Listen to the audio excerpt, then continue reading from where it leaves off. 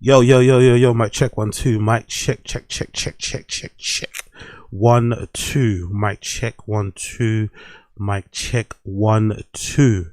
Happy Saturday afternoon. Happy Saturday afternoon. Happy Saturday afternoon. Ladies and gentlemen, boys and girls, wherever you are in the world, welcome back to the Random Show. Welcome back to the Random Show 2.0. 2.0. We are back once again. Refreshed, recharged, newly showered, hydrated with some coffee. Right, we're gonna go back again. We're not gonna go through the whole thing of yesterday's topics. We're kind of gonna go back, but we're still gonna attack it with more energy. Okay. Actually, my thing's a bit low here. Right? It's a bit low, but yeah, we're gonna attack it with more energy. Then we're gonna go for about. I'm aiming to do about 4 hours. Aiming to do about 4 hours, right? 4 here, right? I'm aiming to do about 4 hours. Then I'm gonna break, go to the gym, come back, do a Taz, and then we're done for the day. All right. We've got a jam-packed day going, right? So I'm gonna do this. I'm going to break, go to the gym, come back, and then do a Taz.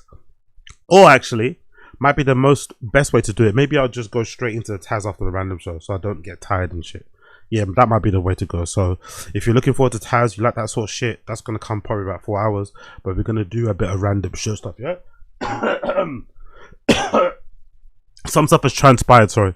Oh, yeah, and big up whoever told me in the stream chat to do my nasal spray, because that helped, by the way. Big up everybody in the stream chat who told me about fucking doing the fucking salt on my nose, right? Big up. I appreciate you because that really helped. I took my anti-allergy tablets and I did my nasal thing and I'm fucking feeling sprightly. So now I'm happy because I was really nervous. I was scared that fucking itchy thing, the itchy feeling in the back of my throat. I was really nervous that was fucking a cold or a fever coming up, and I can't afford to have a cold or a fever. I don't want to be in bed knocked out. I can't afford that, so I need to just be, you know what I mean, steamrolling through. So I'm glad my little fucking nasal fucking thing helped, and also the anti-allergy tablets. Because I'm going out. That's the thing. I'm going out a lot more now. I'm running outdoors. Like I didn't used to do that before, and I'm running in the park. Like I've got allergies. I've got really bad allergies. So when I run in the park, all that pollen, like my fucking. I'm coughing, I'm spitting every 2 seconds. It's like, it's awful, man. But, you know, it is what it is. It is what it is. It is what it is. Big up everybody for tuning in. Big up everybody for tuning in. Cool. Let's run straight into it. Let's get straight into it. Man, I feel bad for Larry Wills, man. I feel so fucking bad for Larry Wills. Larry Wills has announced that him and his girl, that Slavic beauty, right, where's she from? I think she's Albanian. Was she Albanian? I think she's Albanian. That Albanian hottie that he was with, they have now split up. A lot of people kind of saw it coming on social media, especially some of the red pill guys. They were sending in warnings and stuff because she didn't want to sign a prenup. She was being a bit controlling. Every time she was on the stream, she was talking about spending money and all this sort of shit. It kind of did seem like, you know, Larry Wills was kind of simping out for her a little bit, right? But they did seem like they got along. Apart from the simping and her seeming like a bit of a gold digger, they did seem like they got along pretty well. So I thought it just worked. I thought it was one of the relationships where he's just a little bit submissive to her, but I didn't think it was anything super bad. But lately, Larry Wills has also been going hard with the content. He did like a thing with he did a thing recently in in an MMA gym. He did another thing with like Ed Matthews and stuff. He's been going pretty hard on the content, just smashing it. And people have noticed that he's not with his girl. Like, why is he? Because before, whenever he'd go out to film streams and do content, his wife would be with him. Sorry, his wife would be with him. But it seems like, or he admitted now, that him and his wife are now separated. But the really sad thing about it is that he said, if I'm not mistaken, he said, right, that he's sending her money. He's still giving her money. That's what he said. He's still fucking giving her money because they didn't sign a prenup or anything. So he kind of feels obliged to give her fucking money, which is awful. Absolutely fucking awful that he's having to pay her money still to maintain her lifestyle because they didn't agree to sign a prenup. Now, I have to be honest. Oh, big up Reservoir. I appreciate you. Big up Reservoir for the fucking raid. Big up Reservoir. Big up for the raid. I appreciate you. Thank you for the raid. So people are saying now that what they're saying. Oh, the prenup thing, right? You people are gonna say you're gonna say that I sound like a cuck or I sound like a simp, but I think it's harder to fucking get someone to sign a prenup than you guys think. How do you broach that topic? How do you broach the topic of signing a prenup? It's not as easy as you guys think it is. I think the internet is like, oh, just make us sign a prenup. How about if you love her and you mentioning it makes her not want to marry you anymore, and now you're living with all this regret, thinking, oh, what could have been, you know? Like, it's not that easy, I think, to really get someone to sign a prenup. It really isn't that easy. And unfortunately, no matter how practical it sounds, no matter how practical a prenup is, it's always going to sound bad to a woman's ears, or to the other. Even if a girl was to approach you, actually, I think, to be fair, I think men would sign it. I think if a man was with a girl that made a lot of money and she asked you to sign a prenup, I think a man would sign it, no problem. I think women usually have a bit more of a problem. It kind of seems like you're already thinking about it ending, you know?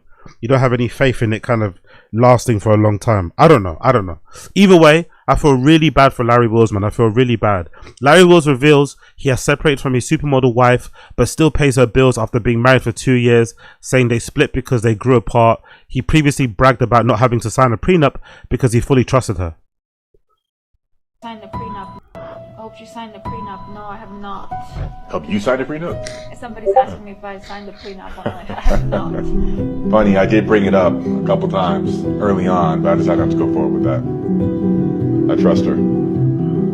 I hope you signed the prenup. No, I have not. Help you sign a prenup? Somebody's asking me if I signed the prenup. I'm like, I have not. Funny, I did bring it up a couple times early on, but I decided not to go forward with that. I trust her. That's like cope sip. You don't trust her. You brought it up a couple times and she said no. Then you laid off of it because you were afraid. You were afraid she would run away. That's the real truth. He's making it sound like it was his decision to stop mentioning the prenup, but in actuality, it was probably her decision to make it stop because she made it very clear when he asked this 2 times, when he requested the prenup the 2 times, she probably made it very clear that that was a no-go, and she probably made it very clear that if he mentioned it a 3rd time, she'd be out the door. And he didn't want to lose her. So he just said, you know what? I'm going to acquiesce and not mention it again. It's really kind of sad. I'm not going to lie. I feel bad for the guy, man. I feel bad for him. Sorry, boys. Yeah, it's the wife. Why ain't she here? What's up? Why'd you bring her? We separated. You just gonna tell him that on camera, nigga? It's the truth. No wonder we fucking depressed. You wanna me to call her, fix it? Call her to fix it. Trying Can to we fuck my fix wife? this? I'm good, man. First of all, no, I'm not trying. See, no. What happened? I mean, do you? Just saying. Like, I mean, look, it's grew apart. That's it. did you let the streaming come between us? What's that? She gave up. Nigga, you must have been a real asshole for her to give up the G-Wagon. I mean, we're separated, but I'm still gonna have to take care of her. So I'll get her something nice. I'll make sure she's good. Now, why don't you go fix that shit? What's that? Why don't you go fix it? Beyond repair. No, it's not. Go right. It's nothing's beyond repair, nigga. You just gotta want to fix it. You just gotta go fix it, nigga. Is it worth fixing, or are you cool being you? It's beyond repair, man. Beyond repair. All right, man. We ain't gonna talk about that shit. Can you get what the fuck? Yeah, he does not want to talk. He's really fucked up. You can tell when a man doesn't want to talk about something, those little short answers, you can tell he's really fucked up. So I'm going to say, just off the strength of me hearing that little clip, I have a feeling she cheated. Off the strength of that clip, I have a feeling the reason why they're beyond repair is not because she asked for a fucking Ferrari or she wanted a fucking pink Lamborghini and then she returned it and wanted a fucking purple Porsche. I have a feeling the reason why they separated is because Larry Wills probably caught her DMing or going out with another dude. Most likely. I think so. I think that's what happened. That's why he kind of sounds really down, doesn't want to talk too much about it, giving short answers. Do you know what I mean? He seems really fucking sad. Men usually do that when, you know, that kind of betrayal is going to really eat you. You know what I mean? Because he's also... Because I can't imagine how much more it kind of hurts to get cheated on as a guy when you're up. Larry Wills is up. Larry Wills has clout. He has money. He's obviously a super jacked guy, good looking dude for the most part. When you get cheated on and you're at that level, that must really fuck with your mental. Because it's one thing when you get cheated on and you're fucking broke and you're a bum. You're like, okay, whatever. You kind of get it. I understand, you know? Your girl leaves you for some footballer or some doctor or some pilot. you kind of understand. But when you get cheated on and you're like a well-known bodybuilder influencer guy with a popping streaming fucking career and all this shit, that's got to really crush your confidence. That's got, because you think you got it all, because part of the reason why you're attracted to a girl like that is because you're really successful. Then you lose her to somebody else that's another level above. You're like, oh shit. It makes you feel like all your accomplishments aren't anything, you know? It makes you feel like your accomplishments, aren't worth anything. But going back to this whole thing, you know what I think is very fundamental? Because I just think people on the internet are being unfair about this whole prenup thing. Because people on the internet are calling him out, calling him a simp, saying I told you so, all this shit, right? I really think people don't give any kind of respect to how hard it is to actually broach the topic of prenups. I also think for most men though, if you end up attracting a girl that looks like this, you have to be honest with yourself. Most men out there, please, most men out there, if you end up attracting a girl that looks like this, you have to be honest with yourself and say the likelihood that she's with you because she loves you as a person is very, very low. It doesn't really matter anyway, right? Because sometimes I think some of our parents' generation, our grandparents' generation, they sometimes married out of convenience.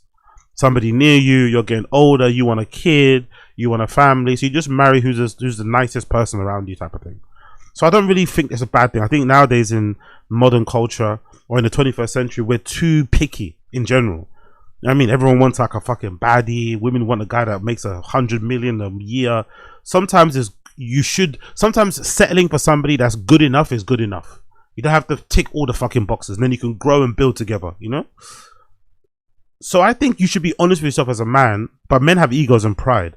So you should be honest with yourself as a man and think, if you attract a girl that looks like this, most likely she's not with you because she likes your personality. She's with you because you're successful.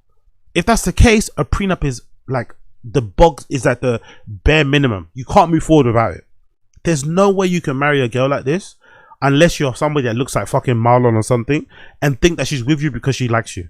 She's definitely not with you because she likes you. She's definitely with you primarily because you're a successful person. Maybe that kind of turns her on. You got ambition, you got drive, you're a leader of men, but it's not because she likes you like as a person. Because she likes you as a person, why didn't she fucking hook up with you when you were working at fucking Burger King? Why didn't she hook up with you while you were fucking picking up trash on the street? So if that's the case, getting a prenup should be the bare minimum, because it gives her an incentive to like stay and treat you well, and it also gives you the fucking peace of mind of knowing you've got some protection in case it goes wrong. That's what he should have done, I think. But I think because he's like a mixed race or light skinned guy, he's really jacked and shit, he just thought, nah, it doesn't matter because I look this way and I'm successful, she's clearly with me because of me, when really he should have taken the precautions. But to be fair to him also, this separation, I think he's handling it the right way. If they're separated and not finally divorced yet, I think him looking after her this way by making, because people on the internet are saying, oh, he's getting fleeced, don't buy her anything, don't give her any money. But I think this is actually the good way to go about it. This is actually the good way. Support her while you're separated, make sure she's looked after. Then when you finalize your divorce proceedings, maybe she won't clean you out as much as she wanted to. Maybe there's a possibility she might give you some leniency, right? There's a possibility she may pull back from really cleaning you out. Because if he would have just dumped her and said fuck you, changed his number, started jumping out on stream with other girls, she would have definitely cleaned him out. But the fact that he's kept it pretty private until he was asked straight up, the fact that he's still supporting her, even though it looks like he's being a simp, it's going to pay dividends in the long run when the divorce proceedings get finalized. I think so. That's my theory. I could be wrong. That's my theory. Let's look at some of the reactions. She definitely getting her shit clapped by another N-word in a crib he's paying for. Rampage warned him and all he said was, she's very sexy. Let's see. Rampage was stunned after Larry Wills broke down his wife's 50k monthly expenses. 50? That's just being greedy. There's no reason why your wife should be spending 50k a month on her expenses. That's just her being greedy and rinsing you because she can, you know? Or maybe getting the 50k and pocketing 40 of it, you know? That's also something she might be doing. She may just be pocketing 40k and then spending the 10k on her maintenance. But that's insane amount of money to spend on your expenses. What the fuck is she doing? Is she getting her fucking nails fucking encrusted in diamonds every day? Rampage, how do I earn more? My wife is very expensive. How expensive is your wife? It's like 50 racks a month. For real? 50K a month? Yeah, she's very expensive. Are you serious? Very sexy. I don't give a fuck. Worth 50K. What costs 50K a month? She likes to get a bag every month. She has a Bentley that she likes to enjoy. That's expensive. And then she has her treatments. Like there's Botox, there's filler, there's skin boosters. You know, there's her peptide stack. You know, there's her diet. There's all the clothing she likes to do online.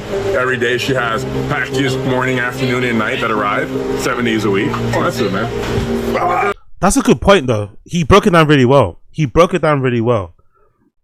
If you've got an expensive car payment, and then you get your nails done every day or whatever, that's already a lot of money. I didn't really figure that out. That's actually a good point. Getting your car, or getting a designer bag, it's basically going to cost you what, like $5 grand, $3 grand up? If you get a brand new designer bag every month, plus your nails and your hair done, women hair and nails is fucking crazy, right? It's probably going to be $500 to $1,000. Peptide thing could easily be $1,000, depending on the stack.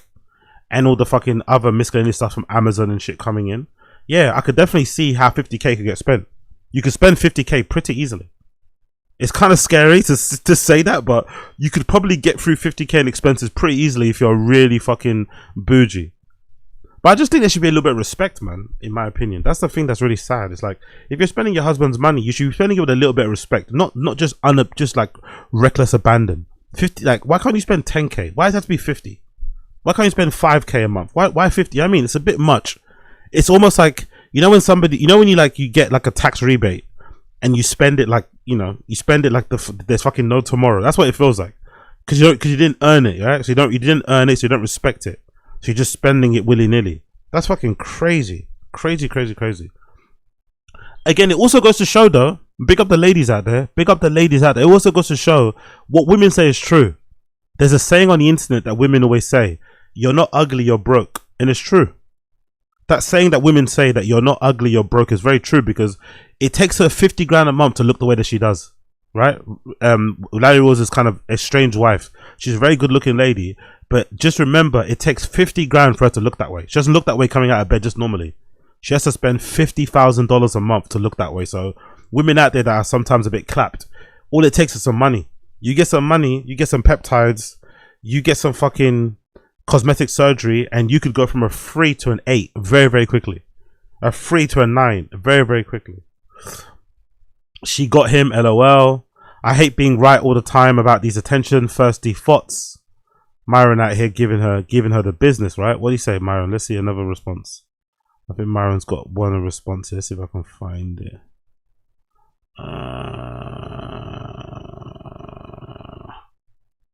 Where is she? Myron? I think there's a really interesting Myron fucking thing here, Myron Gaines, where he kind of spoke about her. Let me see if I can find it. Bear me a second here. Yeah, there she is. There he is. Myron's. Let's see what because Myron's got some history with her, because I think Myron tried to hit her up on the Instagram DMs, and they kind of had a bit of a falling out as well online.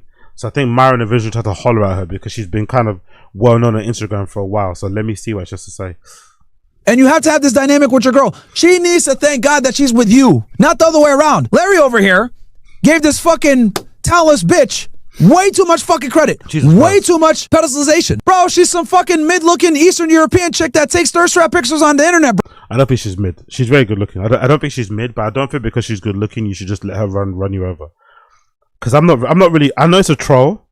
It's quite a funny troll, right? To call like really attractive girls mid, but let's not lie. She's not mid. You know what I mean? The whole reason why he's simping the way that he is, the whole reason why he kind of lowered his guard, the whole reason why he didn't follow through with the fucking prenup and shit, is because he was waking up to her naked all the time. You know, that kind of changes the way you think. He was waking up to this lady naked every single day, so it kind of, you know what I mean, fucked up his head a little bit. So let's not lie and say she's mid, because that kind of played into her favor.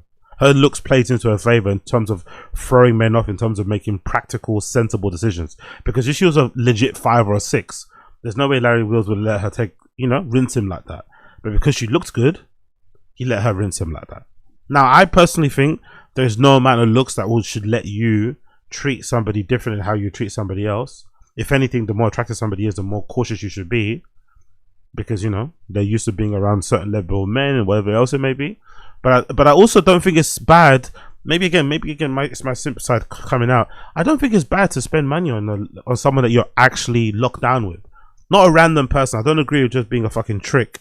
But if you're locked in with somebody, like, I think it's quite swaggy to be a man and be able to look after your lady, right? Be able to kind of make sure that her needs are met, make sure she's not wanting for anything. That's actually kind of swaggy. Obviously, it's got to be reciprocal a little bit. There's got to be some respect there.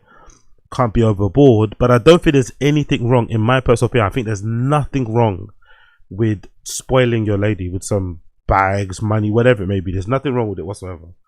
Just got to respect her. I mean, she can't be a Jasleen Singh. She can't be a this girl. Bro, come on, man. Nigga, there's thousands of her. There's only one Larry Wheels. And it pisses me off because, like, bro, there's a new bitch turning 18 that looks just like fucking her right now. It fucking kills me when I see guys that got their money together, got their life together, etc., and they're getting with these ungrateful, useless fucking bimbos that provide almost no fucking value. It's true though. That I agree with him. Similar to Jasleen thing. It is quite sad to see all these men, like, think of Akash. Think of how hard it was to grind on the way up, especially doing that fucking hacky racial comedy. Yeah, doing that hacky racial comedy that Akash Singh does, it probably took him ages to get to a level that he is now. It took him many, many nights going to comedy clubs where no one turned up, getting fucking bombing on stage, getting booed off, having weird, you know, maybe a little bit aggressive interactions with people in the crowd, questioning your life choices when you're on the train back home, not being able to afford food. And then when you suddenly start to make money and you're balling, you have this wife next to you that doesn't respect you, doesn't, literally kind of recoils when you try and touch her. You know what I mean? All this sort of stuff. And take that. It is kind of sad to see it happen that way. But it also makes sense though, isn't it, a little bit too? Maybe there's something in the idea of, like, this is going to be a weird theory, but maybe there's something in the idea of, like, if you're a man and you spend a lot of time dedicated to your craft, dedicated to your passion, dedicated to your job, your career, maybe that focus, that lasered in focus that makes you successful, kind of affects the way that you understand women and shit, or kind of affects your EQ, your emotional intelligence. Is that possible? It kind of affects your, like, reasoning skills, because you're so locked in on your career. You kind of can get easily kind of, I mean, the first girl that shows you a bit of attention, that kind of looks, I mean, maybe there's something about men that are successful not being the most, because we could have seen this coming from a mile away, right? Most of us on the internet could have seen this separation coming from a mile away, but he didn't. Based on what she looks like, that threw him off, but also maybe based on the idea that he was so focused on his career, so locked in, that he's not really developed the side of, like, understanding things like women and shit, relationship. I don't know. Maybe there's something in that. Bro, this bitch was a flight attendant when you met her in Dubai. Get the fuck out of here, man. You were giving her $50K a month, taking care of all this other bullshit, and you guys are split. What are you doing? Bro, don't give her shit.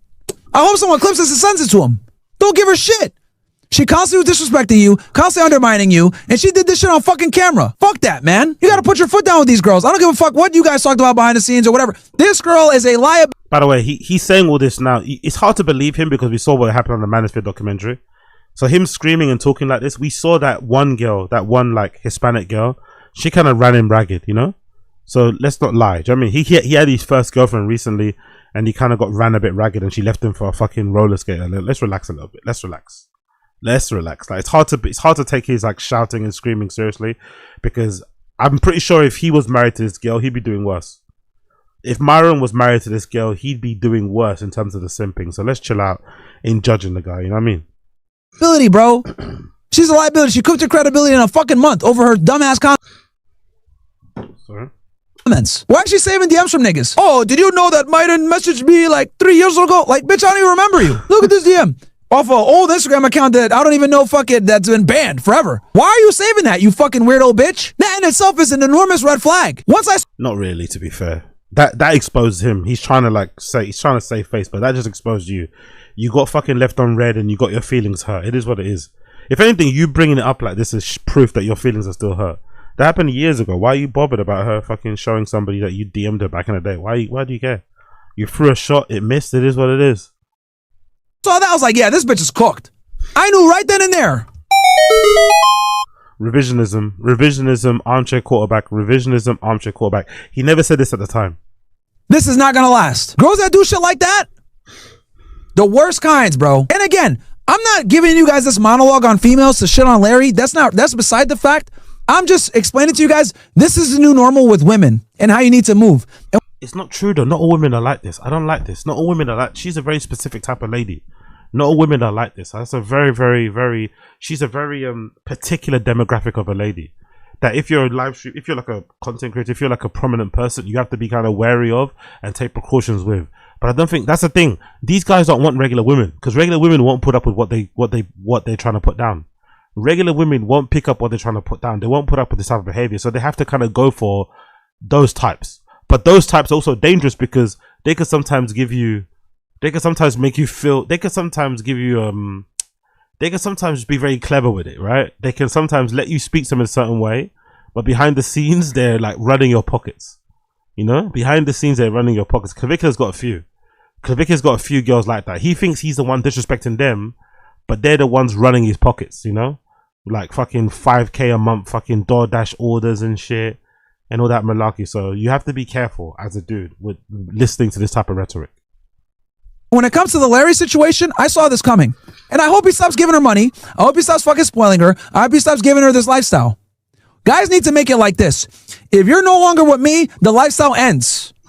You guys want to know why it probably was easier for her to separate and then end this shit? Is because she knew that she'd be able to maintain the same lifestyle to a significant degree while not being with him anymore. This is why marriage is such a fucking dangerous proposition. Because what ends up happening with marriages, you're going into a fucking contract, you're going into a business deal with someone that's not incentivized to fucking see the deal through because they get the benefits, whether the deal looking at marriage like a business deal is your first red flag. Also, I just think like, what's the end goal then for these guys? What's the end goal? If marriage is like such a bad thing, if women are so evil, what's the end goal? Just to hang out with the lads all the time? What's the fucking end goal? Just to be with the lads forever and ever? No kids, not even dogs or something. They don't even talk about having pets. They don't even preach about having pets. They don't preach about having a good social network. What is it all about? Just making money and driving fucking Lambos and Ferraris. That sounds kind of boring. I'm not going to lie. That sounds a bit shit. Caring about fucking internet drama. There has to be an end goal. There has to be an end goal. There has to be some sort of fucking end goal in sight. Like, okay, you hate women. Cool. So then what? Are we fucking guys then? Are we all going to be gay? If we're going to be gay, just say it. No problem. But no, we're not fucking guys. Okay, so then what are we doing then? What's all this success for? What's all this money for? What's all this fucking... Why are we doing all this? To impress another guy? Like what? To impress another guy that we're not even gonna fuck? Like what's the point of that? Makes no fucking sense. Makes no fucking sense. Anyway, let's see some of the responses here. Let's go through them.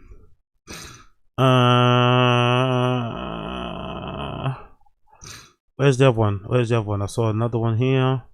Okay, Adrian Broner and Dean seen this, almost liked. He was warned, but it wouldn't work out.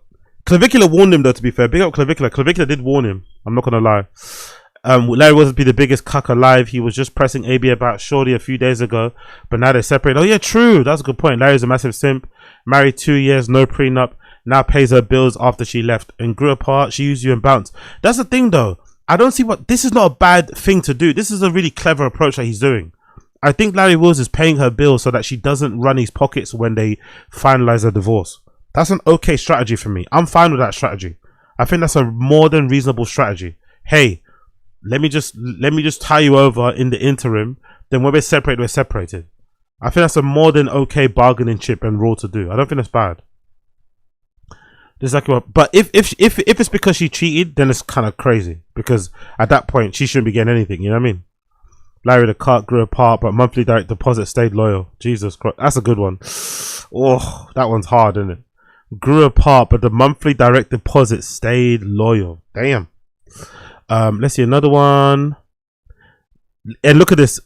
Look how bad his days have been the last couple of days. Getting spun around by some 140 pound fucking UFC fighter. Horrendous.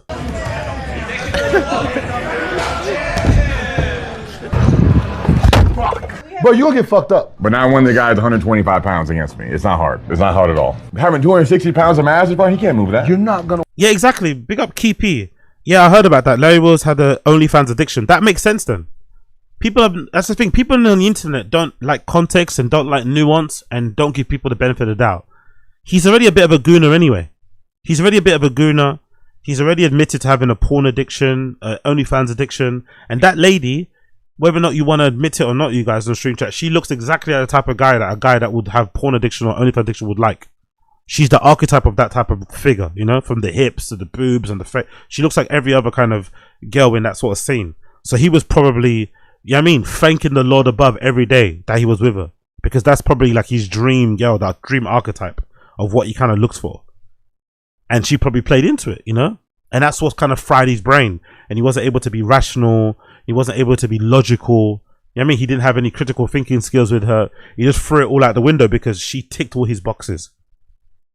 That's the problem. That's the fucking problem. Which is probably why you should be more wary. You should be more wary when a lady comes across that really is your type. You should be really more wary, because you're going to be, guys that usually don't have good poker faces. You're going to make it very clear that that is your type, and you're over the moon that you met her. So you have to kind of like play it cool, play it chill. You know what I mean? Play it cool, play it chill. Win, Larry. Listen, I'm here to prove a point. I'm telling you, you're gonna top out. You're gonna see. I can beat your ass easily. Yo, big up who? Big up Run It Up. AZ, you paying some lucky ladies bills? Nah, I don't pay for nothing. Oh no, sorry, dates and stuff, but I don't give women any money. Zero.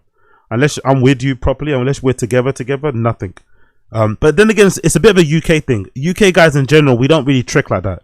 American guys, maybe it's because you guys make more money over there. Maybe it's because you guys make more money. But tricking in the UK isn't a thing. People don't like buy girls bags to fuck them and shit. That's not the game. If anything, you want to go out of your way not to spend anything to show that you have superior game. Like, okay, cool, this girl's like high, this girl's like bougie, she messes with like really like high established guys, but I got in there without having to take her to Nobu. I took her to fucking Nando's and I still got something. You know what I mean? That's actually way more of an achievement, and you'll get more respect in the UK than via America. But in general, I've never been the guy to spend money on women like that. That I'm not with. Do you know what I mean? I'm not just gonna, if any, like zero. I'm not into it. And if you mention it, I'm just not gonna reply back. I've had a couple of girls say that to me over the years. Oh yeah, like how much? What are we gonna? Whatever, something around money. I just don't reply again. I don't have any problem with the girl asking the kind of thing and doing to other guys. Go and do your thing, but it's just not my thing. I don't believe in it whatsoever. I don't believe in it. I don't believe in it whatsoever. 0, 0, 0, 0, 0. It's the same with friends. It's the same with friends. If you had a friend who only kind of asked you for money, you wouldn't rate them, innit? Let's be honest. If you had a fucking platonic, if you had a friend, like a guy friend, one of your best friends, and all he did was ask for money, that would also kind of throw you off a bit. You'd also be a bit pissed off about that. So I don't see how that's different with ladies, you know? It's like, it's a bit weird, like strangers like giving you money, or you asking strangers for money, and then you're also doing it in like an exchange for like sex and stuff. That kind of makes you a fucking prosy, no? By definition, that makes you a prosy. If I'm giving you money and then that guarantees I can lay with you, that's a bit weird as well. Like, it creates a weird dynamic, a weird sort of high power imbalance. Like, I don't get it. I don't get it. If you do it, cool, I rock with you. Do your thing, but it's not my thing. Why do weight classes exist? There's levels to this shit. Wait, get away from him! Oh shit. Oh yeah, by the way, I was like Larry Wills too. I didn't know that saying they say about weight classes, that's why weight classes exist. That only means if you've got skills. I didn't realize that. There should be an asterisk around that saying. Weight classes exist for a reason. What people say is that, oh, if you're a really big person facing a really small person and they've got martial arts skills, no matter how skillful they are, if you're bigger, you're gonna win. That's not true. You're only gonna win if you're bigger, if you're obviously skilled as well. If you're just a regular guy, a regular bigger dude facing a smaller dude that trains, you're gonna get your ass kicked. And this is what this kind of little sparring session proved. That's over. 10 seconds. Damn, like that. God damn, Larry!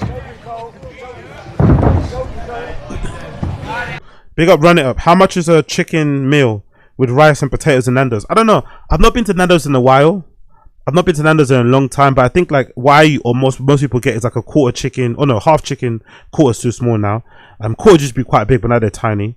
So now people get half chicken, 2 sides, and a drink. I think it's like £10, £15. Gamebred might know. Big up Gamebred. Do you know how much roughly is the regular half chicken, 2 sides, and a drink? The refillable drink in Nando's. It's about £10-15, no? I think £10-15, 10, or maybe £16-17, somewhere around that kind of mark, which is not too bad to be fair. And now some Nando's serve alcohol, if I'm not mistaken. Some Nando's serve alcohol. I remember the one near me in Stratford sold alcohol. That's pretty decent. The one near me in Stratford used to sell fucking alcohol. That's pretty, but they also had security because it got a bit rowdy in there. Okay, 11 quid for half chicken, yeah, and 2 sides. That's pretty good. That's pretty good. The only thing I don't like about it is the chicken. The chicken don't taste like anything. The chicken you have to cover in fucking sauce to make it taste like anything, which I think removes the reason of having chicken, you know? You should be eating the chicken because it's tasty, but the chicken is not tasty unless you cover it in fucking Nando's sauce and shit. Yep, it's over. It's over. It was right.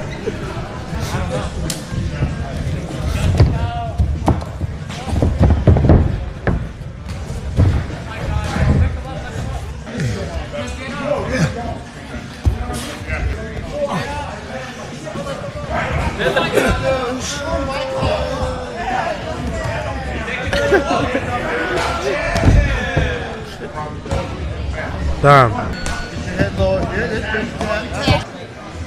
Also my aura. I'm done, dude. That's on my aura. What the fuck? That was crazy. I'm about to cry, T. Dude, no, why for what? I'm about to cry. I'm a bitch. Bro, it wasn't that bad. I got bitched out, man. Dude, did you see when the guy picked you up and like was twirling you around? Did you see?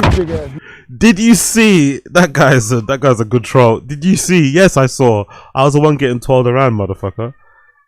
Did you see? I got bitched out, man. Dude, did you see when the guy picked you up and like was twirling you around? Yeah, this big ass nigga right here. Oh. Yeah, Myron Gaines. What's that? Adrian Broner and Larry Wills. Yeah, look at that. Adrian Brones and Larry. This is just the other day, by the way. Was that 2 days ago? 2 days ago, right? No, 3 days ago. Adrian Broner and Larry Wills nearly got into a fight after Larry Wills confronted him over saying he was going to nut in his wife. Damn. All of that for nothing, man. Then you end up getting separated anyway. Jesus Christ. I don't know him. No, he does, because he was talking about nutting in my wife on stream. He does know I don't know your wife, though. Yeah, okay.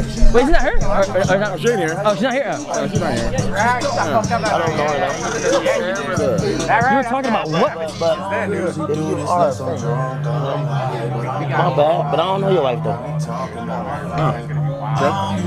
That's not what the clip says. You and Dean were laughing about it, and Man, there listen, was a bro. photo of her sitting down, you know, looking sexy and whatever. Listen, bro. I never met your wife, man. Oh, so we're all good. Oh, hell yeah. Sure. Shit, I got smiles. Oh, for sure. Group hug. I'm gonna go over there. Big up Neon. Big up Neon. That was brilliant. Group hug. Yeah, sure. You tried. You tried. Oh, smiles. Oh, for sure. Group hug. I'm gonna go over there. I'm gonna let y'all continue the conversation. How are the tacos? They're good. Some authentic shit. We'll talk, though. Oh, for sure. We'll talk. What the hell you got going on your phone, bro? Huh? Let me know when you're ready to gamble. Whenever. All right. I don't know. In this sense, I'm with Adrian Broner here. He doesn't really remember him saying he's going to nut in his wife. And also when confronted, he kind of said, if you're upset about it, then I apologize. I take it back. For Adrian Broner, that's a big deal. Because Adrian Broner is very confrontational. So the fact that he was kind of like, you know, and Larry Wills was still standing there mean mugging him. It's like, Larry, what are you going to do to Adrian Broner though? Relax, innit? Yeah, I know he was being a bit cheeky and offensive by saying he's going to nut in your wife. That's not respectful. But also he doesn't know you. I don't know. I wouldn't be that offended if I was Larry Wills. I think it's too much. Adrian Broner's not your friend. Some random guy on the internet that you don't know saying they're gonna nut in your wife. I know that doesn't sound good, but you're gonna go around fighting every single guy that says they think your wife's sexy. Like, relax, man. It's not that deep. Just relax. Also, it's fucking Adrian Broner. I understand he's a bit of a drunkard at the moment, but if he decides to black out and start swinging, you're gonna be put to sleep very, very quickly. No, he needs to chill. He needs to chill. And again, he was doing all of that, and now look, now they're separated. Clips are resurfacing of Larry Wills telling Clavicular he would never get a prenup because he trusts her. This is an old clip of them together. By the way, this stream was really weird too because she was answering a lot of his questions. I think the red flags for me for them two on this particular stream, she was answering a lot of his questions. He was being asked questions about the relationship. Clavicular was basically trying to, like, you know, trying to give him a hint, like in a man way, like, hey, this girl's being a bit cheeky, man. She's kind of running your pockets. She's kind of wearing the trousers here. And she didn't like it too much. And I think after as well, she even said after the interview, when they went back home, oh, he's just a 20-year-old guy. He hasn't been in love. He hasn't been in many relationships. He doesn't know what he's talking about. Don't take his advice seriously. So she didn't really like it too much when he was getting advice from other men about his relationship or his marriage, which again is another warning sign. Like, oh, why are you so fucking offended? But yeah, I think Clavicular did a good job in terms of like explaining why prenups are important, why Larry Will should be cautious with this lady and shit, but he wasn't taking it. And again, I think it's people are quick to judge him because they're looking from the outside in, but when you're with someone, when you've already got a porn addiction, you're already kind of sex addled, and you know what I mean, you're kind of gripped with lust. You love OnlyFans, so you like a certain archetype of a woman, and then you end up getting with her and she ends up being your wife. It can be very difficult to kind of like think logically, you know, because you're literally thinking with your penis every day, you know. Every day is like fucking your birthday because you're like, because this is somebody that you used to maybe goon to, you know. Somebody you used to goon to is now married to you. It's going to be hard, especially if you've got that kind of porn addicted mind, to think clearly and logically. So I have a lot of sympathy for, I have a lot of empathy for fucking for Larry Wills. I'm not gonna lie, it must have been hard, but I get his approach. Support her with the bills and stuff, maintain a lifestyle while you're separated until the divorce gets finalized, so that she doesn't clean you out and you don't piss her off. That's actually a good approach. It kind of comes across like you're being a cuck online or a simp. It's actually a clever approach. Hopefully it works out for him. A lot of virality surrounding sort of maybe some of like the jokes that you've made about, like, you know, potential. Yeah, exactly, Casual. Just the fact that he apologized, he should let it go. Broner will box his face up. Exactly. Big up, Gamebread. This can no, I don't think so. I don't think so, Gamebread. I don't think so. I think Slow Joe is one of the only women that I've seen so far on social media who plays her position perfectly. I was thinking about it earlier in the shower. What's with these women now who don't know how to like play their position? Like, there used to be a term for it, right? It was called like trophy wife. There used to be a term people used to use. Even gold diggers to a certain extent. Gold diggers still would fucking suck their men off without any instruction every fucking morning to make sure they got their fucking watch. Not to be vulgar and stuff, not to be crass and vulgar, but gold diggers always knew where their bread was buttered. They would always look a certain way. They walk around the house in fucking lingerie and shit. Same with fucking trophy wives. You know what I mean? They kept their body and their face in certain condition. They knew how their bread was buttered. They liked a certain lifestyle. They liked wearing the fucking Cartier bracelets and the Von Cleef necklaces and driving Bentleys. So they know in order to keep their man sweet and keep his fucking card in their purse, they had to make sure that he was pleased and he was kind of looked after. Nowadays, these women are weird. Like, they kind of want to spend the kind of women these guys like, not like regular ones. The kind of women that these guys like to date, they almost like, they're very like rude and dismissive and greedy and shit. It's strange. Like, if you wanna spend, like, for instance, Larry Wills is, it's very likely Larry Wills will end up spending 50k on another woman a month. He's already got that gene, right? It's already part of his like DNA. It's very likely. But the next woman he spends 50k a month on, she's going to be very grateful. She's going to be very loyal because she wants that lifestyle to last forever. So she's going to look after that guy, you know? But these new, so that's why I think Slow Joe is good. Slow Joe is perfect for Brendan because she knows how to play a position. She's not out here trying to be like she's not out here trying to go into Brendan's lane. She basically adores him every time you see him on social media. She's always kind of talking very well about him on her stories. They've got kids together too. That changes things. I think Soldier's a different breed. She's a different breed to the Jasleen's and this girl. She's actually one that actually respects, even if she's pretending, she looks like she respects and loves Brendan. She plays her role perfectly. She's not too much in the fucking limelight. She does her own thing. You know what I mean? She probably walks around the crib. She probably walks around the crib in those A-Lo pants. Everything we see about her, she probably walks around the crib with her t-shirt tucked into her fucking leg and shaking her bum all the time, making sure Brendan's aware. Hey, I'm here, tits out and shit. Do you know what I mean? She knows how to kind of keep her man happy, keep the card in her account. That's why she's always got stuff. That's why she's always got fucking stuff. She's always got fucking nice fancy things because she knows how to keep Brendan happy and not annoy him. She's not out here. She's not doing a Jasleen every time Brendan tries to touch her. She's not like squirming. She probably wakes up in the morning with her just her legs spread out, ready to, you know what I mean? She's a good wife. Not to be like crass again, but she's a good wife in that respect. I bet you any money. Yes, she's annoying online from us point of view, but in terms of Brendan, he probably loves that he's with her every single day. She knows how to play her role. She's a good mum. She looks after the house well, and she plays her position. That's why she gets nice things She gets gold watches and diamond rings because she played her position. Potential divorce and like prenup stuff.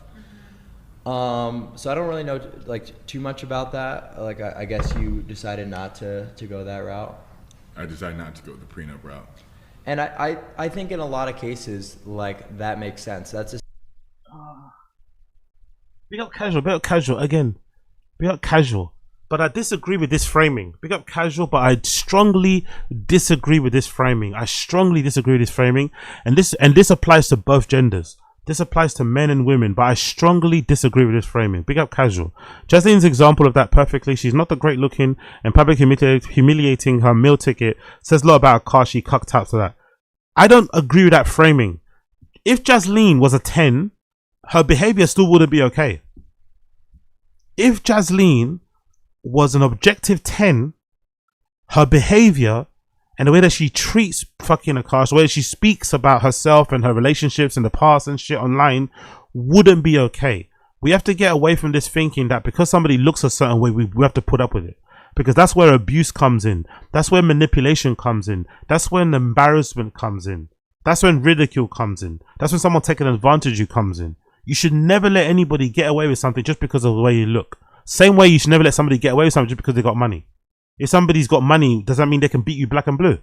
If someone's got money, does that mean that they can disrespect you every day and mentally abuse you? No. We should be going for people that lift us up, that make us feel good, that love us for who we are, blah, blah, blah, blah. But looks should not be the defining factor as to what you allow and what you don't allow. Now, don't get me wrong. Have I said in the past that I think Jasleen's behavior is made worse because she's basically mid? Yes. Sometimes I think to myself, like, to have that kind of arrogance to behave that way, you kind of have to also look a certain way, you know? You've got like a kind of person that's like, yeah, I've got many options. But I think you guys like overrate. Like, I don't think she's even that good looking personally. I don't think so. But even if she is, even if she isn't, the way that she behaves, I think will lower her fucking appeal to people. If she would like, I think she's very aware, Jasleen, if she left fucking a car, she'd be fucked. Especially at her age. She's like 31 or something. The guys that she would want who are, because again, think about Jasleen. She likes Miu Miu, she likes Prada, she likes Chanel and shit. She likes nice things. She likes to shop and look pretty. The type of girl, the type of man that Jasleen would want would have to have money. Most men don't get money or don't get, you know, riches until they're like 30 plus. The guys who are 30 plus who get money, they're not gonna go for a 31-year-old Indian lady. They're gonna go for the 19-year-old version of Jasleen coming up, who's a bit more malleable, who's younger, who maybe hasn't been corrupted as much, you know, for lack of a better term. So she knows that he's her meal ticket, which is again makes her behavior more disrespectful. But let's get away from the idea that looks should dictate how somebody treats you or what you allow. It doesn't matter. Even if she was a 10, her behavior is still not good enough. It's still not nice. It's still disrespectful, in my opinion. Essentially, and that's a take I don't think a lot of people will expect. It's essentially like, you know, preparing for the worst if you decide to go that route in a relationship. So I don't like it from that perspective, that it's just like a way out or sort of a way to cover your losses there. I don't think that's a good mentality to go into things with. But on the other hand, you know, it's just about like probability. Big up unknown cat. Big up unknown cat. Brendan's alimony and child support will be fucked. I would bet my life savings. I would bet my entire life savings. Fucking Slow Joanna will never ever divorce Brendan. And you know, and the same goes the other way. I would willing to bet my entire life savings Brendan never divorces Slow Joe and Slow Joe never divorces Brendan. They are perfect for each other. He plays his role. He kind of gets to play the man of the house, making the money, supporting his family, and she looks after the household and also treats him well. She knows she behaves the way Jasleen should be behaving. She plays her position perfectly. There's no way they're leaving each other. They both got a good thing. He's got a bit of a trophy wife that he's happy to show off and stuff. Fat tits, big bum and shit. And she's happy she's got a man that looks after her and buys her fancy things and is tall and big and shit. There's no way they're getting divorced or anything. Zero. They're actually, and even in terms of intellect and in terms of outlook in life, they're kind of perfect for each other if you think about it. Put your dislike for Brendan aside. Like, Slow Joe and Brendan are actually well matched in terms of how they speak, how they view the world. their values. You know what I mean? Like they're actually very, very, very well suited. So I don't think they're ever gonna get divorced, in my opinion. It will take something really catastrophic to cause their divorce, but I don't think it's happening. I don't think it's gonna be just her waking up and being like, I need more love, I'm bored, I need to get no. Like he gives her a really, really good life. And I think she's very, very appreciative of it. She's never gonna let that go. And what's kind of, you know, likely and what's predictable. The fact of the matter is, you know, getting sued for divorce can wreck people, absolutely wreck people. So it is a way to sort of like protect yourself a little bit. But no, I think if you've got that contract in place, it certainly can, you know, the prenup arrangement, it kind of like puts a little. Look at the way that fucking Larry Wills is looking at him, and look at the way that fucking the girl is like leaning her head back. She's very frustrated, and he's kind of giving him the look of like, almost like stop talking, but please carry on. Larry Wills is kind of giving Clavicular the look of like, please stop talking, but also carry on, please. He's kind of happy that he's saying it because he tried to say it to his wife, and she's obviously shut that door. But she's very frustrated now at this type of conversation. She don't want this type of, you know what I mean? It's almost like if a girl, like, you know how some girls, if you're in a relationship, some girls don't like you hanging around with your fucking single friends because they think your single friends are up to no good and they're gonna get you in trouble and they're gonna, you know, get you fucking cheating on them. That's how she's kind of looking at this. Because Vicky's the kind of guy that's going to make Larry start thinking things, you know? She doesn't like that. She doesn't like that at all. A bit of a dark war on the. Yo, big up Stanislas. Big up Stanis on Kick. She looks like every Eastern European girl in Dubai, good looking, but there's thousands of her. But that's the thing. It doesn't like. There's thousands of them, but none of us are fucking them. Do you know what I mean? There's thousands of them out there, but they're not easy to get. There are certain levels. So when you got her, and again, if you're into that type of girl, kind of like, I think I've got more sympathy for him because I know how it is. Sometimes if you're with somebody and they end up ticking your boxes, it can fry your brain. It can really throw you off. So I'm not going to blame him too much for being fried off. And also, he's susceptible to this type of thing because he's already admitted he's an OnlyFans addict. He's already admitted he had a crazy porn addiction. So he's not like a regular guy. He's not like us. He's not like a regular person who could have got out of this before, who could have warning signs.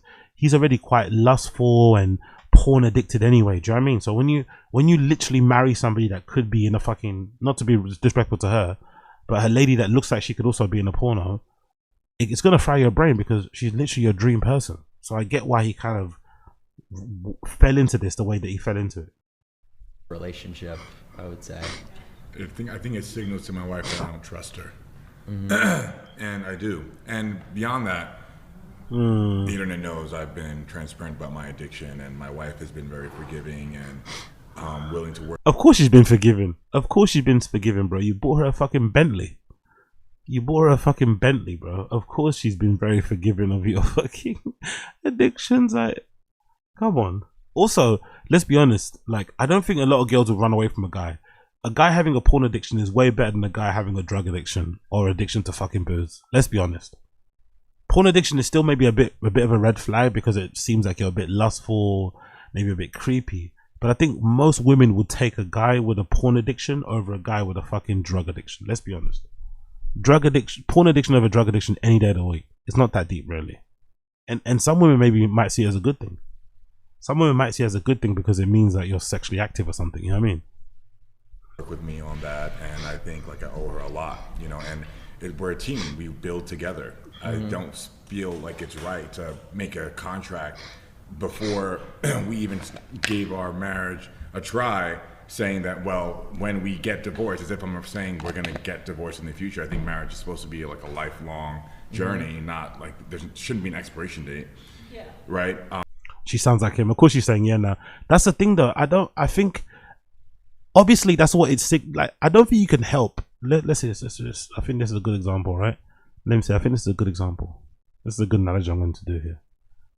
I think floating the idea to your wife to be that you want her to sign a prenup is almost similar, I think, to trying to explain to your wife that you cheating with some random stripper wasn't as bad as she's making it seem. It didn't mean anything. It was just what it was.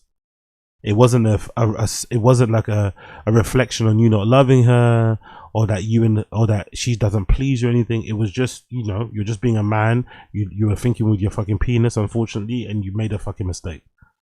It's the same thing, because it's the truth. Most men, when they cheat, it's not really about loving somebody else. It's just more so about the access, the ability to. It's a random girl pulls up to you in a bar and starts talking to you all dirty and stuff and says, come to the fucking toilet.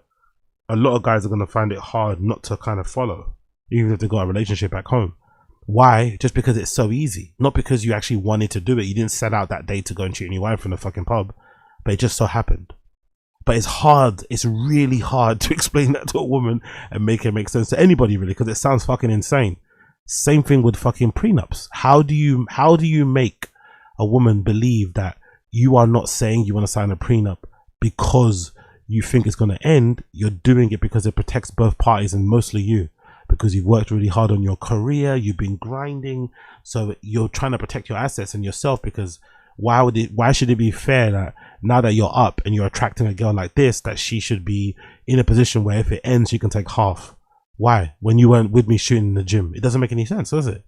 But to most women, when they hear prenup, they hear you're not really committed, you think this is going to end, you don't trust me, blah blah blah blah. So it's just hard to make people okay with that. It's just really difficult, which is why it's probably really important to find a good person first, because I think a good person would understand. A good woman would understand the prenup, especially if you're really up.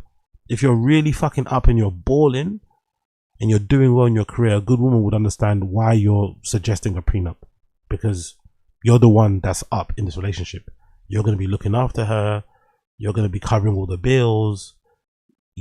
Both of you only crossed paths because of your success. You might have met him at some fucking gala somewhere. That's the only reason why you guys are fucking locked in. If when he was working at McDonald's, you probably would have never given him a chance. But now that he's on TV, he's got all these shows, he's an actor, whatever he is now, of course you're interested, of course. So I think a good woman would understand, but I still think it's a lot harder than guys on the internet like to make it seem.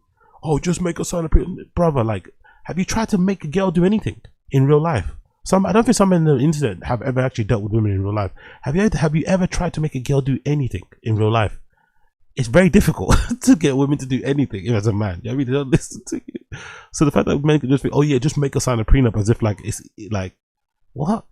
Like it's not that easy. It really isn't that easy. Trust me, it really isn't that easy. That, you know, oh well, I'm already thinking that we're gonna lose, we're gonna fail, and this is what you should get. You know, it doesn't feel right to me. Yeah. I mean, the thing that I do like about prenuptial arrangements is it sort of ensures a little bit more, adhesion to, whatever rules you sort of put forwards in the relationship, right? So if things, that your wife are doing are something that you want to put to an end, if there's if there's a prenup in place and you're threatening divorce, she might be a little bit more inclined, to sort of act right and act in a good fashion that's going to respect you. So making sure, you're maintaining that level of respect throughout the entire relationship, and that there's nothing really that's going to be there for her if she decides to leave, sort of puts that dependency there. So I guess it's kind of good from a male standpoint. But I also think like people assume like, oh, if somebody puts a prenup, straight away means a woman gets nothing. Whatever you put, I think that's not fair either, especially if she, for example, had a job before and she decided to quit her job to be a mom, to be a housewife, whatever, like she's entitled to something because she was supporting her man. That's not true. That's a really way to think about it. You quit your job because you got with somebody successful. That means that you should have that doesn't make no sense. If it ends, it ends. You go your own way, he goes their own way. If anything, the prenup should have something in there where there's maybe a bit of a buffer. There's maybe a bit, what's that period? What's it called? It's not a handover. There's a little bit, I forgot, it's a term for it. There's a bit of a grace period. Maybe that is something, right? Where maybe, imagine you give the, you know what I mean? I think that would be fair. Like if you're a really rich person, you're up as a dude and you sign a prenup with somebody, maybe there should be a stipulation in there where if you end up getting divorced for 6 months or something, you can cover something. Just for the transition as to them kind of lowering their bills and stuff. So for the next 6 months, you're going to cover this house payment. You're going to look after the car. But once that is done, they're going to have to make their own arrangements. That's probably more than fair. than just ending everything like straight off the bat. Do you know what I mean? Allowing them the opportunity to kind of wind things down, get their own affairs in order, see if maybe they can get a job that can let them keep that kind of lifestyle going anyway. That's probably more than fair. But the idea that, you know, that they should just be like, what? Oh, because I had a job before and I quit it, I should get more. It's like, what are you talking? Like, you quit it because you went to quit it. That's nothing to do with me. And now that it's over, it's fucking over. Figure it out. Do you know what I mean? Like, that's not fair either. But again, maybe the point is, forget all this shit. The point is choosing somebody where this stuff isn't really important anyway. That's probably the most important thing, which is probably the hardest part. The hardest part, because it's easy to get attracted to a girl like this. It's easy to say that you want to marry a girl like this because of what she looks like. It's very easy. But to find the right person to lock down with, to lock in with, who has the same outlook on life as you, who respects you, who loves you, who adores you, who wants to support you and shit, that's really difficult. And that's what people should focus more on. But people out here focus on fucking getting a fucking Lambo. Throughout, you know, she left her career and she's supporting her man, whatever his job is, his, you know, career is, and she shouldn't be left without anything. However, I don't think it's right for women just to take 50% of like a hardworking, whatever that man created, you know. I also right. Whatever like prenuptial. That's a good indication. That's a good actually for the future divorce. That's good. Hear what she said there. She's like, I don't think it's right for women to take 50% of a guy's fucking thing. That's actually fair. So that might mean she might not clean him out if she's really thinking that way. Maybe there's hope for Larry Wills. Maybe he might not get cleaned out. That's good. That's good to hear. That's reassuring. Agreement is like you can put like, oh, at the end of marriage I want this, you know, like I want to give her this, you know. So I think there is a lot of like misconception about prenup that just because there is a prenup, women should get nothing, you know. Like that. Fair enough. Fair enough. Fair enough. Again, I don't know if this is true. I don't know how true this is. Is it true? Oh, it is true. Is it true? She didn't say nothing though. She just said pool days.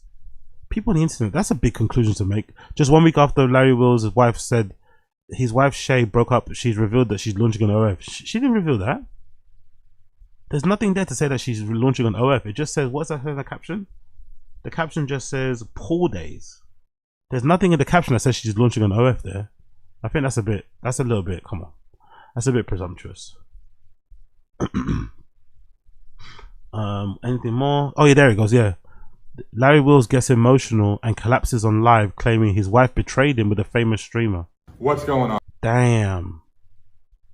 Guys, so for about the last 3 years, I have been battling an addiction that has been Is this an old clip though? I don't think this is new. I think this might be an old clip. I think it's somebody trolling. I don't know if this is real. Compromising my future and my relationships. So, when you go on adult sites, you may see ads for campsites. Well, sometimes I'd spend an hour or two on an adult site trying to find the perfect video, and then one day I finally caved in and wanted to see what the fuss about these campsites were. Probably the worst decision I've ever made, because I got sucked in slowly but surely. Slowly over time, it started off with, you know, maybe $1 or $2 $10 purchases, tipping them out of $10 here and there. Innocent, nothing huge, nothing significant. Innocent. Yeah, that's a made up clip. That's a completely made up clip. Completely made up clip. Yeah, I think that's a completely made up clip there.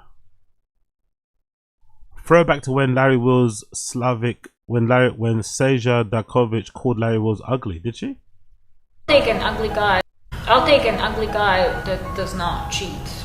Or like it has to be like extremely good looking guy and cheat on me. Just from the context that you said that in, that can be taken as like you saying that about Larry. I'll take an ugly guy that doesn't cheat over a hot guy that cheats. So is that why you're with me?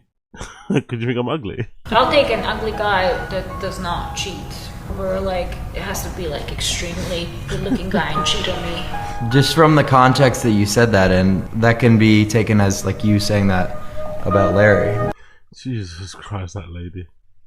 Jesus Christ. But yeah, it's okay. That shit happens, isn't it? That shit fucking happens. Larry was spotted already talking to a new girl after his supermodel wife left her. Demon Time, right? Is it true? Is he on Demon Time? I mean, his beard's like 6 inches thick, so it's like hitting. Because it was absorbing impact, wasn't it? Or like something. Odd to say, but I've never had a beard. Me neither. I wouldn't know about that. Okay. Okay, what's that? Seja Davok. What's that? Shayla Davokovic or Dakovac. Seja Davokovac, supermodel wife of powerlifter and streamer Larry Wills, bragged about not making her sign a prenup because he fully trusted her. Repeatedly accused of being a gold digger after demanding a Bentley and a Birkin bag shortly after Larry built her a G-Wagon. After just 2 years of marriage, they announced a separation. The official reason we grew apart. Larry confirmed he's still paying her all her bills and taking care of her financially. Never ever marry without a prenup, especially if you're rich and famous. 99% of girls will marry you only for the money. That's not true. That's not true. If you're trying to date these type of women, honestly, I'm not like, I think these guys, they don't date regular women.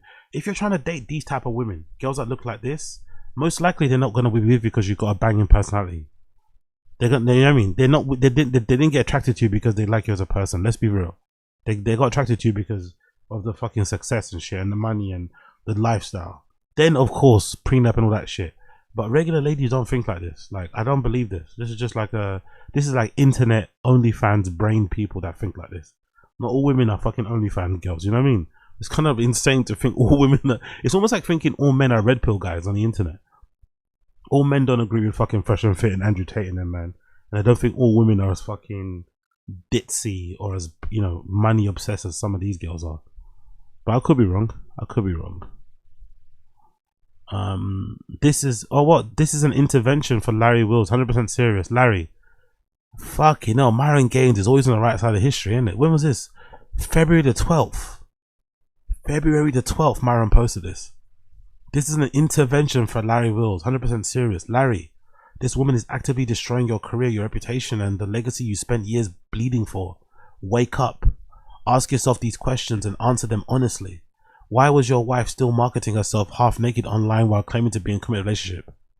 Why were her DMs wide open? Why has she been screenshotting and holding DMs from famous men for years like trophies? Why does she constantly undermine, mock, and embarrass you on stream in front of your entire audience? Why does she openly talk about other men in sexual ways in front of you? These are massive red flags. It is not my job to avoid access to women. It's not my job to avoid access to women, especially when their profile supports to be single. It's her job to avoid being accessible. Saving a 3-year-old DM from random celebrity isn't the gotcha she thinks it is. The real gotcha, her IG from that time period when she supposedly was taken. You're nowhere to be found. If you are, but to be fair, that's normal. Even most people don't do that. I don't think you should do. I don't think you should be parading your other half on social media. You should be keeping that private for yourself, to be fair. I don't think you need people on social getting into your ear, saying dumb things, and just respect people's privacy. But I think most girls nowadays wouldn't, you know, it's your social media. Why should she be over it? Maybe if you got a family, it's different.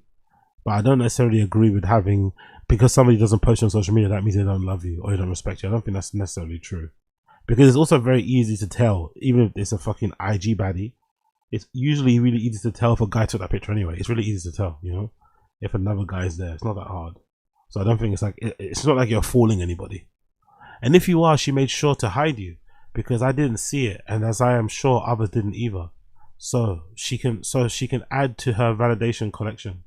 The ugly truth, Larry, she is a predatory, attention-seeking opportunist who gets off on the spotlight even if it comes at your expense. She has already embarrassed you publicly multiple times on camera. She'll keep doing it because it works for her. You're one of the strongest men on the planet physically. Time to show that same strength mentally. Find a way out, quietly, cleanly, and fast before she finishes what she started. I've seen this exact story play out before many times.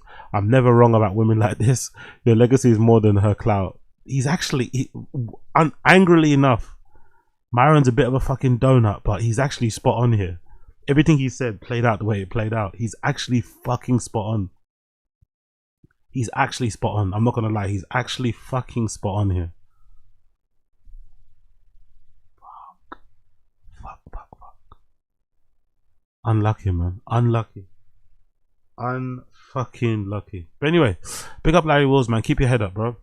I think that's it in terms of updates on Larry Wills. I think that's it. I'll leave it there. But big up Larry Wills. Keep your fucking head up. Keep your fucking head up. What's this? Another one? Maybe broke up with Larry Wills because she was too obsessed with Djokovic. What? My favorite tennis player. I was joking. We always joke like even before. Like I love tennis, and you know, do you guys watch tennis? Yeah. So Novak Djokovic, he's from Serbia. You know, like I grew up. I mean, watching. You're picking The Rock or Djokovic. No, not for that. No, I was He's the best tennis player ever. No. I was not saying for the donor to be Djokovic, but we were saying I love Novak Djokovic so much. If I was ever to get a tattoo, I would get like Novak Djokovic face across my back. And my favorite tennis player. I was joking. Again, like men on the internet. What's wrong with her being a fan of Novak Djokovic? Like that means that she's a whore because she likes a really famous tennis player from her country. Okay, I don't know.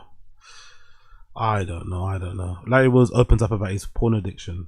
Says he was revealing he spent about 110,000 a day on women. Jesus Christ. Larry, can you tell me more about your the webcam addiction?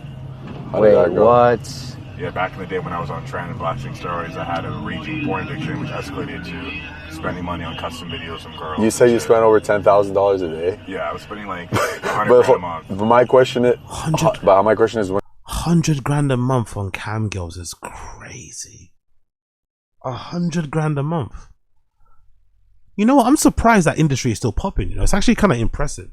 It's actually kind of impressive that the cam industry is still popping, considering how much free porn is out there. That always surprises me. But then it makes sense because think of all the times that you want a goon and the amount of times you spend looking for something specific and you can't find it. That's probably where the fucking that level comes into it, where you want to find something specific. So you go to someone specific and you pay them to give you something very, very specific. But it's actually really impressive that that industry is still popping, considering how many leaks and fucking freebies you can get on the internet.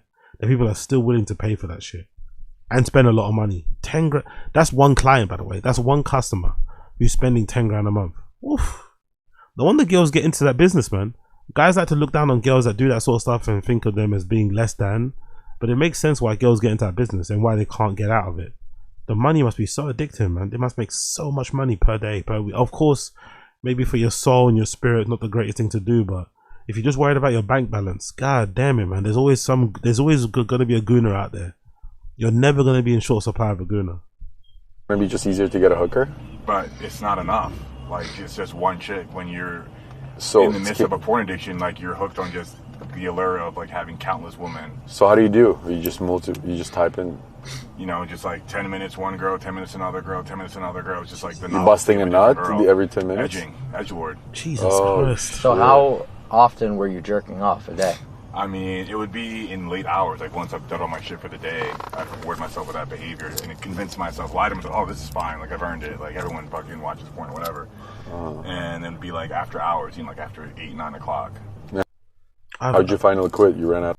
I eventually became broke from it. That's fucking insane. And then I had that's crazy. The girl I was dating at the time helped me out with, like, she would check my bank account and shit, and like, hey, like legit, dude, like, she would access, you know. And Jesus fucking Christ, Jesus! But big up that girl that saved him. Big up that girl that saved him at that time.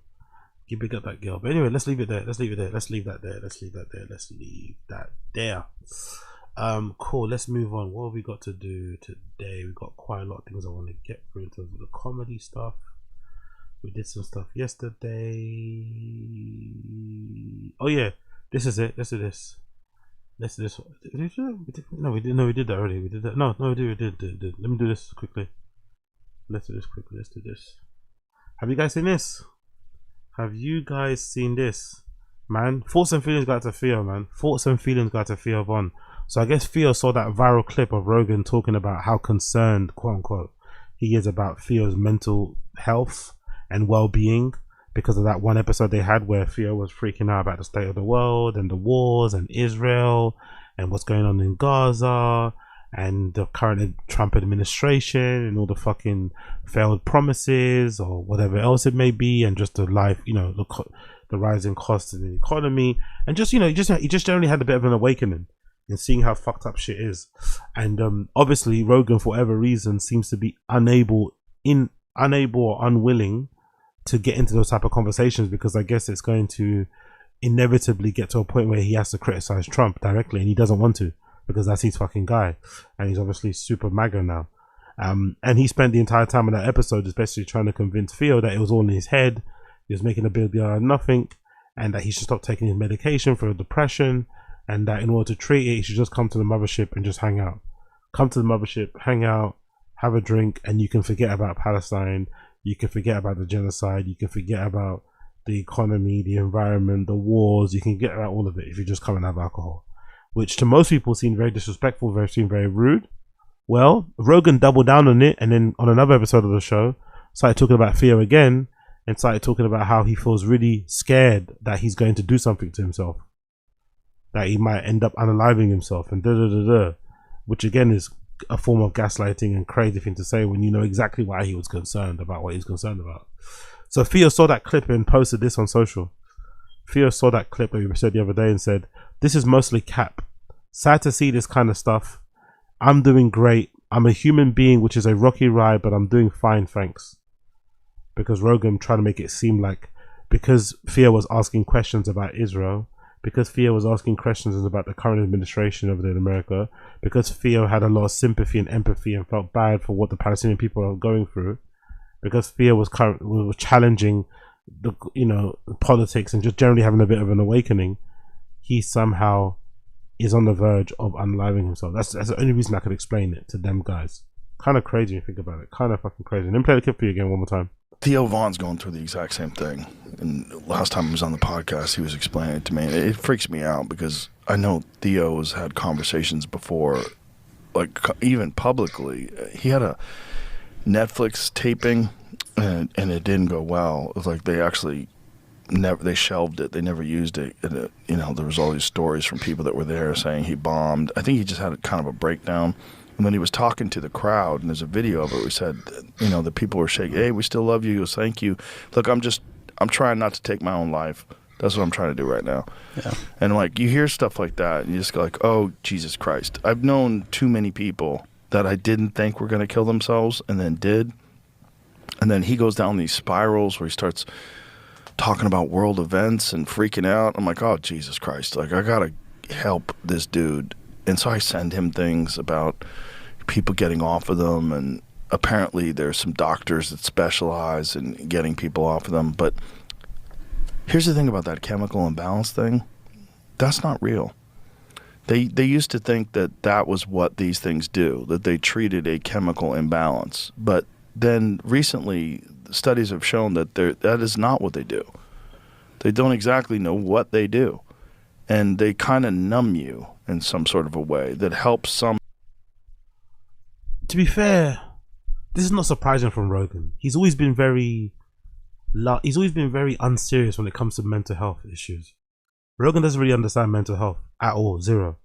He probably doesn't believe in it, to be fair. He probably thinks mental health is just a mood, it's a temporary thing. If you just go for a run, if you do a really hard workout, if you put yourself in a cold plunge, if you go into the sauna, you're going to be fine. He doesn't believe that some people are just unfortunately wired in a way where their outlook on life maybe isn't as rosy as his, maybe isn't as optimistic as his, or maybe just, and even it goes even beyond money.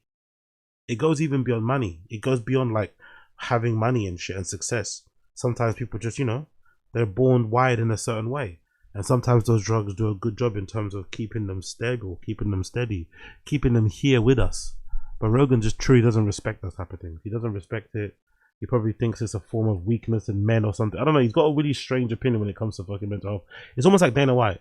Dana said the same thing too. I think there's a clip of Dana talking about how he doesn't believe in mental health either. So I think Rogan is from the same school, which might explain why he was so dismissive and so rude and gaslighting Theo for what he was going through. Let me see. I'm pretty sure there's a clip of Dana White talking about mental health where he kind of says the same sort of thing, that he doesn't really believe in it. Yeah, there you go. There it is. The Dana White explains why he hates men's mental health culture. Again, is it even a culture? What do you mean mental health culture? It's like more so awareness and shit, because generally people don't care about men's emotions. But I guess you can hate aspects of it, especially the guys that victimize and sort of like self-pity themselves, do the whole self-pity thing. But for the most part, if you're going through what you're going through mental health wise, that shit is real. It's definitely fucking real. Maybe it's harder for him to understand because he's been a multi-millionaire for a while, but it's definitely real. I hate this whole men's mental health bullshit that they talk about. Unfortunately, when you're a man, you are the provider. You are the one that takes care of your family. You know, you are the example for your kids when they grow up, and your sons, you know, and your daughters.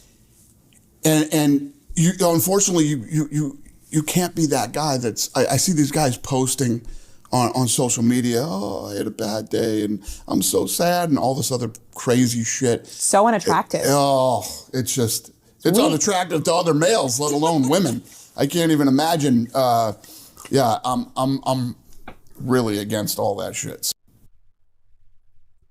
If any, that's a proof of somebody that hasn't had a regular job in a long time. What he said is generally right. Men have to always carry the burden of being the more emotionally sort of like stable, being the rock of the family, holding things together for the most part. But I think both things can also be true. You can have mental health issues and have your bad days, but you could also know in the back of your head that you can't really wallow. That's probably a strength of men in some respects. We don't really have the luxury of wallowing in our bad times because we kind of have to get to it, especially if we're on our own. If you have no immediate family, and you know what I mean, you kind of have to just go back to work. Because if you don't go back to work, you get fired. If you get fired, you get evicted. If you get evicted, you're on the street. I mean, your life can really spiral very quickly as a man if you don't just like get back to work. You kind of have to get back to work. That doesn't cheapen or doesn't kind of devalue or take away your mental health issues and what you're going through. It's still valid. Maybe you have to go get help some way, shape or form. But this idea that it's a thing that men are doing in general so people can feel bad for them and shit and cry, it's not really. It can be a cry for help, a cry for support, but I don't think it's as self-indulgent he's making it seem as. It's really not. So if anything, whenever I've gone through a period, it's always more so like I won't say hating it. It's almost like you hating yourself a bit for what you're going through or for how you're dealing with it, you know, and trying to kind of overcome it. It's difficult. It's not hard. Sorry, it's not easy. Sorry, it's very fucking difficult to overcome. But I think this point of view from him also, like I said, you're taking a pinch of salt. I think it mainly comes from not having to like struggle really for the most part in life, not having to struggle. So you don't really remember what it was actually really like, you know, to be out there in the streets, kind of, you know, struggling and shit. It's not easy. It really isn't fucking easy, especially when you're going through shit. To get up the next day, just go to work and act like it's normal, or just go to a bar or a club or something and start pretending like you're having a good time. That shit ain't easy, bro. That shit is not easy. So yeah, so I think Rogan comes from the same school as him. I think unfortunately Rogan comes through from the same school as Dana White. Cool, let's move on from that one. We did Dean the Great already. Let's not do Clavicular. We did the Good Room rant with Akash. Oh, there's a new Jasleen will do later. She's a bit annoying, to be fair. Should we go for a Brendan? There's a new Brendan actually. There's a new Brendan Instagram. Let's see what's happening at Brendan Instagram. What's happening here? There's a couple new Brendan Instagram. Strickland Undergod. I'm not gonna watch that one. That's gonna annoy me. Let's see this. What's this about?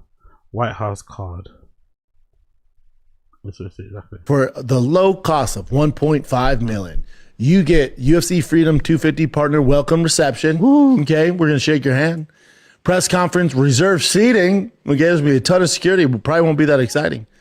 Ceremonial weigh-ins, general admission, so you'll be with the rest of them, and then you get this pretty lit. UFC 329 floor tickets. Offers being sent out to influential people. I didn't get an offer. Via Ariel Hawani.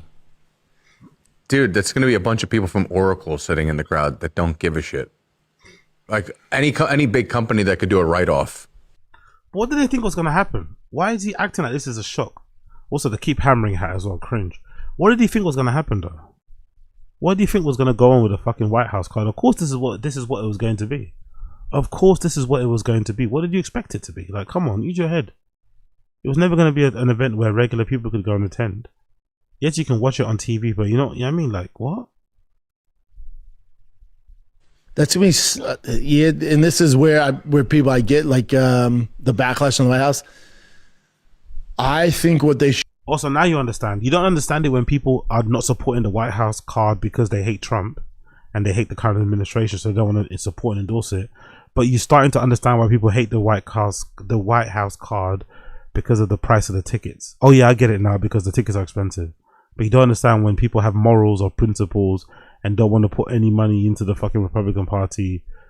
You know what I mean? Because of, like, it's just, this guy's brain is broken. This guy's brain is well and truly broken. Should do is get rid of all the oligarchs, all the patriarchy, all the weird rich people around the octagon, and fill it with all troops. That'd be cool. It should be that'd be really all cool. Troops. What does that even mean? Why would it be all troops? What's that got to do with the White House? What's that got to do with the UFC? What's that got to do with MMA? This is him again attempting to pander. This is him attempting to fucking pander to veterans and stuff, I guess. Because what does that have to do with anything? Why would you have all troops there? What, for what reason? What do troops have to do with fighting? To some extent. What do troops have to do with fucking combat sports? Please tell me. Get Zuckerberg's cuck ass out of there. Yo, he's on TRT now and does jiu-jitsu. Shut up. You get rid of his scumbag ass. We don't have Elon there. You have all troops, man. That would be fucking sick. To have Be the the right troops thing there. to do. This hating Zuckerberg thing is funny too, because if Zuckerberg was more his friend, if Mark Zuckerberg was like, it's because he's a Rogan friend, right? A Rogan associate. If Zucks was kind of like a fan of Brendan from the UFC and stuff, he'd be sucking his fucking dick. So I do find the whole like Zuck hate to be very performative, you know? Let's not lie. Let's not fucking lie. What's the next clip here from him? When I was 12 years old, a girl who I was Oh, I don't care about that. What are you doing? Get down. Wife, you wanted to see if I could keep up with these young UFC lions. Fight camp. FY started way too damn early before the bell. Yeah, sure. Work it out. Already? Yeah, I'm tired. Did you see that kid that did the fight camp thing where he's like punching, I don't know, like 200 something times in 30 seconds? Oh, he set the record. What's his name? There's been a bunch of UFC guys. Not Aljo. Killian. Yeah, he's like a young kid or something. Yeah. You good should try prospect. it. That would be funny if you tried to beat his record. How many did he do? 200 what? 200, I don't know, 70 or some shit. You should do it. I'm down. That would be funny. I'm down. He's also a 155 pounder. It's alright, we'll give it a try. Yeah, alright, let's go. Cringe, man. Fucking cringe, isn't it? Fucking cringe at this content. Fucking cringe. So I guess he's sponsored by this fight camp tour, this kit, this bit of technology. I guess he's sponsored by them or something. That's why he keeps hashtagging them and putting them everywhere and stuff. I guess or maybe he's trying to get sponsored by them. I don't know. I think he is though. I think they send him that for free and he's trying to like make this a thing. Maybe advertise himself. Maybe get a deal, an offer sent to him to kind of be a part of a fight card coming up soon. Because in the past, when he had loads of money coming in, he was never entertaining this sort of stuff. He never wanted to put anything fighter out there. I find it kind of coincidental. The moment he's starting to go broke, or he's starting to lose, or he's starting to not make as much money, suddenly he's putting back the gloves. Suddenly he's putting the mitts back on. Suddenly he's hitting heavy bags. When he's making loads of good money, he didn't like even mentioning the UFC or fighting too much on T5K. He had to save it all for the below the belt, all for Big Brown Breakdown. Now that those things are failing, he's like, you know what? I'm going to go back to, you know? Yeah, I think that's what's happening. I think that's what's happening here. All right, you ready? I think so. His punches are weird though. It's like, it's not real punches, they're small. What? That's a challenge, isn't it? Duh.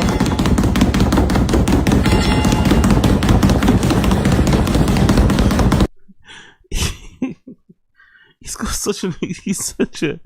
such a funny lad, isn't it? Even he's so unintentionally funny, isn't it? He's so unintentionally funny. Brendan is so unintentionally funny. He doesn't have to try. He's such an unintentionally funny human being, man. Like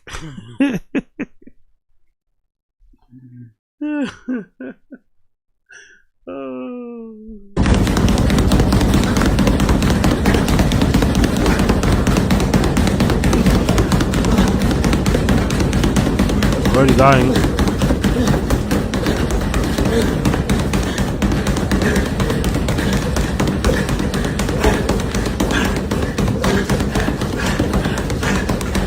You got it, let's go.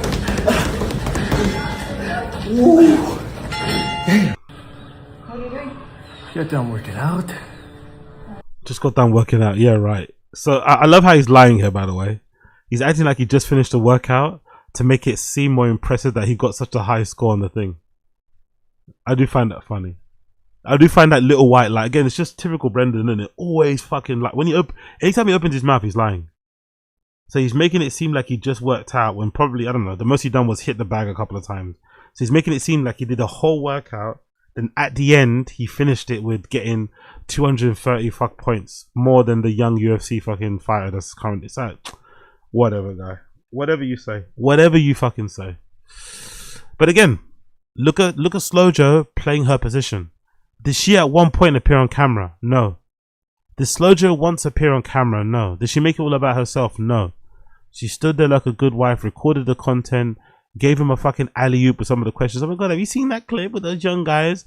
Kind of like set him a challenge, kind of called out his masculinity and stuff to make him more motivated in a really cheeky, fun way. Perfect. That's how a wife should be acting. You know? She kind of placated him, she kind of pandered to him, sucked him off a little bit. Or sucked him, licked his ass a little bit in terms of like, oh my god, you should do it. You can probably do it. He's like, oh, he's a young lion. No, you can do it. You try. That's how the wife should be acting. That's how. What's number one? White House gear fail. Okay, so we'll watch that later. Actually, we'll see that in a bit. Actually, let's see the clip now. What's this? Okay, so the new gear for me. I just need effort. I just need fucking effort. This is some. There's a lot of irony there, isn't it? Hold on, did he just say I just need effort? Did he just say I just need fucking effort? This guy said I just need effort. Did this guy of all people say I just need effort? How dare you? You cannot say that. Brendan Schaub saying I just need effort is fucking crazy when you see this. I just need effort and you fucking see this. This set design. I need effort. You see this fucking set design and you say I need effort. It's fucking crazy. No? It's absolutely insane to call out the UFC for. Don't get me wrong. Yes, the fight fucking kits are not great for the White House card, but to say I need effort and you've got a set where the sign is not fucking centered. Somebody said on Reddit actually the reason why it's not centered is maybe because it's covering a hole somewhere.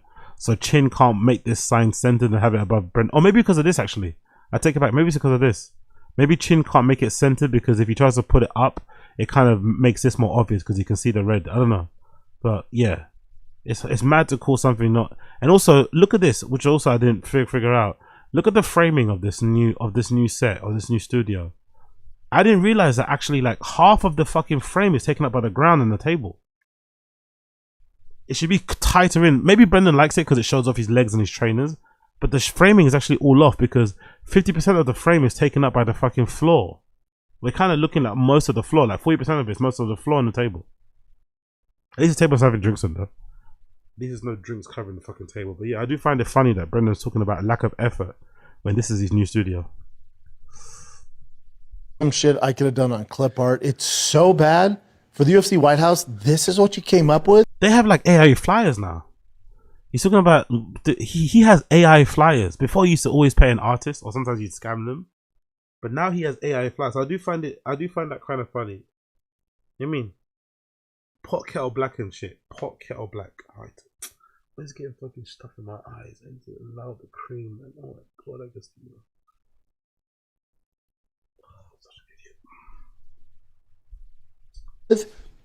Why is Ilya Topuria, why is Cyril Gahn, why is Potan in the US colors? Shouldn't they be in their country's colors? Fucking this guy, like, when did he, what is this whole like nationalism thing anyway, by the way? What's this whole nationalism thing that he has going on? They're American, they're not American. They're not white. It's like, what's this thing he's obsessed with? Like, it's such a strange pivot recently. We need more American champions, white champions. It's like, brother, you don't even look white. Your kids don't look white. Your wife isn't white. Like, why are you so obsessed with this white thing? You're the most un-white looking Caucasian person that's ever lived, maybe. He might be the most un-white looking white person that's ever lived in the history of time. Yeah, he's so obsessed with like white stuff. Like he's just an odd individual. That's the truth. It's just odd. But don't get me wrong. The kits are terrible. Don't get me wrong. The fucking White House kits are fucking terrible. Why isn't it American flag themed? I mean, there's red, white, and blue. That's what they're trying to do. Dude, Derek and Justin are just wearing Argentina soccer jerseys. That's not even the American blue. I mean, maybe kind of, but that's it's to your point. It's look not at the even Argentina blue. soccer jersey. We have like a royal blue. It's even our blue. It's so funny. Chin, you're not included. It's our blue. Actually, Korea does have blue in the flag, innit? That's the Argentina jersey. And then they're wearing Real Madrid soccer jerseys. It's so weak, dude. I don't get it. Was there just no thought or effort put into this? I don't know. Okay, so who is this? Holy shit, Megan Anderson in fucking Brendan's comments, huh? How much you want to bet he's in her DMs? Megan Anderson. Don't get me wrong, terrible UFC fight. I don't know, has she been cut, by the way? Has she been cut? Terrible UFC fight, but a bit of a smoke show. She was really bad, innit? Megan Anderson was really fucking awful. Did she win a single fight? I don't think she did. She was fucking terrible in the UFC. But she's in his DMs. She's in his fucking comments. LMAO, it's the sigh. And I just need effort from me. Laughing face emojis. Megan Anderson in the fucking comments, huh? Huh. How much you want to bet Brendan's in? Oh, she commentates now. She doesn't even fight anymore. That's interesting. Okay, that makes sense because she was garbage as a fighter. So fucking bad. Okay, she just does like modeling stuff now, I guess. She doesn't really fight anymore. Raw Ted. Older, wiser. Come celebrate fanfic. Okay. Megan Anderson, you know? Holy shit. Is Brendan's in the DM that's fucking hilarious. Imagine it comes out, Brendan's cheating on Slojo with Megan Anderson. Okay, I love how you. It smells so good.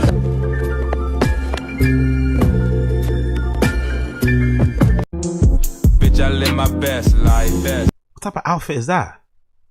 She got jeans, short jorts on with like, that outfit is terrible. To go for dinner for your birthday. That's your birthday outfit.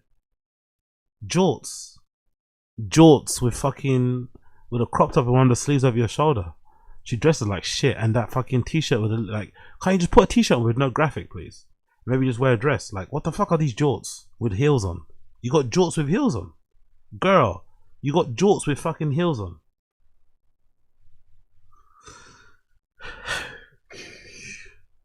That is a shocking. I tell her, if I was going, I tell her to get back home straight away. Go home and change, man. What the fuck is this? Go home and change right now. Like, I'm not taking you to a restaurant and you're dressed like that. Like, what the fuck? Are you for real? But yeah, big up Brendan, man. Brendan's got Megan Anderson in his fucking replies. But yeah, he's kind of spot on with that clip. Unfortunately, he's right with that clip. I'm not gonna lie, he's fucking right. What's this? Fort Worth Nights. Cool.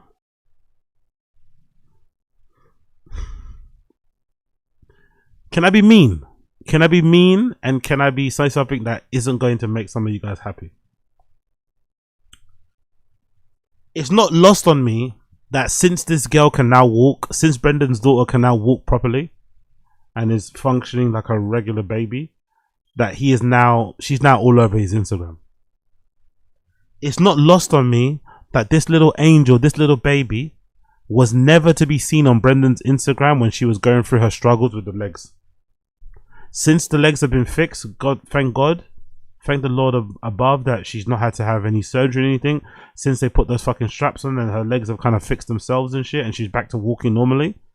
All of a sudden, this little baby's all over his Instagram. I didn't used to see this little cute angel on his Instagram. And it's not because he keeps his kids private, because Brendan puts his kids with their fucking full face all over his Instagram.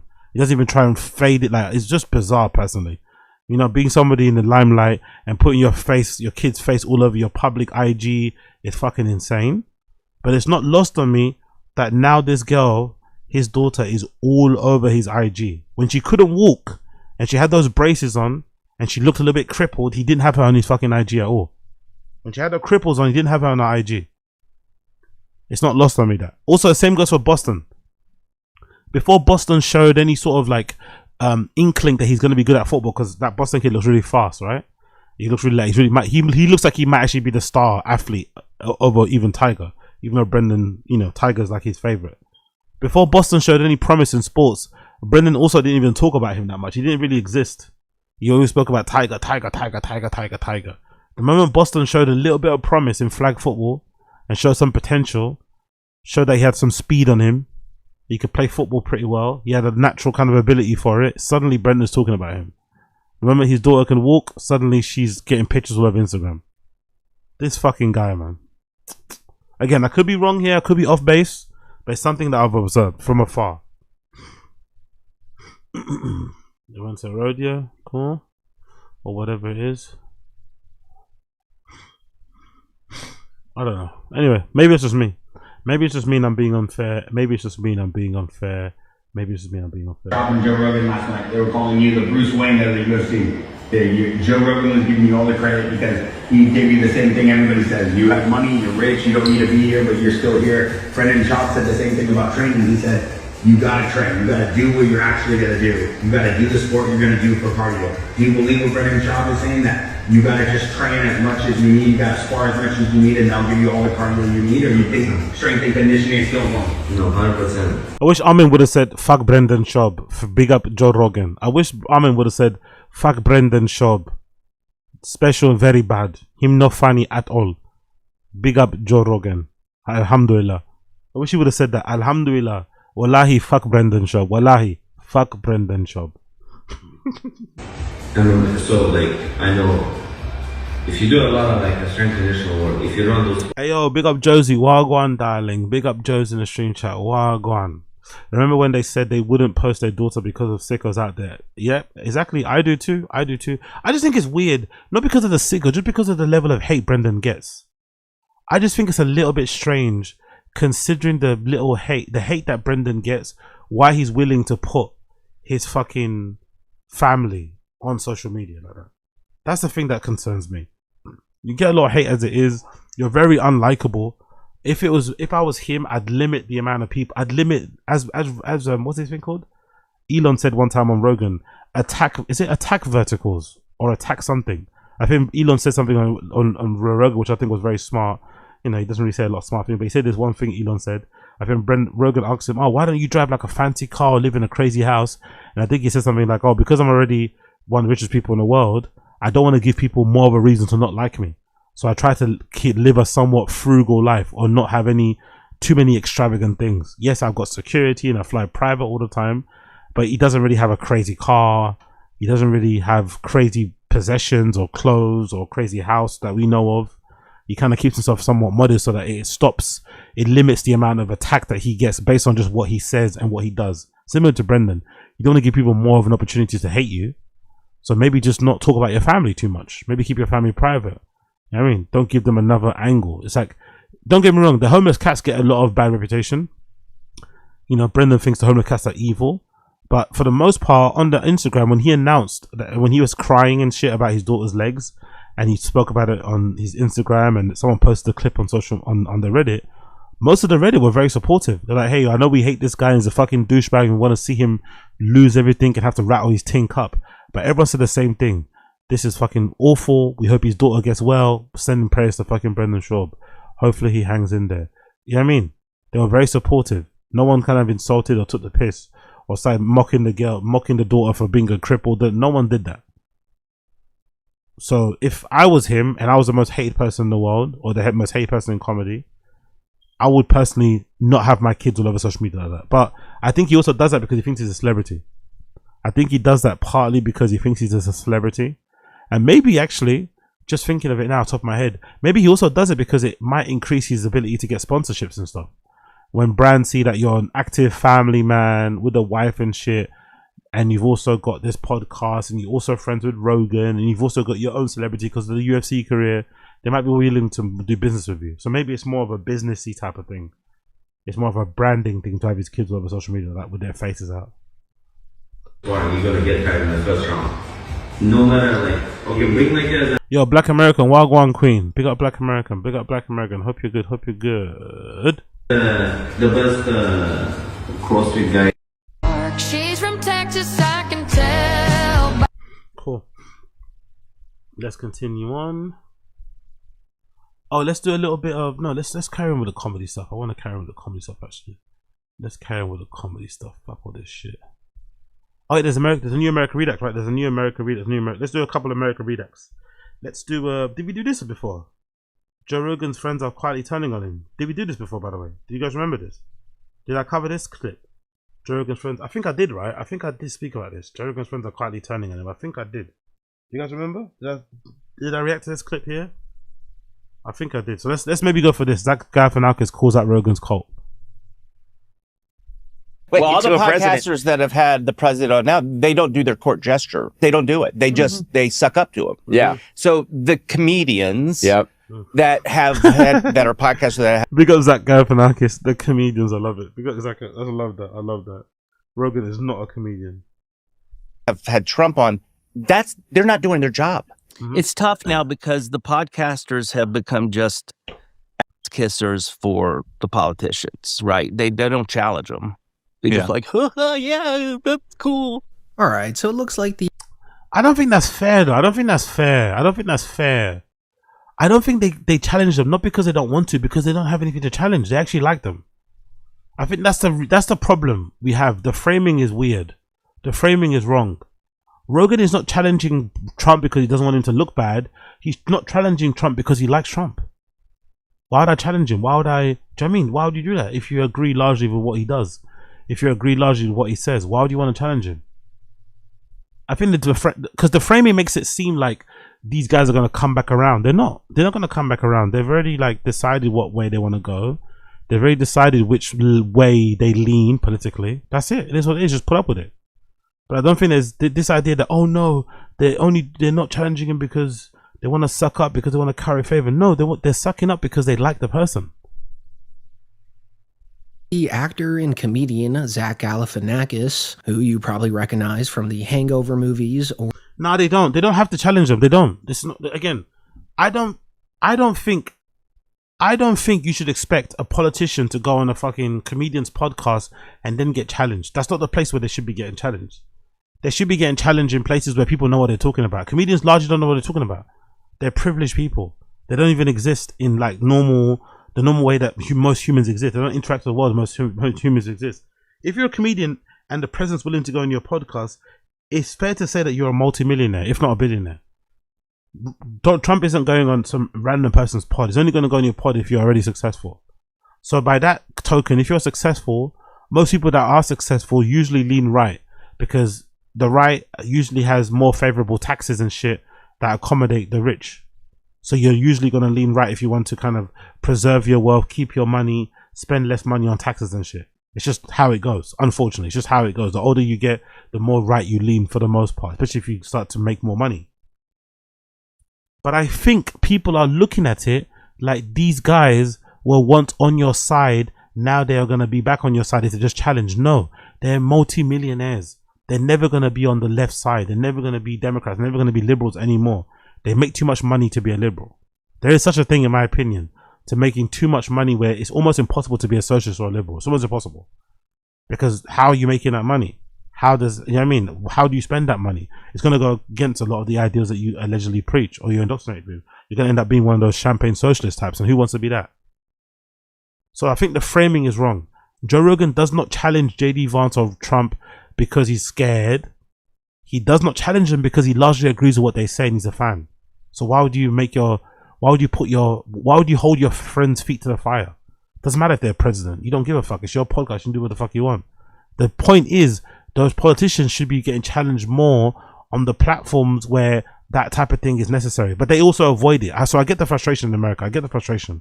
Most of these politicians are avoiding being challenged. They're avoiding speaking to actual journalists, speaking to people that actually know what they're talking about, because they don't want to be exposed. So they'd rather go for a softball interview with like a Theo or Joe Rogan. I get that frustration. But expecting a challenging interview from Theo Von or Rogan is kind of naive. And you also have to accept, even though you don't like it, that Rogan likes Trump as a person. for whatever reason. He likes him. That's why he's running cover for him. That's why he doesn't criticize him. That's why when Theo was having his moment of clarity, that's why fucking Rogan, who's friends with Theo, loves Theo, essentially went so hard on Theo, he essentially accused him of like maybe abusing his antidepressant drugs and maybe needing to lay off of it and not believing in fucking mental health and just gaslighting the fuck out of him just to defend fucking Trump's honor. That type of person isn't going to come back around on your side anytime soon. They're already off the reservation. But they're only off the reservation because they're fans of the person, not because they're just scared or something. Let's get that out of our head. Or Between Two Ferns just went absolutely ballistic on all the podcasters in the Rogan sphere who interviewed Trump before the elections in 2024. Because Zach Galifianakis is also a comedian who's had politicians on his show. Yo, big up friend of the show. We just got to agree to disagree, my friend. We're going to have to largely agree to disagree. We're going to have to largely agree to disagree. But I just think the idea that these guys are going to come back around is asinine and insane. They make too much money to come back around. They're always going to be leaning right. They're always going to be leaning right. They've shown their true colors with the whole Trump presidency. To expect them to have some sort of like honest, fair, challenging conversation or question interview with the president is stupid. The fact that they're on that show in the first place is because they don't want to get challenged. The fact that they agreed to go on that show uninterrupted for 2 hours plus is because they want to go there for a softball interview. So that's what it is.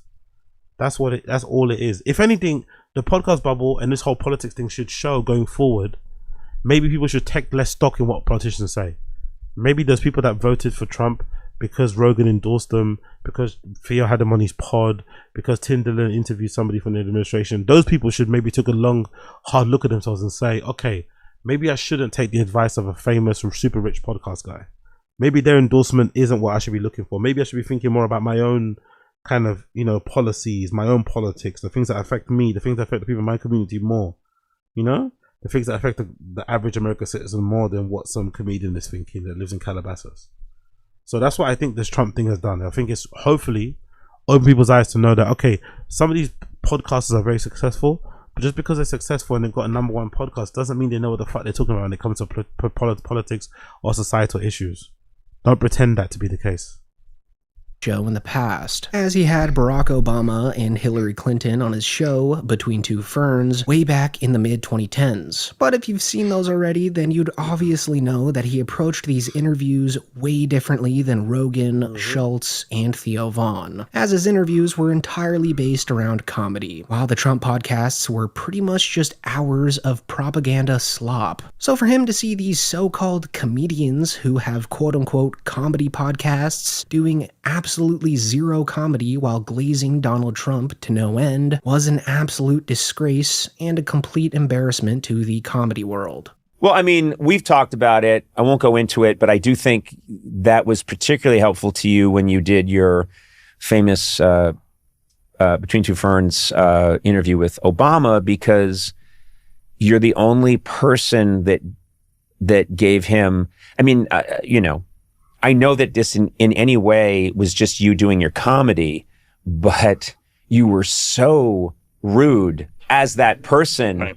And it's hilarious because I don't think anyone's talked to, certainly a sitting president, or even in this time, no one's talked that way. Well, all to the a president. podcasters that have had the president on now, they don't do their court gesture. They don't do it. They just, they suck up to him. Yeah. So the comedians that are podcasters that have had Trump on, they're not doing their job. Yeah.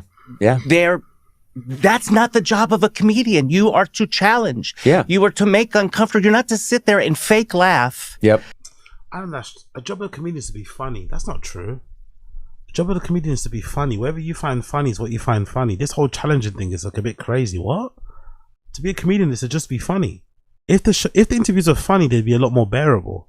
If anything, I think Theo's interview with Trump was quite funny, right? A little bit. He kind of got Trump to open up in a different sort of way. But I don't think it's up to a comedian to challenge a politician. I really don't think, unless they themselves want to do that because they're maybe like a Dave Smith, they're politically kind of motivated or have a view that way. But what, like, number one, why are fucking politicians going on comedy podcasts anyway? Do you know what I mean? You're a politician, like, get fucking serious, do your fucking job, go on a real fucking show that they talk about real fucking affairs, not some guy that's talking about fucking fleshlights. So yeah, I don't really agree with this. Like, comedians should be funny.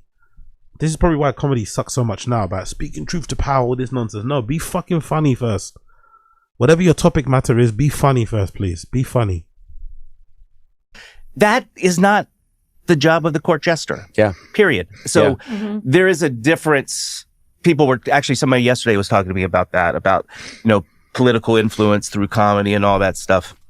I'm more interested in the comedy first. Me too. Yeah. So right off the bat, you can tell that. How are you saying you're interested in comedy first when you just said you want them to challenge them? It's like, huh?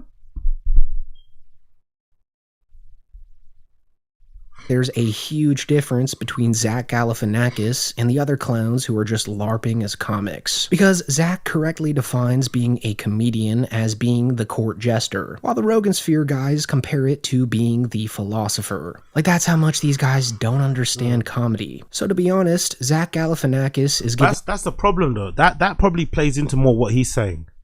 If Rogan and that really do see themselves as fucking philosophers would have way more questions for the current administration. What the point that American Redact is making, American Redact is making a better point than Zach Galifianakis.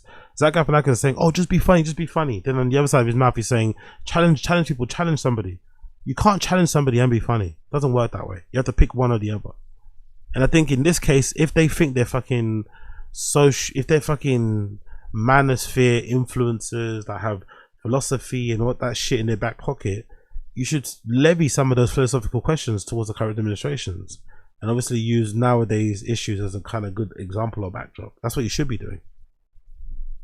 Giving them way too much credit here by calling them comedians, because they clearly take themselves way too seriously, and they think so highly of themselves that they'd never even consider to do their act with the president on their podcast. So before we move along with the Conan interview here, I think it's important to compare Zach's political interviews side by side with Andrew Schultz's and Joe Rogan's, because once you see how different they really are, you'll absolutely know where Zach's coming from. Like, the sheer amount of bootlicking these guys did was just out of this world. I mean, there's no way Trump said anything that funny, man.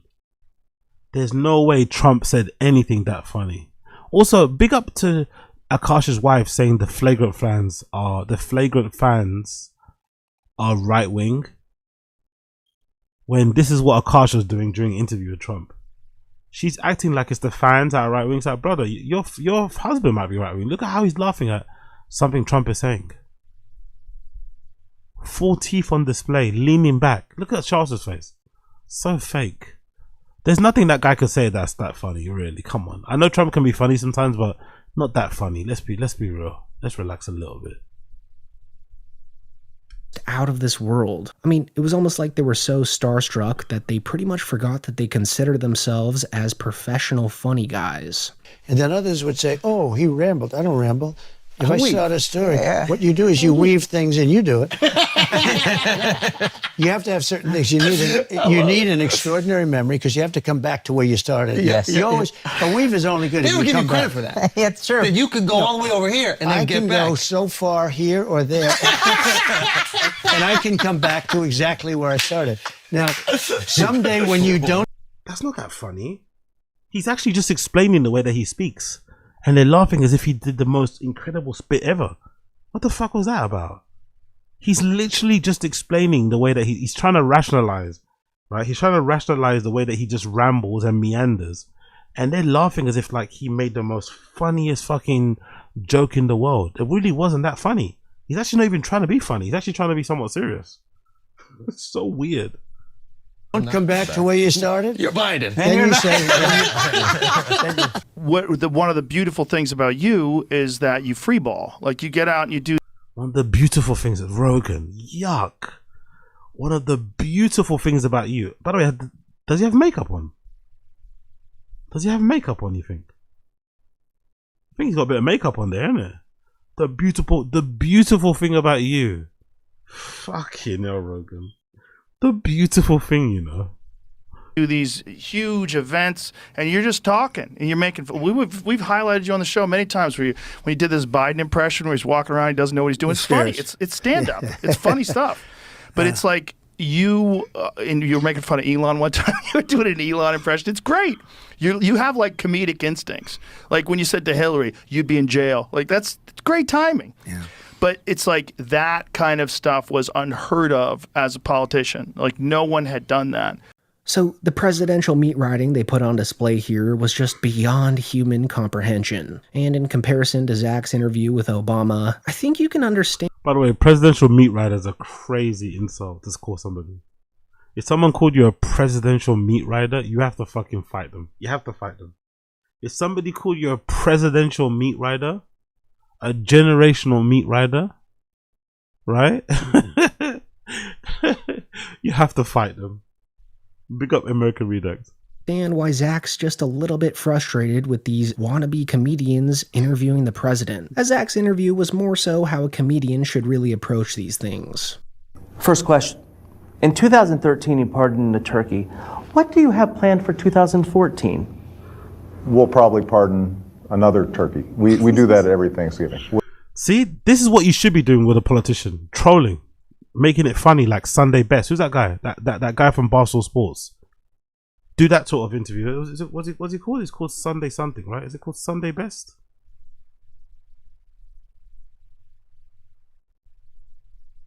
Is it interview?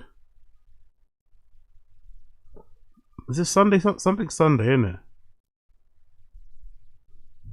Or is it Sunday? Is it Barstool Sunday interview? No. And is it Anthony Davis? Is it AD? What's not Anthony? What's his name again? Or is it what was that interview? Who's that guy? You know what I mean? He's from Barstool Sports. Is he from Barstool Sports? Sunday something. Is it Sunday Conversation? That's the one. Sunday. There we are. Yeah. This is how you should be interviewing politicians if you're a comedian. Like this. You should interview them like this. Let me see if I can find a good one. What was a fucking good one? Let's do the Anthony Edwards one. That was a good one. The Minnesota Austin Reeves. Anthony Edwards. Yeah. Okay then. I don't know what that means, but we're gonna go with it. Big shot taker, big shot maker. Yeah. How did it feel to hit that walk-off against the Hawks?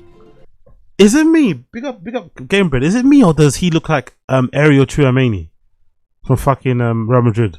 Am I bugging out or does Anthony Edwards look a lot like a long-lost older brother of Chouameni? I always think that whenever I see him, he always reminds me of Chouameni. I don't know why. Maybe I'm getting my black people mixed up. Nah, I ain't hit no walk-off against no Hawk. You crazy, man. Oh my God. You didn't walk off against the Hawks? No, I walked off. I ain't hit no walk-off though. We got our ass whooped by 30 points at home. I can't sit there and watch that bullshit. If the game's essentially over, why do you need to be there in the first place? I mean, to support your team, like, respectfully. I should have stayed and supported. There's traffic. Nah, it ain't that much traffic. The organization, the management, I know you probably don't want to talk about that, but we should. What about it? Just talk about Coach. Coach Finch. What about him? They're my dog. What's his leadership style like? He the best in the world. Is he super hands-on, like is he running a daycare, or is he hands-off? Like he's running a daycare? He's running a daycare. Yeah. But is he hands-on or hands-off is my question. Hands-on. What about Alex Rodriguez, the new owner? A-Rod, yeah. Did he bring some juice to the program? I mean, yeah, he brought some juice, but I don't know what you talking about, but he brought some juice. Are you guys stronger as a team or not? Yeah, we stronger. A-Rod makes us, we stronger, we good. Steroids. Oh my God. You ever walk into a hotel room and just be like, wow, thousands of people have slept in this bed before? Yeah. Especially when we go to Memphis. I'd be like, damn, my hotels ain't nothing in Memphis. No shit. Basketballers hate Memphis, isn't it? Basketballers fucking hate Memphis, man. Fuck, you know, is it really that bad, Memphis? Every basketballer talks so fucking badly about going to Memphis to play. They fucking hate Memphis. They might hate Memphis more than they hate London. American people, especially basketball players, might hate Memphis more than they hate London. It'd be dirty. I walked in the Memphis hotel one time, I had stains and shit on the bed. Stains and shit? Stains and shit. They broke in your room for you? Nah, they ain't breaking in, but... No, I'm saying they broke it in. Yeah. But it's Memphis, so they might have also broke in. For sure. Memphis, shout out. Shout out Memphis. Yeah. Shoot out Memphis. Nah, shoot out. Whatever you say. No. Do you like peanut butter? Yeah, I like peanut butter. Do you mind if we do a new segment presented by Chica Cheetah? Chica Cheetah. That what he got on. Yeah. It tastes like peanut butter, feels like alcohol. Well, let's do it. This segment's called Body Swap. Who's swapping bodies? Glenny Balls. Yeah. If you woke up in Anthony Edwards' body for a day, what's the first thing you would do? In the day, probably go to the club, pop some bottles, I guess. Why not? In his body? Why you don't go to the gym and get some shots up? Why do you need his body to go to the club? I could go to the club in my body. Exactly. But I could also get shots up in my body. Ozempic. Good. Yeah, you can. I switched though. You switched? You gotta get some shots up in my body. You can't go pop no bottles. We don't pop You no don't pop bottles? We don't do no bottles popping. All right, well, it's my day in your body. Someone pops bottles. Who are you to say what he's gonna do in your body? Yeah, what you eat don't make me shit. It's not your day. You're right. You're right. You like twins? Talking about the Minnesota Twins? The Minnesota Twins? I said you like twins. Do I like twins? I don't know what that means, but I vote Minnesota Twins. This is how they should be. Why can't comedian? Honestly, Caleb is not a fucking stand-up comedian from what I know. But why can he perform these interviews that are funny and humorous with notable people and still get something away from it? Why can't comedians do the same thing? Razz your fucking politician, challenge them a little bit with jokes and smiles. That's way better than just sitting there and glazing them and sucking them up the whole time. I know they're doing it because they're fans. I get it. But surely you have a responsibility to the craft, to the profession of stand-up comedy, to keep every episode that you do funny. Every episode a stand-up comedian does of their comedy podcast should always be funny. If it's not funny, you might as well quit being a stand-up comedian. Who's your favorite player? I don't got no favorite player. What about the Wild? I ain't got no favorite player from them either. I don't know no players from the Twins or the Wild. Why not? I'm gonna keep it a buck with you. I don't watch no baseball or no hockey. People say if you want to get more minutes, think about baseball. Nah, I ain't. I'm not out here fishing for more minutes. I'm trying to, I'm good where I'm at. In and out. Yeah, 38, 39 minutes. That's enough. That's enough for me. You're probably gonna say who's that to this, but. Okay. Does it bother you to be compared all the time to Michael Jordan? Yeah. What about Michael Cera? I don't know who that is. I knew you'd say that. Yeah. That sounds like a fake name though. You know Michael Cera? Of course. You ever see Superbad? Nah. You ever seen Superbad? Mm-mm. You gotta check that out, dude. You seen Superbad? What? What'd you say? He said you played in Superbad. I had a part in Superbad? You're talking Jonah Hill? I wish I did. You think they misused you at Georgia? A lot of people thought I was a football player, but I was cool playing basketball. If Kirby was smart, he would have put you at quarterback. He should have. I think we wanted, nah, we ain't win my year. LSU won. Yeah, if I would have been quarterback, would have been all right. Where is Jake from? He was at the game last time I went to the game. But where is he from? I don't know where he's from. You played at Georgia before the whole NIL thing, right? Yeah, I ain't get no paper. I wish I would have got some paper. I wish NIL was alive when I went to school. Right. I would have milked them folk. Austin Reeves on the floor, but off the floor, Kawhi Leonard. Nah. You don't have a lot of good marketing deals? I ain't never seen too many commercials of Kawhi Leonard. They don't all come out. Yeah, he kind of like laid back. Yeah, Kawhi cool. He be on some chill shit. Where did you learn sign language? From the hood, growing up. We got a different sign language in Atlanta though. It's like, if I give my partner a look, that mean like, hey, it's time to goddamn roll. So like, you talking about like real sign language and shit? Yeah, just the stuff we see you doing. Man, you trolling, man. You trolling. Well, this is just stuff we see you doing. I learned it in the hood growing up. Oh, is that like I'm suck my fucking with dick? it. No, oh my God. What is that? How'd you learn that one? I got that one from WWE. I think that's what it called, yeah. What are the hood ones then? Nah, this some whole other shit. You don't want to know about that. Show us one. Nah, we can't. We ain't gonna do that. Can we do one last segment presented by Chica Cheetah? Yeah. How about this? Just one. Nah, we ain't gonna do that. Nah, them folk gonna ban me forever. So good. Big up again. Comedians should do that. Comedians should do more of that. Where's American Redact? Where's American Redact? Where's American Redact? Where's American Redact? Let's get back to that one. Where are you? Was that depressing to you, seeing one turkey kind of taken out of circulation, turkey you couldn't eat? You said if you had a son, you would not let him play football. What makes you... Hey, yo, friend of the show, chill, my friend. Friend of the show. Friend of the show, chill. Be a friend of the show. Friend of the show, whoever you are, or whoever you are, wherever you may be, chill. Chill. Let's all relax. Let's bring the temperature down. Let's all relax. It's not that deep. It's not that serious. Let's relax. think that he would want to play football? What if he was a nerd like you? Do you think a woman like Michelle would marry a nerd? Why don't you ask her whether she thinks I'm a nerd? Could I? No, I'm not going to let her near you. So clearly, Zach's show got these politicians to play into the bit with him, which showed people who didn't even support them back then that they're at least able to drop the act and make fun of themselves for a few minutes. He also didn't try to seriously discuss their policies with them because that's simply way out of his scope. He just did comedy because he's a comedian. Then, on the other hand, with Rogan and Schultz and even Akash Singh, rest in peace, not only did they brown-nose... Rest in peace is crazy. Don't get me wrong, they did act like he was dead, but rest in peace is fucking crazy to say. Even as a joke, putting that type of energy out there is fucking insane. Trump to no end, but they also try to be like pseudo-political journalists, which unsurprisingly just resulted in Trump taking control of the conversation, as they have absolutely zero experience in that field. So Trump essentially took advantage of that and used their huge platforms to convince their massive audience that he's actually just a great guy who wants the best for America. And of course, these hacks never even dared to bring up something controversial for Trump like the Epstein files, because A, they were way too scared to, B, because Trump would probably get all butthurt about it, and C, is because Trump's team probably gave them a list of things to talk about with him, which is most likely the case and would be super ironic considering they're all about free speech, right? And Zach Galifianakis touches on this idea a little more in this recent Conan podcast. Because in Zach's Hillary Clinton interview, apparently Hillary's team wanted Zach to steer away from mentioning her email controversy, but Zach actually turned them down and said he'd have to mention it with Hillary if she came on, which they ended up agreeing to. Well, this has been a lot of fun, Mrs. Clinton. We should stay in touch. What's the best way to reach you? Email? That's good. That's good.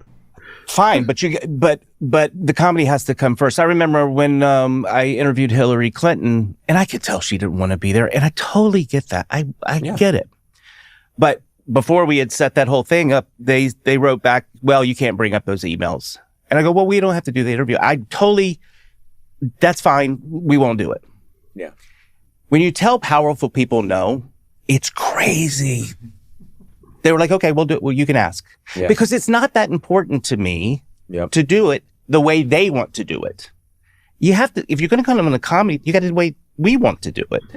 Also, I see this all the time, and I've seen it for years and years and years and years. People not understanding that if they go to the supposedly vulnerable place and have a sense of humor about it, it is magical for them. Mm-hmm. People see they have a sense of humor. They see that they can take a joke. I mean, no one walked away from your interview with Obama and thought, wow, you really showed him. He got to be hilarious. He sat there and entered your world of, being intentionally ignorant about who he is, what he does, cutting him off, being insanely rude, and gave it back to you in equal measure. And you looked at it and you thought, this is a great piece of comedy. And I know it reflects well back on the president, and our current president would do well to understand that, if he let himself be the butt of the joke, it's impossible. It's humanizing. I know it is impossible. You wouldn't do it with him. It wouldn't work. No. It wouldn't work.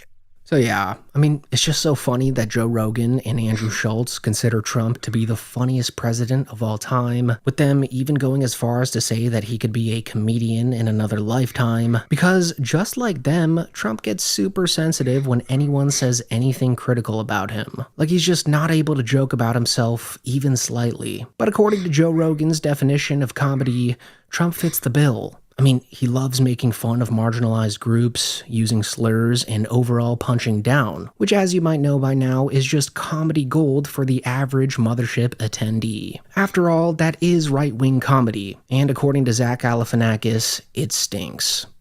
There's also the math of comedy to me sometimes where the punching down that the right seems to do something, and I don't want to get political here, but that's not as funny to me as taking on the powerful. Mm-hmm. Like the math of it doesn't work for me. That's a good point. But I think they don't do it because they want to be friends and they like them. People just missing that point. I don't know why people miss that point. I think he's generally right. I think that's what Tim Dillon said. That's why he doesn't want to have I think Tim Dillon mentioned that's why he kind of avoids having the current administration on, because he'd want to tease them. He'd want to rib into them. He'd want to fucking, you know what I mean? Be funny and poke. But he knows if he does that, it's going to upset them. and it's going to affect the way that he speaks about them in future because he might want to protect how they feel or not hurt their feelings.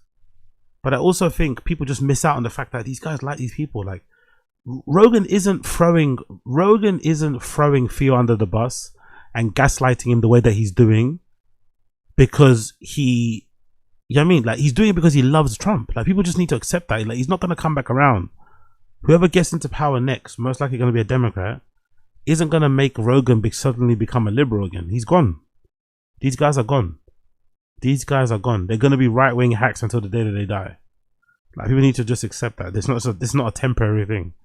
They're going to be right-wing hacks until the day that they die. And any person who they interview or they have on their platform that's a centrist or leans more right, they're always going to be more favorable to. They're always going to be more favorable to because they like them as people. Would it be better if they challenged them and there was a bit more confrontational or a bit funnier? Yes. Are they going to do it ever? No, because they want them to be their friends. Rogan actually enjoys texting Trump. Notice, Rogan didn't mention it, by the way. People in the stream chat, keep that in mind. If I'm not mistaken, Rogan never mentioned he's the one that texted Trump. If anything, I think it got out. Somebody else mentioned it. Rogan never admitted it before. He never admitted that he's on texting terms with Trump. I think a story came out, I don't know what it was. Maybe it was some like journalistic piece or something about Trump and his text or something. Then there was a mention that he texted Rogan. Rogan never volunteered that information. Rogan never willingly volunteered the information that he texted Trump. He kept that very quiet for a reason. Like to take on some marginalized people, make fun of that. Listen, I'm all for humor. I can defend it, but that mathematically, that's why you don't see a lot of Big up Gamebridge. No, it will be a Democrat. It's going to swing that way. I think people are fed up with the right anyway in general in America. I think there's no one on the right that they're going to vote for. If it's Vance, they're not going to vote for him. I can't really think of a candidate that sticks out. It's definitely going to go left. Whoever lines up next in the next political race or whatever, or elections, I think it's more than likely to lean left. It's more likely to go Democrat. I think the Democrats are definitely going to win. 100 million%. 100 million%. Obviously, nothing's going to change because the game is rigged. I think COVID proved to us that the game is rigged. I think if you're still here hoping that somebody with a different color tie is going to make your life better, you are smoking on the biggest crack stick ever. I think COVID proved that the game is rigged across the board, around the world. The game is fucking rigged, and it's not rigged in your favor. Doesn't matter what tie the person has on. I'm loyal to default. Go on. I'll have a breakfast Valium with my chocolate milk, but you should read King Lear again, mate. It is that serious. Anyone who says it isn't lies. Yeah. Big up. Appreciate you. Yeah, Gavin Newsom's a front runner. Yeah, for sure. Whoever Gavin Newsom goes up against, he's gonna dog walk. Whoever Gavin Newsom goes up against, he's gonna dog walk. I don't even get the feeling. Again, I don't pay too much of attention to politics, but I don't even get the feeling like even the Republicans like JD Vance as much. I think Trump liked him, but I don't get the feeling that the Republicans like JD Vance. So I don't think even he's gonna be a worthy candidate. Like Gavin Newsom was gonna eat him apart. Like, he's gonna tear him a new one. It's gonna be easy. It's gonna be light work for Gavin Newsom if he ends up having to face him, or or God forbid a Stephen Miller type. Gavin Newsom will definitely win over those dads. But big up Ken, appreciate you for the $5 donor, brother. Big up Ken, appreciate you for the $5 donor. Comedy that comes out of the right. It's hard to do. I'm not suggesting you cannot. It's just difficult to do because of the dynamics. Yeah. Greg Gutfeld. Oh, yeah, that is true. Big up Gamebird. You'd be surprised, mate. That is true. We did say that when when Trump went up against fucking Hillary, innit? Most of us were like, he's never gonna win. Look at the things that he's saying. He's so mean. He's so right wing, and then he fucking won. So yeah, that is true. Sometimes what you believe and what happens are very, very different things. Marco Rubio. Oh, that's good. You see Marco Rubio wearing the fucking Nike Tech Fleece. You saw that, right? That's such a great picture. That is such a fucking good picture. Marco Rubio Nike tracksuit. Have you guys seen this? This is not AI either, by the way. This is not AI. This is not fucking AI. Have you guys fucking seen this? Marco Rubio in the Nike Tech suit. Please tell me you've seen this. He actually looks really good. He actually looks really good on fucking I guess it's that presidential plane too, no? He actually looks really fucking good in that Nike Tech suit. Look at him. He's got the Maduro. He's got the Maduro fucking Nike Tech fleece on. Absolutely insane. He actually looks kind of good. No homo, but he actually looks kind of good. What a hilarious comment. You got him. I don't know if he'll show up to work again. So he calls out Greg Gutfeld directly here, but this absolutely applies to the majority of the Rogan Sphere. Really? We got podcastables on the kick. I reckon that Kirkbird should run. I have a slogan that says don't get hit in the neck by the left. Jesus Christ. It should... Erica Kirk? Nah, there's no way. She's very unliked. If she runs, that'll be a big mistake. It'll be like similar to Hillary Clinton running, you know what I mean? You don't really read the room and you don't realize how much people don't like you and your husband or your political family. Yeah, I don't think Erica Kirk should run for president. I think she'd definitely lose. She would definitely fucking lose.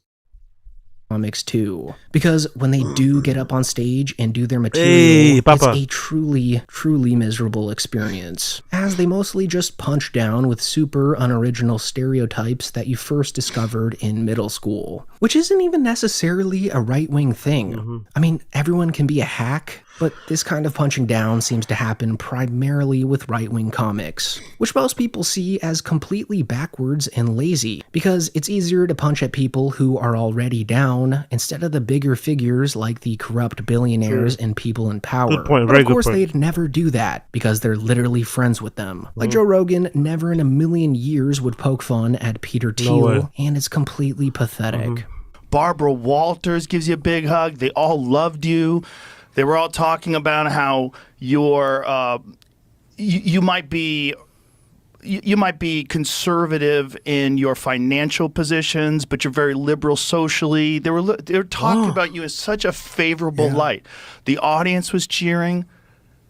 But anyways, another point I'd like to make here before the Rogan fanboys get their panties in a knot in the comments is that there's obviously a difference between the interview styles of Between Two Ferns and a long-term podcast like JRE. I mean, Between Two Ferns is anything but a podcast. If anything, it's more of like what inspired Sundae Conversations with Caleb Pressley. But regardless of how different the shows are, it's still not an excuse for just how bad the Trump podcasts really were. Because it's like, if these guys are the professional comedians that they claim themselves to be, then you'd expect them to at least have a smidgen of jokes laced into the podcast. But believe it or not a single joke was found in the multiple hours of Joe Rogan's, Andrew Schultz's, or even Theo Vaughn's podcast with these figures. So these guys are obviously podcasters first, who are merely grifting. That picture's crazy. That picture is fucking crazy. Who made that? That picture's insane. He looks like a child. Honestly, God did Rogan. God did us. God did society at large a favor by making Rogan 5'2" or 5'3" 8 years. Imagine how unbearable Rogan would be if he was 6'4" with fucking shoulder length hair. Imagine if Rogan was 6'4" with shoulder length fucking hair. How unbearable he'd be. He's already unbearable as he is now. Just imagine how much more he would be up his own ass if he was fucking 6'4". Jesus Christ. Thank you, God. First, who are merely grifting as stand-up comedians. I would say the fact that like I'm not leaning into one vertical means I get hate from every single group, right? And it's like, right, it's important to have these conversations. Like I'm positioned in a certain way. Obviously we had Trump on the podcast. I've had like 5 Democratic politicians on the podcast. I've had 1 Republican, but I'm viewed in this certain way because it's the easiest way to get clicks and my name is clickability and whatever. I don't know, like, sorry. He has one ability I don't have. Yeah. He sleeps. He can sleep. This guy goes on a beach and he lays down on one of those, 6 ounce, they weigh 6 ounces and you can't lift it. Yeah. They're meant, they're meant for. Another humiliating aspect of these Trump podcasts was that after they gave him their full support and helped him get elected, they immediately flip-flopped on Trump after seeing how he's now straight up speedrunning thermonuclear war, protecting Bibi and the Epstein class, and doing major damage to Americans without any remorse. Like, it's usually respectable and mature to be able to admit that they made a mistake with who they voted for and change directions after realizing, but the fact that Trump was in office doing these same things for 4 years straight before going on to these podcasts just shows you that they're flip-flopping in order. That being a president doing that is fucking crazy, isn't it? A president doing this during a rally is fucking insane, isn't it? It really is insane. A president doing this in a rally, like mocking somebody with a disability. It's fucking nuts, isn't it? A president mocking somebody with a disability is actually insane. Like, oh my fucking god, man. Oh my fucking god. Oh my fucking god. These same things for 4 years straight before going on to these podcasts just shows you that they're flip-flopping in order to save face more than anything else. You have to decide which team are you on. I hate that. It's so stupid. I'm politically homeless. I've always been political. No, you're not, though. Why are you lying? Again, these guys are such pussies when it comes to being right-wing. They're such pussies. You sit there and you glaze Trump. You make all the excuses for him. You refuse to blame him for any of the things going wrong over there in America. But then you have the gall. You have the brass to say that you're fucking... What's that thing called?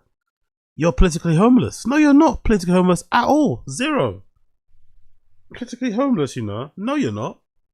Politically homeless for a long time.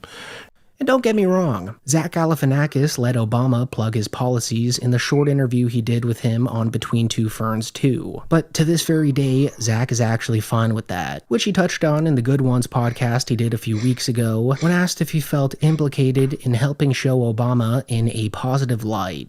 Do you feel at all implicated by having Obama on Between Two Ferns? Implicated? In so much as like that to some people might be like, is this a real interview? What is this doing? Is this comedy or is this mess? In so much as it is a sort of abstract space of not clear lines of, is this entertainment or is this a political message?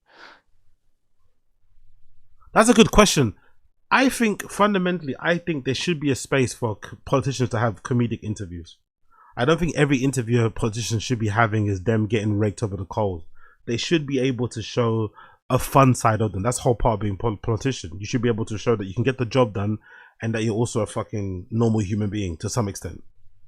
That's what I think. But I think there are some people that don't agree. There's some people that think that a politician should always be speaking about politics, should always be conducting serious interviews, should always be reaffirming their stances, clarifying their policies, answering hot button topics, I don't think that's true. I think a politician should be able to go on a fucking, if they're into cars, go on a fucking car show and just talk about their love of cars. You know? But that shouldn't be an opportunity for somebody, the host, to be, oh my god, let's talk about what's going on in the war. It's like, brother, let's save that interview for the war, for the people that can actually talk about war. Let me just talk about my fucking cars I like. Personally, I think that you should be able to balance those two things. Now, maybe optics wise, is it wise for a politician to be sitting around like, I think what Mamdani is doing is a good thing. I think every time you see Mamdani doing an interview, yes, it's humorous, but it's always about politics in a way. It's always about what he's trying to do for New York as mayor. Maybe there's something to be said for, as a politician, especially if you're president, you probably shouldn't be wasting time on comedy podcasts, talking comedy and joking around. You have too much on your plate. Too many lives are at stake. Too much is on the line. You know what I mean? So every interview you should be having, even if it's got a humorous spin, there should always be an angle where you're talking about politics, you know? So maybe I agree with that side of things. Maybe I think that is probably quite necessary going forward. It's tough now because the podcasters have become just ass kissers for the politicians, right? They don't challenge them. They just like, yeah, that's cool, right? And that I don't want to do. Like, we challenged Obama. We made it uncomfortable for him in a way that was done for comedic. Trump doing Gearheads Gone Wild. Yeah, that would be brilliant. That would be fucking brilliant. That would be fucking brilliant. Trump probably knows nothing about cars anyway. Trump probably knows nothing about cars. He just likes them shiny and big. Is it bulletproof? Yes, cool. Let's go. Bulletproof and bomb-proof, no problem. Let's fucking go. He probably knows absolutely zero about cars. He probably knows more about McDonald's than he knows about cars. He probably knows more about McDonald's than he does about cars. Effects. Yes, so he could get his message off for healthcare. Yes, that was a thing that he was doing. But I first need to entertain people. That's my whole thing. And to see a goofy comedian with a very well-respected gentleman that's our president, I mean, it kind of writes itself already. So funny enough, by roasting Obama and having him roast Zach back and act in an overall rude sort of way, it ironically made both Zach Galifianakis and Barack Obama more likable. And then in contrast, by huffing Trump's farts and praising him for whatever he had to say that day, it came off like it was a staged propaganda event. That's actually a good point. That's actually a really good point. That's actually a really good point. By challenging Obama and making him sound snarky, getting on his kind of quote-unquote bad side, it actually made him more likable. You know, weirdly enough.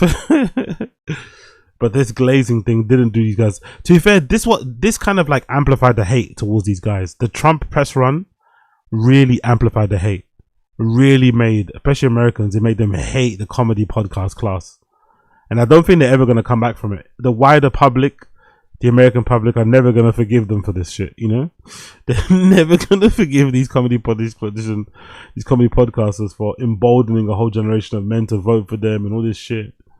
Endorse them, and then look where they're at now. You know what I mean? Look where they're at now. All those jobs bring back to America, not fucking here. All those jobs allegedly are not fucking here. Crazy how that works. Crazy how that works. Anyway, big up American Redact. Check him out. That's the video title there. You see it there? That's the video title. Big up American Redact. A fucking legend. Let me get rid of some tabs here before I move on. Let me get rid of some tabs here before I move on. Let me get rid of some tabs here before I fucking move on. Bear with me 1 second here. Let me get rid of some tabs. Big up everybody tuning in, by the way. Smash like, hit subscribe if you're here. Smash the like, hit subscribe if you're here. That'd be greatly appreciated. Smash the like, hit subscribe. Let me get rid of some tabs here before we move on. Put this over here. Let me put that one over here. Let me put that over here. There's too many tabs open right now. I need to just calm things down a bit. Bear with me a second, people, please. The Theo Mike Tyson thing we did already. The Soch and Clavicular thing we did already. Oh, actually, Clavicular is another Clavicular. I need to talk about two on there.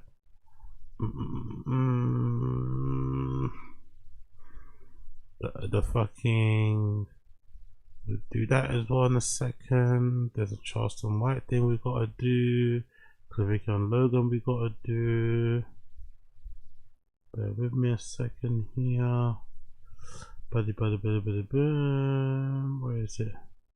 Okay, it's not there. We did the Sunday best conversation. Take that away.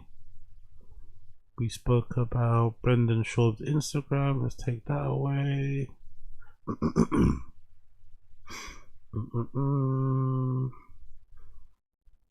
So the thing we haven't done, we've got to do my streamable again. Reddit, we've got to do No Jumper, we've got to do Wings of Redemption, we've got to do No Jumper's Never Ending Cycle, we've got to do Composition. But I start. No Wings, we've got to do it again.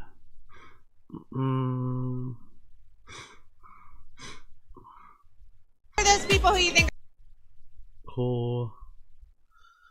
And I think, oh, and there's another American Redact too we got to do, isn't it? Shit, I forgot about that one, sorry. There's another American Redact I wanted to show you. I think it's about the comedy something, innit, that happened recently. There's another American Redact we got to do, actually. Let me get that up as well. Let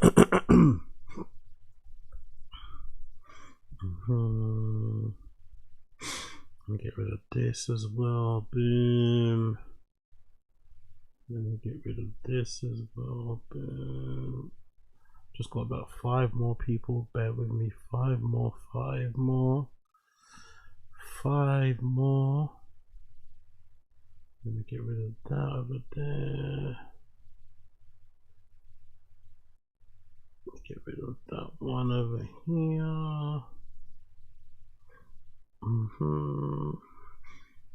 Let me get rid of this one too.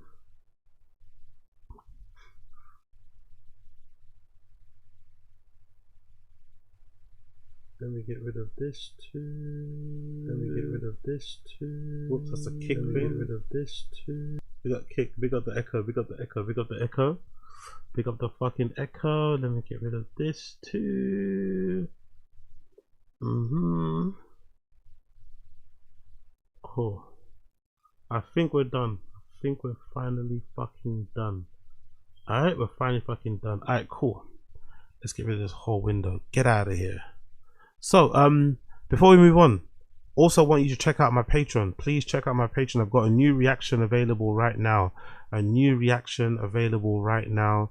The roast of fucking Kevin Hart part number 2. The roast of Kevin Hart part 2 is available right now. There it is. You see it there? Let me actually put the link in the stream chat so if you guys can join. It's only $1 to be a member of my fucking Patreon. It's only $1 to be a member of the Patreon. Obviously it goes up. There's other tiers there if you want to support on the other tiers. There's only $1 to be a part of the Patreon and get access to all of my archive reactions and shit. So check out the Patreon. Good little reactions there regarding the roast of Kevin Hart part 2. Don't get me wrong, it's not as good as Tom Brady. It's not as good as the Tom Brady roast. So if you're thinking that, do not be mistaken. It's not as good as the Tom Brady roast, but it's decent enough. And you can watch it for $1 basically. It's more expensive on Netflix. You can watch it on $1 courtesy of me. Okay, so check it out there. Check it out there. There's the link. It's in the stream chat. It's pretty fucking decent. 2 parts available right now. 2 parts available. Part 1 and part 2. Part 1 and part 2. Check it out if you're that way inclined. Check it out if you're that way inclined. Okay, cool. Let's move on. Let's do some Rogan stuff. Bappa and Rogan. No, let's do. Yeah, 90 seconds in, and Bappa immediately changes his mind on a slight bit of Rogan pushback. I thought this clip was fucking hilarious. I think I mentioned it yesterday. We'll do it one more time. I thought this clip was fucking hilarious because it just goes to show you, like, I think Rogan, as much as he's a, you know, has these asshole tendencies, I weirdly think he actually does enjoy more when his friends push back and challenge him a bit. I think he also likes sycophants. I think that's partly why Brendan's so his friend, because Brendan glazes him and looks up to him like a mentor, like a big brother, like an idol. But I also think with the way that he enjoys hanging out with Ari Shaffir, how he hangs out with doing Protectile Parks with Ari Shaffir, Shane Gillis and Mark Norman, you can tell Rogan actually doesn't mind it when Mark Norman kind of like razzes him and disses him and I mean, he kind of likes it because it doesn't happen too often. Because he's always the big dog in every room he goes to. Everyone's always trying to suck up to him because he's got the big podcast. Everyone's always trying to suck his dick to get on the show. So he probably very rarely gets treated like a normal human, as opposed to, you know, with the exception of like hanging out with Ari, Shane, and fucking Mark. So I think the way Brendan acts with Rogan, where he makes a point and then Rogan does a bit of pushback, disagrees, and then he immediately acquiesces and changes his mind, actually doesn't help their friendship. I think their friendship would be heightened and would be solidified. Rogan would actually love Brendan more if Brendan kind of like would be like, nah, I disagree. This is my opinion. I disagree. As opposed to saying, oh yeah, you're right. No, you're right actually. Maybe what you're saying has got a point. Maybe we're both right. And that means like, no, don't acquiesce. Just because he's richer, just because he's more famous. Like, fuck that. Like, if you got an opinion, you got an opinion. You know what I mean? But Brendan, within 90 seconds of the new episode of the GRE, he immediately buckles under, no pressure, zero slight pressure, and agrees with everything fucking Rogan is saying. It's super funny. He also just was blocking punches with his face. Wow. That's the other thing. Like his deep. Yo, big up Gamebred. Nah, I doubt it. I'm probably going to go out. I doubt it. I'm probably going to go out. I doubt it. I'm probably going to go out. Doubt it. Defense was so bad. I think it was that Joshua Van's offense was so good. You know what? I think it's a combo of both. Yeah, it's a combo of both. Yeah, for sure. Because Tyra's... It's a combo of both for sure. One more time. That's such a good clip. It's such a good clip. It's that way. No, I think it's probably both. Yeah, you're right. It's probably both. Like, Jesus Christ. He also just was blocking punches with his face. Well, that's the other thing. Like his defense was so bad. I think it was that Joshua Van's offense was so good. You know what? And I think it's a combo of both. Yeah, it's a combo of both. Yeah, for sure. Because Tyra's primarily... He also... It's so funny. I think it's both. Yeah. You're right. It's probably both. Just was blocking punches with his face. Well, that's the other thing. Like his defense was so bad. I think it was that Joshua Van's offense was so good. You know what? And I think it's a combo of both. Yeah, it's a combo of both. Yeah, for sure. Because Tyra's... for sure. Jesus Christ, Brendan. Have some backbone for fuck's sake. Have some fucking backbone for fuck's sake. But yeah, you're right. It's probably both. Jesus Christ, bro. Have a bit of backbone, Brendan. Have a bit of backbone, Brenda. God almighty. Big up, who do I see here? Big up, someone saw in the comments. Big up Josie. How often does anyone ever push back with Rogan? It's got to be boring. No, I don't think so.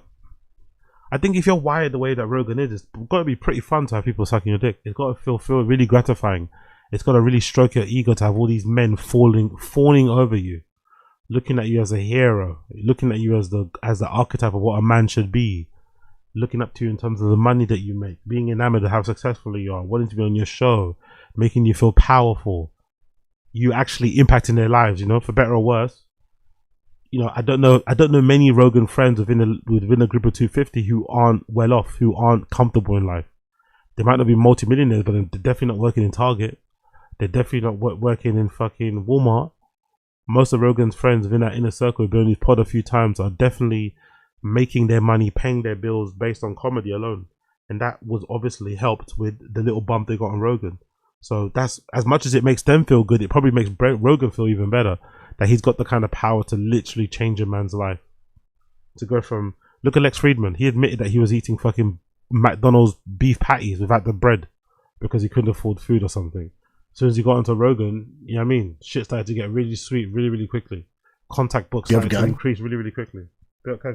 There are entire compilations of Papa Parrot Toe. Yeah. Smiley face emoji. Yeah, we watched it last time, remember? We watched it last time. We watched one of those ones last time. It was fucking brilliant.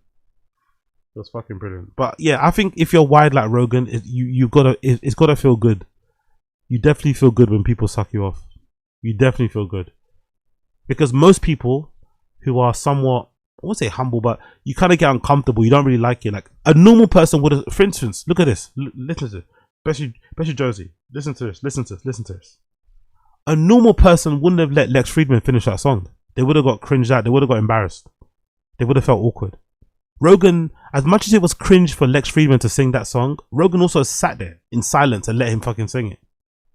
Why? Because he liked it. He liked being adored and sung to, and sung to in that way. Like he's a fucking king or something. Do you know what I mean? He actually kind of enjoyed it. That's the really scary part. Most normal people would have stopped Lex Friedman from finishing that song. He let him go through the entire song. He's got a big bag. His back looks like a barrel of fucking snakes, like mahogany. Like what? Most normal people would have definitely stopped. Like, hey, relax. It's okay. I get the gist. Put your guitar down, please. But Rogan let him play the full song. Even the little outro bit. Rogan loves being glazed. That's for one thing. Bappa and Brian Callen glaze him too much, but Rogan loves being glazed. Let's not doubt that. He absolutely loves being glazed. He tries to do the fake humble thing sometimes. One thing I rate Rogan for, given how rich and famous he is, he's not as bad when it comes to the ego and the sense of self-worth like Bert Kreischer, but he's definitely still up there. You know, Bert Kreischer's like, oh my god, like Bert Kreischer would say things like, it makes me sad thinking about that I might die and I won't be around and people's lives won't be as fun because I'm not here. Do you know that kind of weird self-importance thing that Bert has? Rogan isn't that bad, but he's still up there. He's still fucking up there. He likes to be adored. He likes to be glazed. For sure he likes to be glazed. Let's remember. Big up Gamebreak. Some people might fight Lex over a zesty song like exactly Gamebreak. Most normal people would have fucking pulled that fucking guitar off him, had a bit of a tug of war. Like, you have to stop playing that fucking guitar. If you don't stop playing that guitar, get out of my fucking studio. It'd make you that angry. It'd make you that embarrassed, that cringed out, you know? But he sat there and just like let him fucking sing that shit. He sat there and enjoyed every part of that. So yeah. Let's keep that in mind, okay? Let's keep that in mind. Let's keep that in mind. Let's keep that in mind. I'm on a roll now, man. Fucking hell, way better than yesterday. I'm sorry for last night, people. I really am. And I hate when I get tired like that and I can't put a good show on. I like putting on a good show, providing you with good content, letting you be able to listen to me in the background without having to ask me to fucking, you know what I mean? Because that was one of the first streams ever where somebody said I was talking too slow, talking too loud, talking too low. I've never been accused of in all the time I've made content, no one's ever accused me of talking too quietly. You know, niggas are asking, are you talking to? I was like, me of all people, the guy that fucking screams in a normal conversation, the guy that has no calibration for fucking volume. You know what I mean? I'm like a typical black person that way. I talk loudly all the time. You can hear my voice from a mile away. So the fact that I was fucking drowsing off, I mean, please, I apologize, but this has been a good show so far. I've enjoyed it. Make sure if you enjoyed it too, smash the like, hit subscribe, share, leave a comment, get involved in the chat. If you're over there on the Kick as well, I see you on the Kick side of things too. Thank you for joining me. If you're over there on X as well, thank you for joining me. Also, share, like, all of that malarkey. I appreciate you all. Who's there right now? Big up Podcastables, I see you. Big up Podcastables, I see you. Big up Stannis as well, I see you too. DW in the Kick stream chat too. I appreciate every single one of you. Thank you for joining me. Always a pleasure, never a chore. Always a chore, never a pleasure. Let's fucking go. Bappa agrees with Dana White on the UFC fight bonus criteria. Is Brendan Schaub a little bit like tapped? That's obviously a rhetorical question. But why does Brendan do this? There'll be times that Brendan will go like on a tirade against the UFC. The UFC is done. The UFC is out. The UFC is suffering. The UFC this. The UFC that. The UFC this. Like implying that Dana's not running it correctly. Kind of hinting without really hinting that if he was in charge, he would do this. He would do that differently, right? All of these things that he says. All of these things that he fucking says. All of these things that he fucking says. Then suddenly, out of nowhere, out of fucking nowhere, he'll start glazing the UFC. Start glazing Dana White. Oh yeah, I agree with him. Yeah, I agree with him there. Like, he should know now. Like, I reckon Dana's probably said some awful things about Brendan to Joe Rogan. So I think Brendan knows this. Because Dana and Rogan are really tight. There's no way in hell that Rogan hasn't tried to mend the relationship between Dana and and Brendan. But Rogan probably knows Dana well from their years of working together. And he knows that, you know, Dana's not that kind of person who forgives very easily. If you cross Dana White, you're dead to him. You know what I mean? So he's just left it. So Brendan also must know that. So why does he always do this thing where he kind of tries to like suck up to Dana in the presence of Rogan, hoping Dana will see the clip and then think, yeah, Brendan's all right. It's gone too far now. You're never going to be friends again. You're never going to be friends again. He's never going to be cool with you. But then I also think maybe Brendan's not doing it to be cool with Dana. Maybe Brendan's doing it because he's afraid if he goes to a UFC fight card, he won't get let in. He's afraid he might be like soft banned. He might not be officially banned from the UFC like Sneako is, right? There was that paper going around on social media that had a picture of Sneako and said that he's banned from all UFC events. I don't think Brendan's banned like that. But I do think if Brendan ever went to a UFC event, he's definitely going to post about it on social media. And if Dana White got wind that Brendan was at a UFC fight card, I have a feeling he'd definitely put a call in and get him escorted out. So I think that Brendan doesn't want to get embarrassed that way. He doesn't want to ever be, you know, he doesn't want Dana to have that moment. So he tries to like suck up to him, hoping that he sees it and that Dana forgives him and they, you know, go back to being like somewhat friends or whatever it may be. I don't think that's ever going to happen. So yeah, this is strange. Brendan agrees with Dana White on the UFC fight bonus criteria. I find this really strange what he's saying here. Talking shit, pointing at you. He's fun, man. So fun. He's one of my faves. So fun. How about at the end of the fight, when I'm interviewing him, he's like, come walk with me. And he takes me over to Dana. He's, yo, Dana. Yeah, he wants that bonus. They've never given him a bonus. He was just talking about how he's one of the most exciting fighters that's ever done it. Yeah, he's awesome. I'm like, everybody knows that. He's like, why didn't you get my fucking bonus? Yeah. But I'm kind of with Dana on the bonus. Dana goes, well, we do it also your strength of your opponent. Like Zell Huber was good, dude. He beat Zell Huber in his last fight. And stopped him. That was fight. He should have got a bonus. He should have got it for that one. That's what he was talking about. Well, but for this last fight, right? For his last fight, Big up Tim Okazi. Big up. Money is there. Big up Tim Okazi. Big up Tim Okazi in the stream chat. Man, so fun. He's one of my faves. So fun. How about at the end of the fight when I'm interviewing him? He's like, "Come walk with me," and he takes me over to Dana. He's, "Yo, Dana." Yeah, he wants that bonus. They've never given him bonus. He was just talking about how he's one of the most exciting fighters that's ever done it. Yeah, he's awesome. I'm like, everybody knows that. He's like, "Why didn't you get my fucking bonus?" Yeah, but I'm kind of with Dana on the bonus. Ew. I'm kind of with Dana on the bonus. Please tell him. Please tell him I'm kind of with Dana. Please tell Dana that I agree with him on the bonus thing. Of course you agreed with him because you want him to fucking be your friend again. When he wasn't afraid of ruffling feathers and speaking truth to power. Brendan, to give him a little bit of credit, he was one of the first fighters to come out and be very anti-UFC in terms of a business sense when he was going through what he was going through towards the end of his career and when he quit to do fucking podcasting and stand-up. He was actually one of the only really truly outspoken fighters. We were talking about how badly it was run, how they fucked over the fighters, the Reebok deal, all that shit. But as soon as it started to get really tricky, because that's the thing that doesn't make sense too. Like, if anything, now is the perfect time to be like the most disagreeable when it comes to Dana White and the UFC because you don't need them. You can just watch fight cards at home. You don't need to go to UFC events if you don't want to. Or you can go and just don't post on fucking social. Post it once you're finished. But it's not like you need the approval nowadays. You can be like an independent UFC MMA commentator and do very well for yourself. You don't need accreditations. You don't need to be able to be invited to press conferences and shit. You can do a job outside the UFC fairly easily.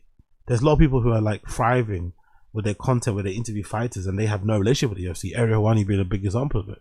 He's completely banned and he does pretty well. So interviews all the big stars, still gets all the exclusive news. I don't know, I find that whole thing very, very odd, very, very strange. Dana goes, well, we do it also your strength of your opponent. Like Zell Huber was good, dude. He beat Zell Huber in his last fight and stopped him. That was fight. He should have got a bonus. He should have got it for that one. That's what he was talking about. Well, but for this last fight, right? For his last fight, you know, he fought Jeremy Stevens. Great fight, great fighter. I like how he's just ignoring what Rogan said. That guy wanted the bonus not for the last fight, but the one before that. That's why he was arguing about the last fight he had. Because he really should have got the one fight bonus for the previous fight, but he didn't. Okay, just ignore it. Like, whatever. Such an idiot. But you know, compared to like the other guys on the card, that's why Dana's like, well, strength of but opponent he was too. But that's not how fight bonuses work, though. Fight bonuses isn't about your strength of fucking schedule or your fucking record. It should be about what you did in that fucking fight. How explosive were you? How devastating were you? How much did you fucking... You know what I mean? How much did you swing for the fences? Did you get a crazy knockout, crazy submission? It's about the actual performance of the fight. It's not about your... It's the first time I've heard that fight bonuses are linked to what you did previously. No, they're not. If you have a spectacular win, a spectacular knockout, a spectacular TKO against somebody, a spectacular fucking submission, or you come back from the brink of losing to win right at the end, that's where fight bonuses should come into it. But I fundamentally don't agree with fight bonuses because what fight bonuses does is tries to excuse the base salary they don't pay UFC fighters. That's the problem. They would rather not pay everyone a good base salary than just give people 50 grand, 100 grand extra per one person, one or two people, 100 grand to make up for the difference because they allegedly had the best fight of the night. That's a bullshit. The UFC just should pay people like... I've never understood why... Like, I've always said this before, right? If you're not going to pay the UFC fight, because maybe there's too many fighters on the roster. If you can't all pay them like a standard rate, I don't know, let's say like 30 grand, 60 grand a year or something, right? If you're like on the UFC fucking athlete, you get that regardless if you're going to fight or not. Cool. If you can't legitimately afford to pay everybody on the roster that amount, because imagine if you can't afford to pay everybody, you have to cut it off at a certain point. And if you cut it off at like the top 100, the other people are going to be mad too because why isn't it 200? Why isn't it free? So I understand it. But I've always said if you're not going to allow the fighters, if you're not going to pay the fighters a good base salary, why can't they just have their own sponsors? Because then all the fighters can dictate how much they make, and it would also help them make up the difference of what they're losing from not having the base salary.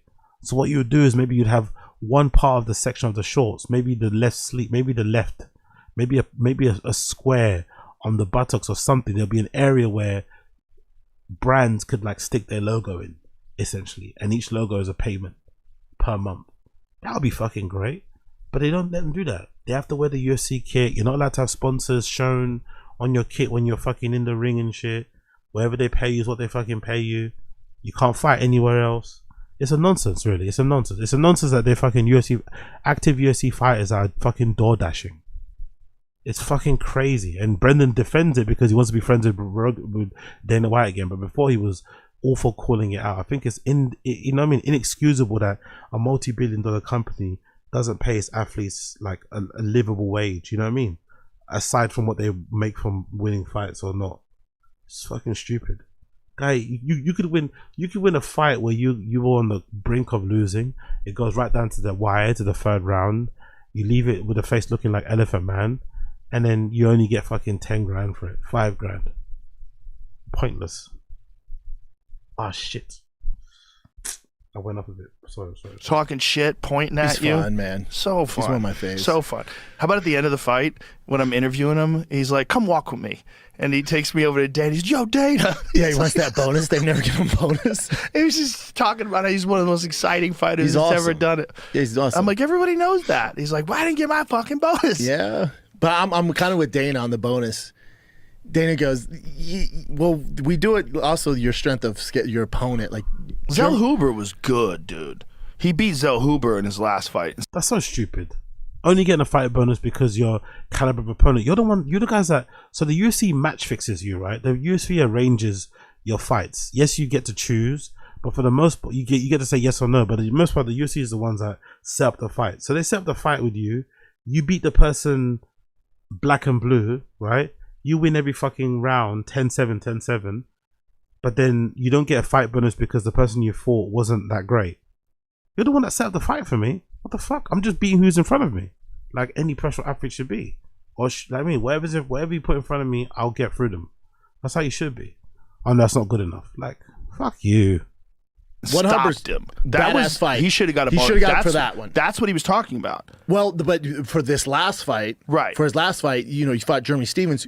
Great fight, great fighter. But compared to like the other guys on the card, that's why Dana's like, well, no, but he was too. complaining about not getting a bonus in his last fight. That's why he wanted a bonus in this fight. He was saying, because I even asked him, I go, you didn't get a bonus for the Zell Huber fight? He got $25K, right? Because didn't they change the rules? If you get a finish, no matter what, you get. But he wanted the big boy bonus. The big boy bonus. Yeah. Oh, I hate all of it. I hate people that have to ask for bonuses. It's so horrible. It's disgusting, man. Seeing professional fighters begging for Dana to give them a bonus. It's so dehumanizing. Professional athletes begging for money on the fucking big stage of that. It's so fucking embarrassing. I hate all of it. I fucking hate it. I agree. I hate it too. It's awkward. Look, the money is there, right? We know the money's there. Like this is a $7 billion deal. I'm not a businessman. I'll say that right now. If I was running the UFC, the stockholders, they would fucking kick me out. Yeah. The shareholders would have me fired. Yeah. I wouldn't. I'd run that you don't bitch want like me. affliction. Yeah, you don't want that. You don't want me running the UFC because I treat it like I was a communist. I'm also, me too. I'm also a little more careful the way I talk about it too because I don't know their books. I don't know how to run a giant company like that. Again, that's a cop-out. That's a fucking cop-out. He used to do that before. He used to talk about it without knowing anything about the books, openly and willingly. But because he's trying to get back into Dana White's good books, now it's like, oh, I don't know the books. I don't know how it is to operate the business and to manage it. Fuck off. Fuck off. You were critical of the UFC and their lack of good fighter pay when you didn't want to be Dana's friend. But now you want to be Dana's friend. All of a sudden, your understanding of why they don't pay fighters, they don't pay fighters enough. Come on, get out of here, man. This guy, get the fuck out of here. I assume with $7.7 billion, I'm like, man, I feel like we could give some over here. But then if you talk to somebody in the know, they're like, oh, do you? Well, look at this, motherfucker. I'm like, oh, my bad. Okay. My bad. Now, this is not a knock on Ari Emanuel, but it was reported that he made $67 million last year. There we go. Mic drop. Mic drop. Mic fucking drop. Dana White gambles more in a night than what most UFC fighters make their entire career. He gambles that away. Dana White probably gets paid more than most UFC fighters, salary-wise, base salary. I know he does a good job and he's a hard worker, but come the fuck on, man. Rogan probably gets paid more than the fucking fighters. Come on, bro. They put their lives on the line. Come on. They entertain the fans. Come on, bro. Rogan and fucking DC and shit probably get paid way more than the fighters get paid. It's fucking crazy. Like, honestly, I really don't get why they can't just give them a base salary of like 30 grand, 40 grand. And then whatever you want to make on top of it, you have to make for fighting. Not just, oh, you have to fight only. So that then means you have to fight more in the year to get more money. But then the more you fight, the more susceptible you are to losing. The more you lose, the more susceptible you are to getting cut. Like, huh? Come on, man. They worked very hard. I'm sure he did, but that was from the UFC, from Correct. TKO, right? That was his payout, and he's got a bunch of other things going on. He's a very successful guy. But And is he the reason they sold for $7.7 billion? He's a big part of it. Probably a big part, 100%. right? And But the biggest part of it is the fighters. Without the fighters, he can't sell a business for $7.6 million, you fucking oaf. Yes, that guy did some good work in behind the scenes in the boardroom, but the fighters are the fucking lifeblood of the sport. The athletes are. If they don't exist, there is no UFC. Yes, the businessmen in the suits do a good job. No one's doubting that. But the fighters should be able to get a base fucking salary. Some medical fucking cover. Something along those lines. And then of course, I'm all okay with eating what you kill, right? Or yeah, eating what you kill. So you make a base salary of 30 grand. Still not enough, but it gives you a base salary to cover your general needs, let's say. And then whatever you want to make on top, you make from fighting. You know what I mean?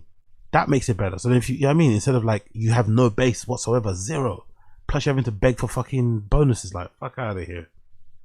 And also, he took the big chance in purchasing it for $2 billion, which was a big deal. Mm-hmm. You know, the whole thing is like, this is why you're in business. I think fighting is different than any other business. And the reason why I say this, and you could speak to this more than anybody, you are putting your health on the line in a way that is not required in any other business other than maybe football and boxing and kickboxing. You're putting your health on the line in a way that's different than any other business. You are... I'm not gonna lie, I don't even think that's important. I just think as a sport, like, it doesn't make any sense for a professional sport. Again, why are professional athletes working for DoorDash? If you're fighting in a league in a division that's really low, fair enough. But why are professional athletes playing at the highest level, competing at the highest level, which is the UFC? Fair enough, it's the only organization around, but still, it's the highest level of mixed martial arts, and they have to work for DoorDash. That's unacceptable. That is truly unacceptable. It really is. It almost makes you. It almost leads you down to the question of like, what's the point of being a professional athlete if you have to work for DoorDash? The whole reason why you're a professional athlete is because you're a fucking professional athlete. When you're an amateur, you're an amateur. That's when you're working for DoorDash. That's when you're fucking working in a bar. When you're an amateur coming up or semi-professional. But when you turn full pro, it should come with full pro benefits, and that is a full-time salary that kind of looks after you and covers your basic necessities. So that if you imagine if you get injured and you can't fight, then what? You get injured and you can't fight, there's no pay, nothing. Are the only thing that people are tuning in for. Without the fighters, there is no exactly. UFC. It doesn't exist. Exactly. Correct. It is the entire product. The thing you're selling is entirely fighters, and it's fighters that operate for a short window of their prime. They have 10 years or whatever they have, and when they get out, you know, we've all talked about guys that are mumbling now. You can't understand what the fuck they say. You see like tics that they have, and guys who have neurological problems, memory problems. It's real. So I don't think we should think of it like any other business, because the entire business model is these guys' bodies, and the consequence is their health, and it's for the rest of their life. And so if you're doing something that is generating a significant amount of money for a very short amount of time, I think you should get a lot of money for that if you're one of those people. The amount of money that is left over for the other people, the people that are making the money, that put the money in, they should still get a lot of money, which is why they did it in the first place. But I don't think the balance is correct. Exactly. Now, I agree.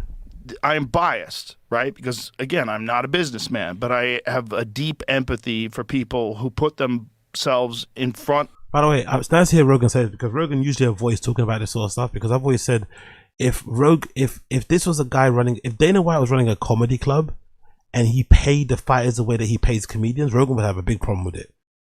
You know? So it's good to hear him say what he's saying, that no, if I was running it, everyone would get paid what they're worth and more. Do you know what I mean? I'd make sure they get all fucking compensated correctly. So it's good to hear him saying this, because he does usually try to avoid the fighter pay thing, because obviously when you talk about fighter pay, you have to talk about Dana White. And Dana White's very anti-fighter pay. He's very anti that. You know what I mean? He believes in like everyone. It's almost like he believes that everyone should pull themselves up by their bootstraps. But it's like, they are still doing that because they're obviously fighters and they're fucking grafting.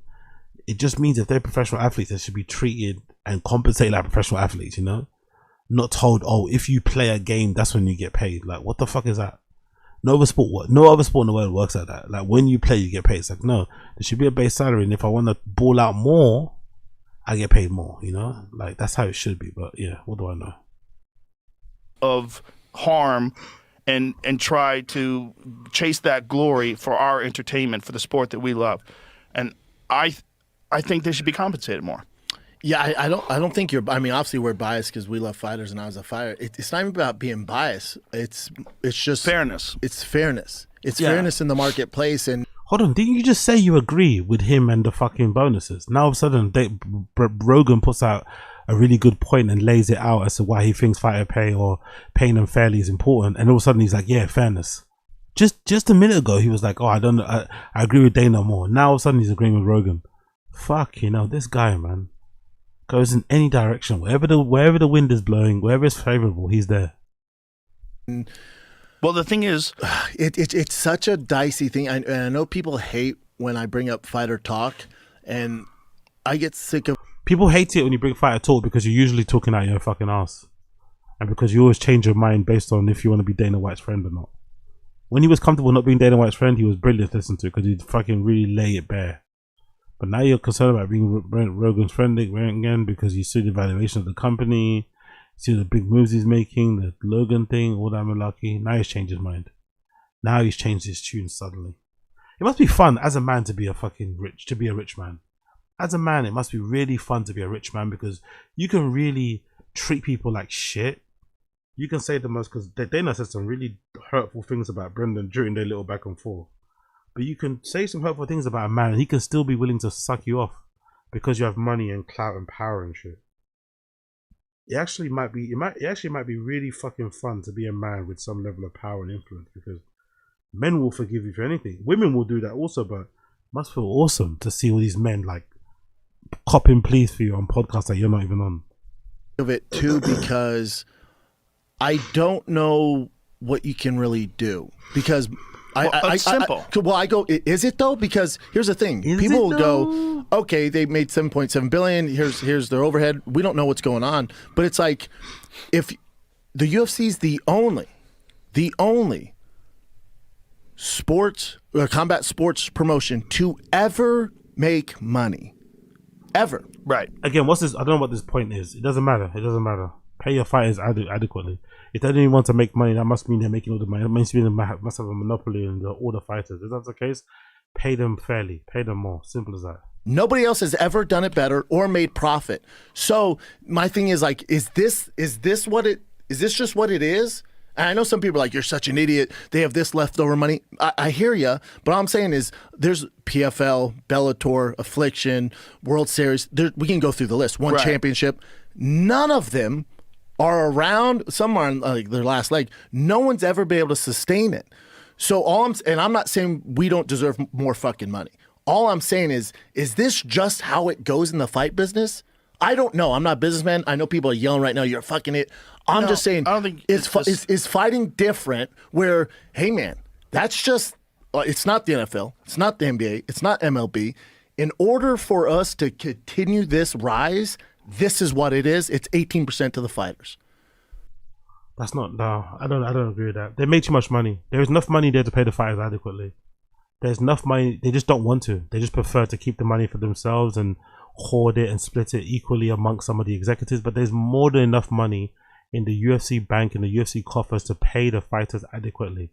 When it was coming up, when it was fucking DIY and shit, there's an argument to be had with, hey, please defer your payment. We're trying to grind. We're trying to make this happen.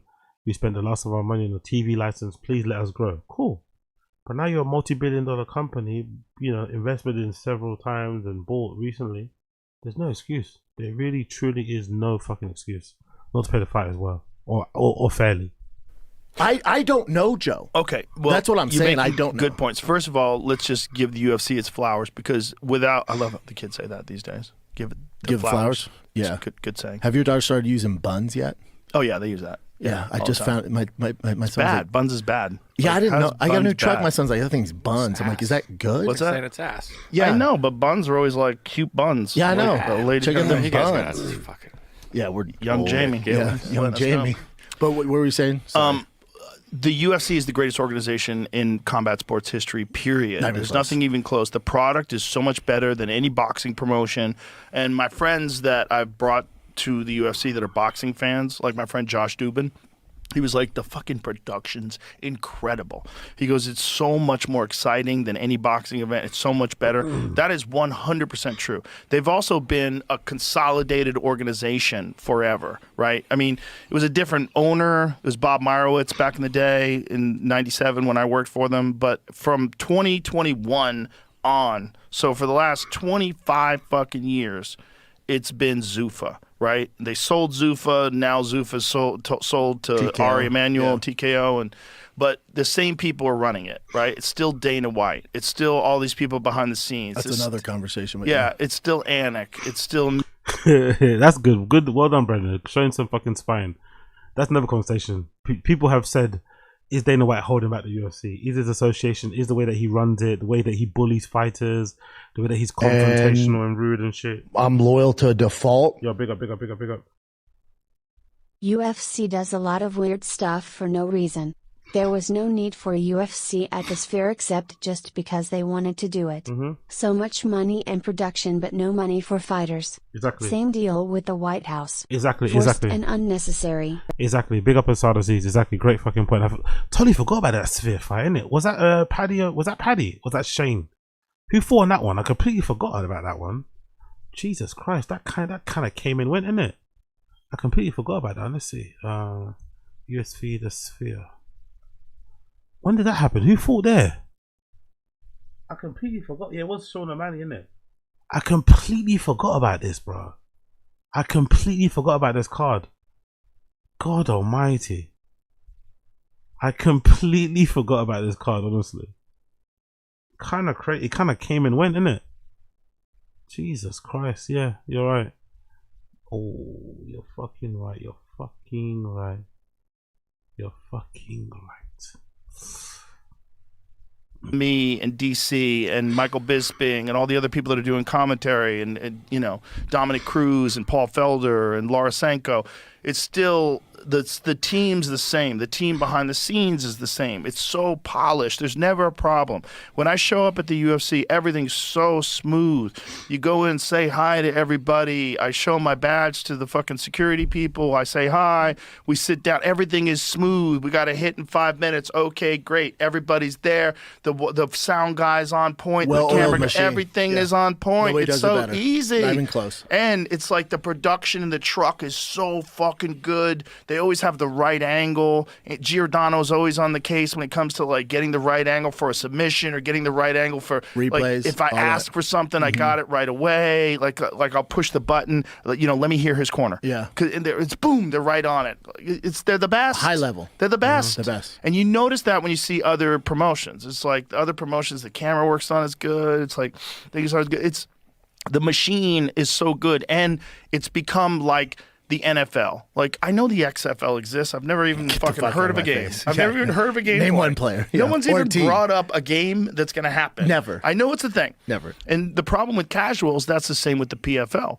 Even though the PFL's fucking got really good fighters. There's really good fighters in the PFL. Far cry from the UFC, but yeah. Some of them are really good, man. That cat that just knocked out Renan Ferrar, the guy who's the heavyweight, that is Fedor's protege. Oh yeah, the Russian cat. Bro. He's good.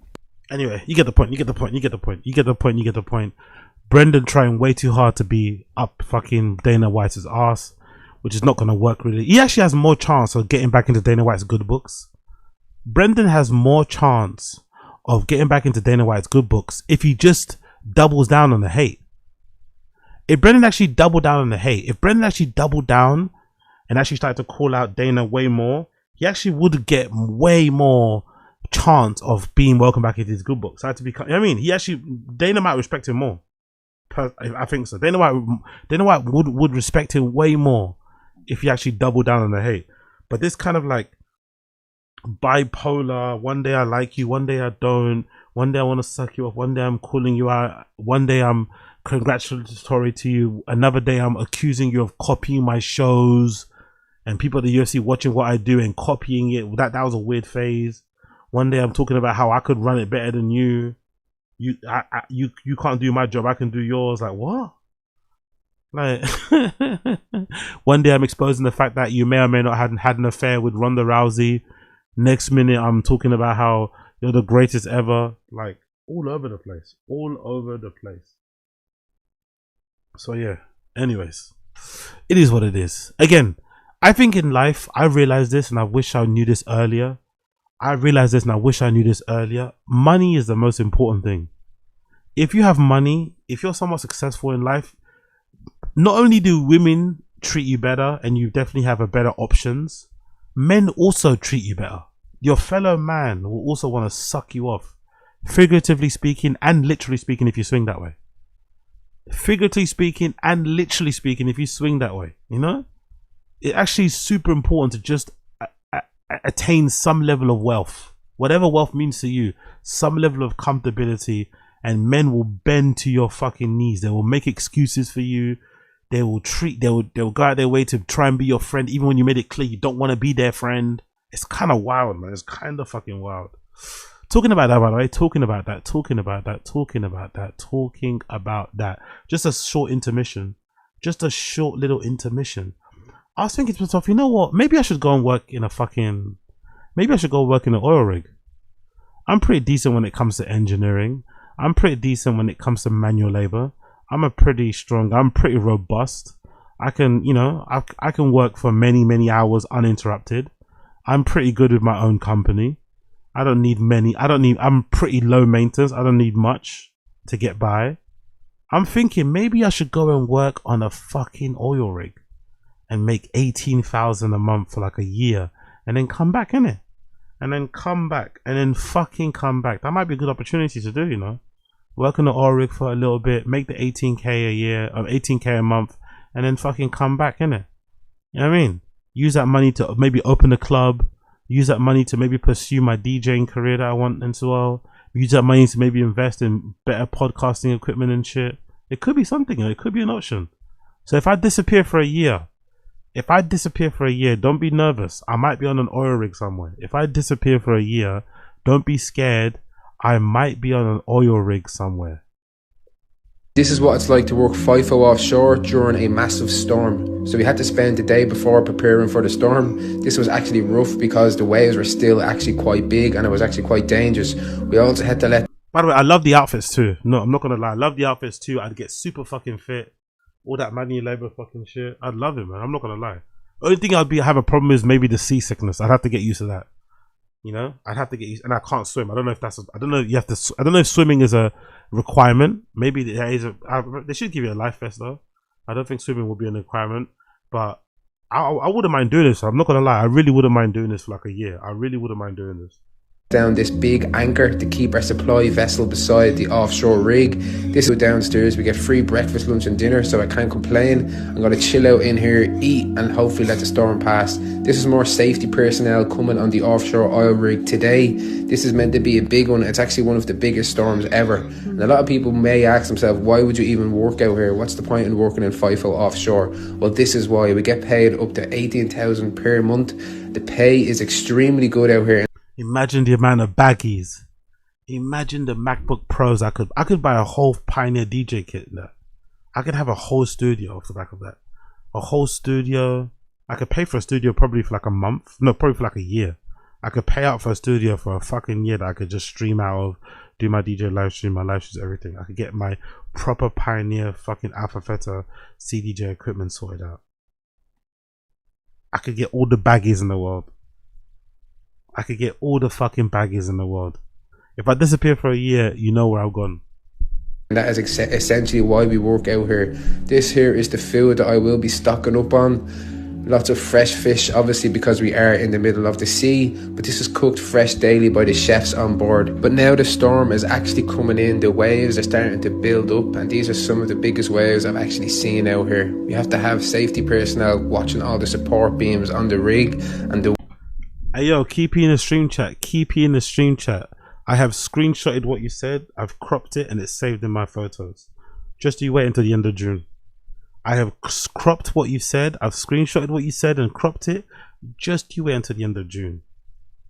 I don't understand when people doubt me. It's so fucking funny. Given how driven I am, given how amazing I am, given how fucking insightful I am, given how fucking sensational I am, it's crazy that I get doubted. Print screen, cropped, saved in album. Print screen, cropped, saved in album. Winds got up to 200 miles per hour out here. But look, these rigs are actually really good. You get free food, free accommodation, and there's many facilities on board like saunas, basketball courts, and gym. Big up Asad Aziz. Hey, have you ever been in the middle of the ocean? I've been to Brighton. Have you ever been in the middle of the ocean? I've been to Brighton. I've swum in a leisure centre swimming pool. Does that count? I've been to a resort. Does that count? Big up Asad Aziz. Does it count if I've been to a resort? Does it count if I've like laid down in a fucking in a kiddie pool and ordered fucking cocktails by wagging my finger in Bali? Does that count? Does that count if I've sat down at a bar inside the middle of a swimming pool? Does that count? Gyms, and the pay is exceptional. If you're serious about wanting to get into FIFO offshore, follow our Instagram FIFO Guide too, and check out our website in the... Yeah, I might have to check them out, man. I might have to check them out. I might have to check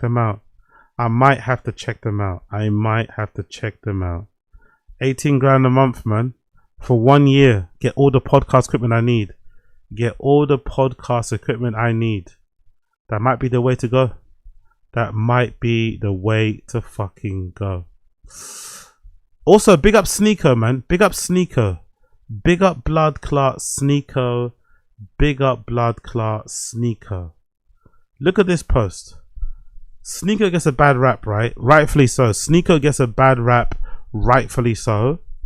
But sometimes he needs to do more of this. Instead of going around defending Chud the Builder and all this sort of nonsense that he does, instead of, you know, for the most part, LARPing like he's Muslim and then in a year's time he's probably going to become a fucking atheist and shit, he needs to do more of this sort of stuff. We need to see more of this side of Sneako, because this was really wholesome. This was a really wholesome moment between Sneako and this random kid that he connected with on that chatting app. I think it's called Omegle, however you fucking pronounce that app. It's similar to like Monkey, where you can kind of, you know, you connect with random people around the world and you kind of talk to them and shit on live stream. He had a really good conversation with this young black kid in America who kind of, you know, is pursuing his trading or tradecraft and shit and making some decent money. It was kind of good to see like a black kid in America who has his kind of head screwed on tight, isn't worried about flashy things and stuff, and just, you know, is working a good job, would probably end up making a lot of good money and living a pretty decent life. And it was good that Sneako connected with him and sent him some encouraging words and also gave him some money at the end. But you're staying away from your 19. Are you dodging all the traps? Yeah, nigga, I'm chilling. What? I got a job in a union, carpenter. I'm chilling, bro. Oh, that's what's up. Jesus, yeah, peace be upon him. He was a carpenter. Yeah, big up case of Moses. I don't think the employer of an oil rig would have. No, I wouldn't be doing adult multivitamins on the oil rig. Are you dumb? Come on, man. Don't be silly. Being on an oil rig and being out in the middle of the ocean like that and working that way, that'll be a great time to actually strip away all that shit and just focus in. They give you free lunch, free dinner, free breakfast, free dinner, free lunch, free breakfast, free lunch, free dinner. Sorry. You get to fucking connect with different people around the world. The fucking community of the people they work there must be fun too, I'd imagine. Because I imagine people that will usually work with their hands are usually a lot more fun to hang out with than people that work in offices behind fucking computers. Trust me, I've been there. So the community will be fucking good. You probably get drug tested anyway, but I wouldn't care about that sort of thing. You know what I mean? Maybe you might have the odd boozy night here and there when you want to celebrate something, but adult multivitamins wouldn't be in my interest. It'd be something that I would pursue when I come back. So I mean, after a year of working there, saving up some money, because you're living on there for the most part, right? You'd be there for maybe 6. Because I remember I bumped into a kid when I went to LA, actually. Yeah, when I went to LA, I bumped into a couple Australian guys who I was sitting next to on my flight to LA, and they did the same thing. And I think at that time they told me they were getting like 9 grand a month or something, and they basically used that money to travel. They'll do that for like 6 months to 8 months, save that money, and then travel for like a year, backpacking around the world. And if you know anything, you know, like Australians and fucking Kiwis, New Zealand guys, they're probably some of the most well-traveled people in the world, nationalities outside of probably Nigerians and Chinese people and shit. They're everywhere around the world. You always find a fucking Australian and a New Zealand guy somewhere. And they said they did the same thing, like, you know what I mean? Just working on oil rigs. Yes, it's kind of boring and you kind of miss out on a lot of things in your friends' lives and life in general, because you're literally in the middle of the fucking ocean. The conditions aren't the greatest. It's fucking hard work. No one's doubting that. It's probably going to be back-breaking work. You're up super late, all that malarkey, but the money's good. That's why it's so tempting, because the money's really fucking good. Because where else do you, unless you play professional sports or you're doing this at a high level, this sort of streaming stuff, where else are you going to make 18 grand a month? You know?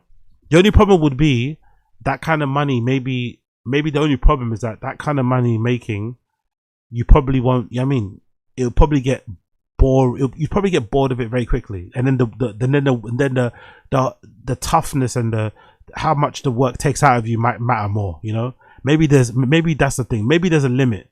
Maybe there's a limit to how much physical labor you're willing to do for money when you actually do it. Because I'm talking about it now while I'm sitting here comfortably in a fucking well-lit room with all my things next to me with Wi-Fi and electricity, and I can pop out to the shops when I want to. I can talk to you guys. I can talk to my friends on the phone. Do you know what I mean? I'm talking about it in a very glowing way now, in the comfort of my own home. I understand that, and I also understand that there is probably a limit to how much people are willing to do for money in terms of physical labor. But I personally think I have a really high pain threshold. I always have. I think that's probably one kind of like true gifts as well. I can put up with a lot. You know what I mean? I can tolerate a lot. I don't really complain that much. I can roll my sleeves up and shit. All that malarkey. As much as I can be an independent person, I'm also a team player. And I kind of catch on to things very quickly. I think I've already got a bit of an engineering, sciencey background from what I did in college and school and shit. I think I'd do pretty well at it. I'm not gonna lie. I think I'd do way better working in an oil rig than working. Although in my head I want to be a creative director of a brand or something, I think working as a creative director of a brand in an office 9 to 5, having to manage a team, I probably won't be able to do it. I probably don't have the patience to do that. But could I work independently and with a team, you know, aiming for the same goal, working on an oil rig? Yeah, really. I think I could work way better in an oil rig than I could work in an office. Actually, I think I could work better working in a bar than working in an office. I think I'm actually way more better with like people facing things. You know, even though the people facing things is way more stress and doesn't pay as much money, I think I'm a way better employee. Like, I think I was a way better employee when I was working retail, when I was working in bars. I think I shined really hard. That's why actually in one particular place, when I was at Dr. Martens, I ended up becoming like an assistant manager within like a year or maybe 8 months. I went from being part-time to full-time to a supervisor to assistant manager within like 8 months. Now, don't get me wrong, it's just retail. It doesn't really fucking matter. But it kind of went to show that, okay, I showed like some level of acumen for, you know, knowing how to do my job, using my own initiative, being resourceful, dependable, having some level of foresight, responsibility, leadership qualities, blah, blah, blah, blah, blah. But honestly, I think I could kill it on a fucking oil rig. You know what I mean? But obviously, it's a year out of your life, you know? It's a year out of your life away from people, away from Berghain, away from Fold, away from you guys and streaming and shit. And there's no guarantee if I come back after a year, the audience is still there. Do you know what I mean? Like, there's no guarantee. There's no guarantee you motherfuckers won't just go, you know what I mean, find somebody else to kind of go and watch and do. Or just life will just change. So, yeah, it's a big risk, though. It's a fucking big risk. But what I do wish I did, though, looking back, I wish I probably didn't go straight to uni and just do design course and shit. That was a waste of time. I wish I would have done what this kid did. In terms of learning a trade and making money that way, because this kid's making like $600 a week, he said. And I don't know how old he is. Looks like he's like probably under 21. That's fucking brilliant. I was not earning 600. I was probably making 800 a month when I was like 21, you know, at my first couple of jobs. And this kid's making 600 a week. That's fucking brilliant. Working as a tradesman. I love it. Let's play this clip. But you're staying away from your 19. Are you dodging all the traps? Yeah, nigga, I'm chilling. What? I got a job in a union, carpenter. I'm chilling, bro. Oh, that's what's up. Jesus, yeah, peace be upon him. He was a carpenter. Word? You didn't know that? Yeah. Oh, okay, that's a dope profession. How long you been doing it? It's only been like 3 months right now. I work with my pops, but like, it's cool as hell. I get paid every week. Yeah, you're making something. You're creating. You're making the world better. That's dope. Do people? Honestly, like, I hope nowadays it's not the truth, but whoever those kids were, like, I really hate them now. I don't know who they are, but all those kids in school when they used to, like, remember when you were in school? Maybe actually it wasn't the kids. Maybe it was the teachers. Do you remember in school when like a kid would like leave school? They'd kind of drop out. Like in England, it's called fucking secondary school. In your place in America, it's called high school. Do you remember when you were back in the day when you were young and a kid would drop out of secondary school? Like they drop out before that you graduate or something. And you look at them like, oh my God, your life is over.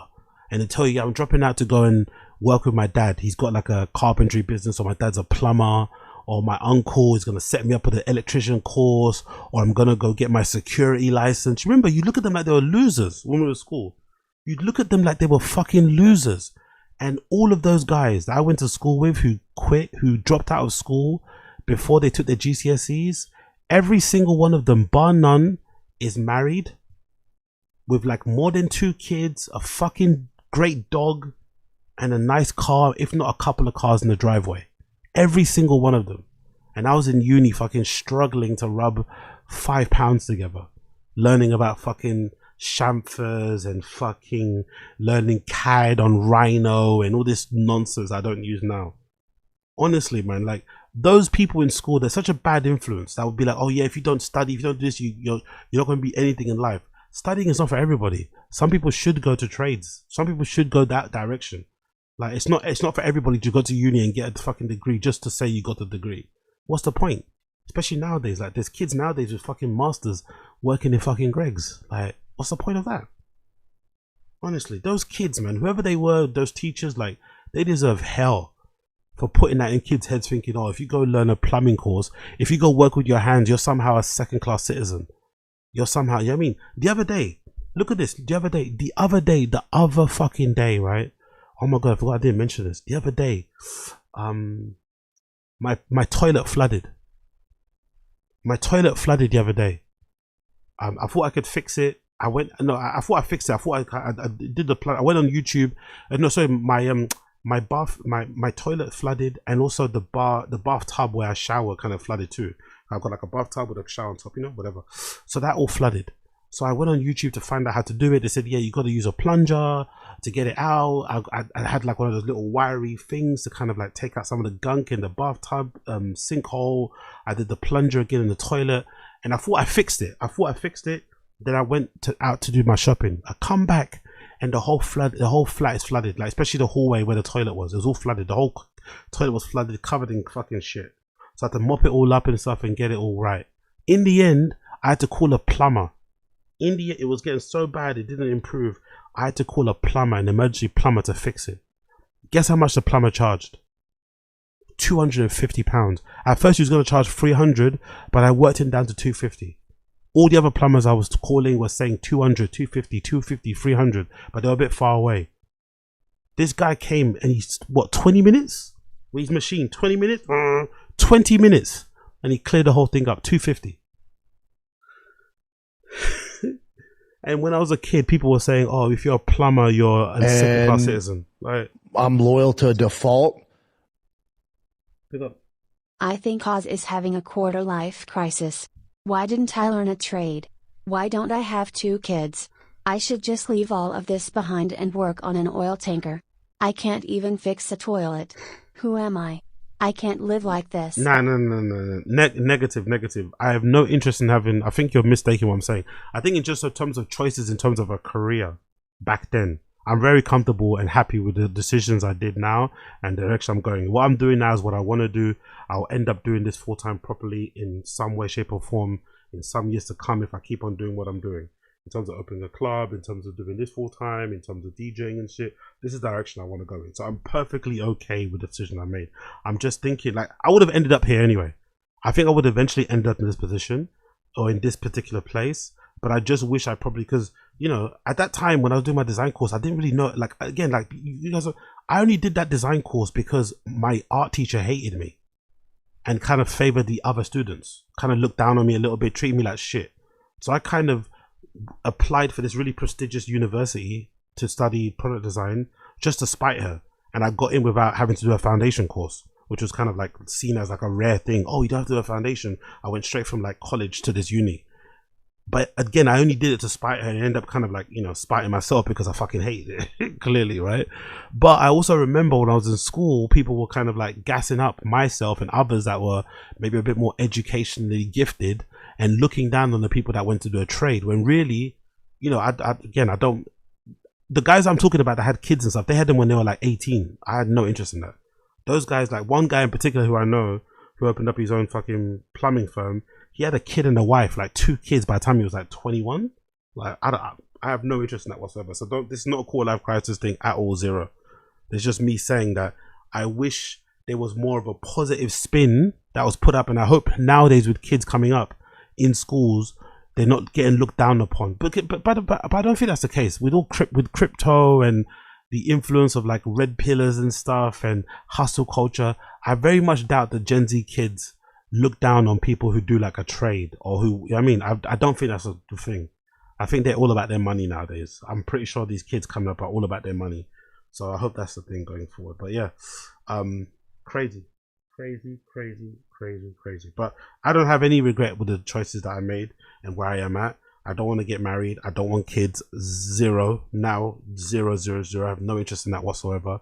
I'm fully focused on what I'm doing now, have my plans in place, and hopefully with the grace of God and my fucking determination and shit, things will figure themselves out.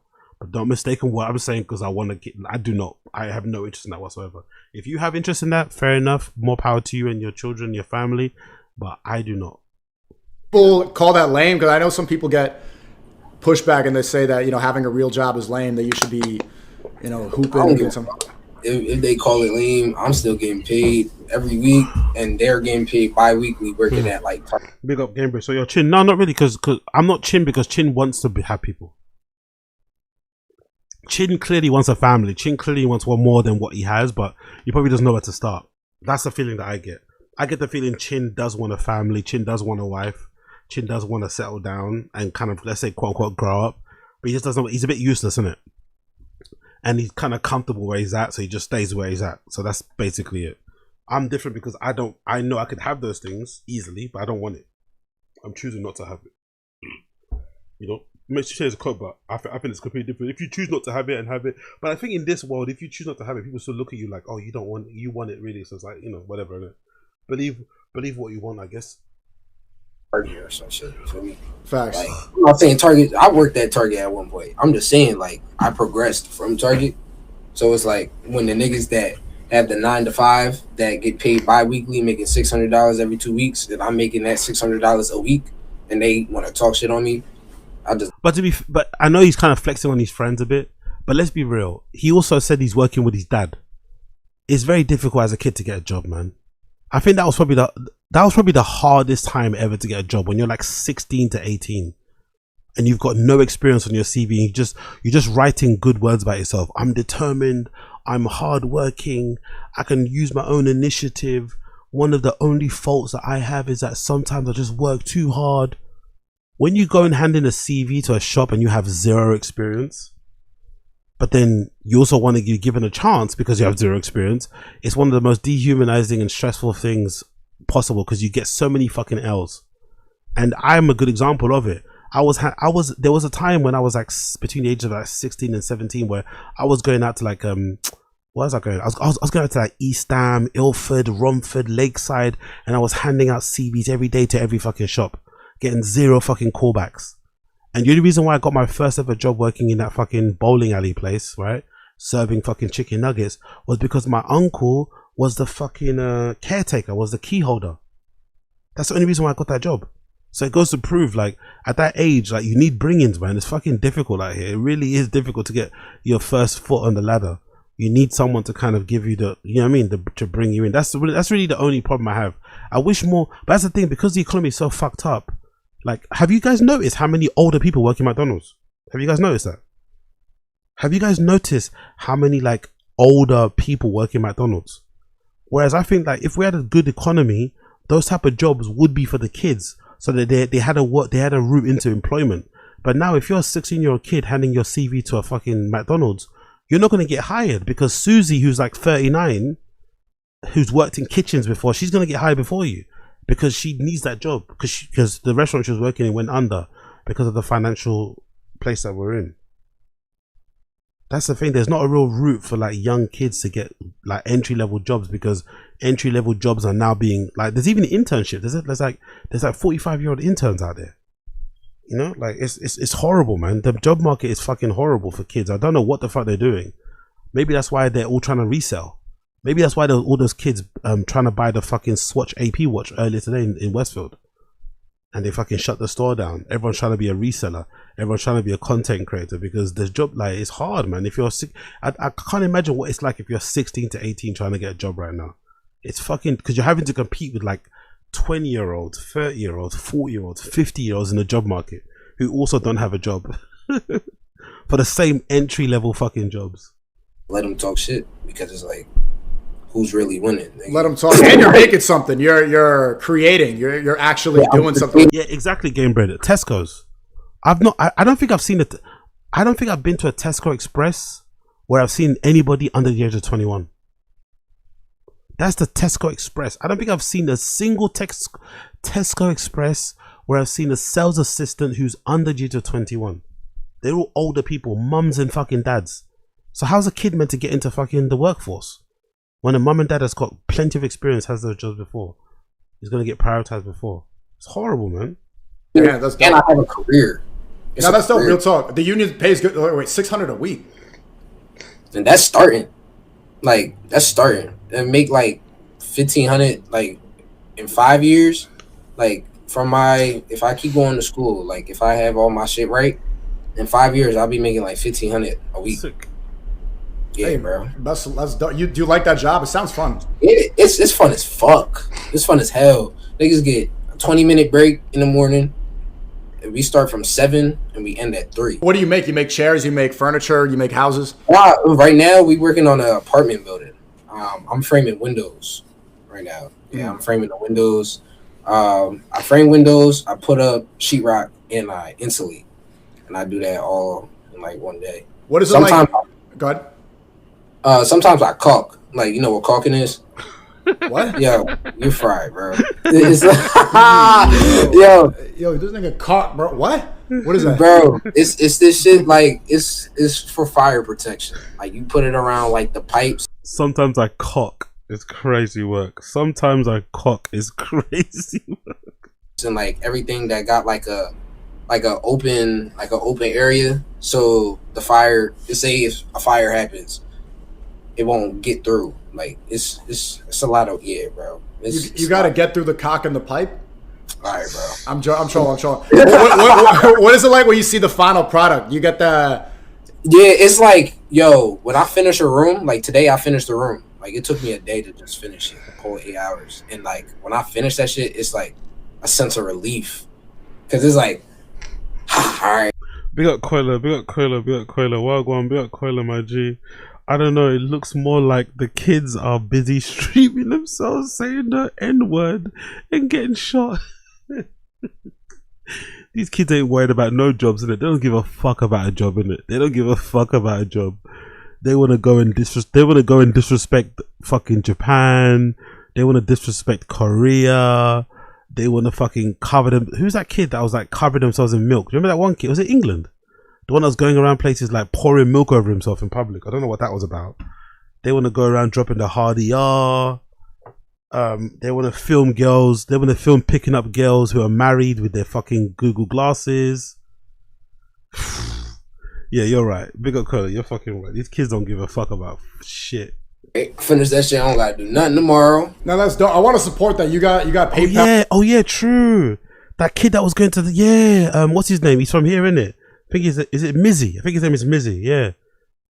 He started it again recently, by the way. He restarted that shit recently again, using his kid in the videos. He restarted that shit recently. He would pretend like his kid needs to go to the toilet and just start walking around the person's house. I kid you not. He's got a son now, and he used his son in the videos.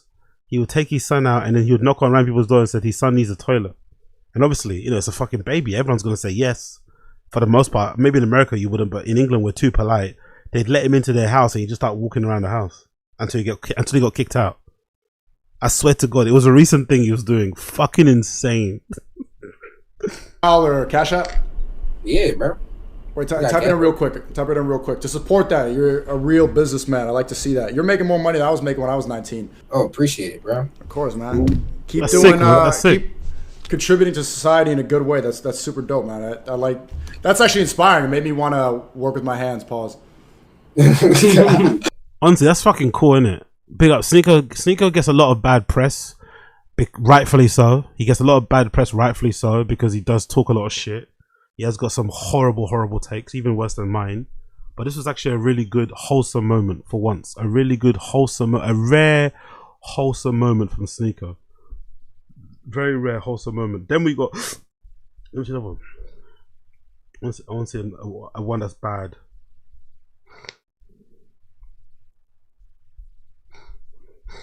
What's one that's bad? Huh? Let me see one that's bad. Let me see. One that's bad.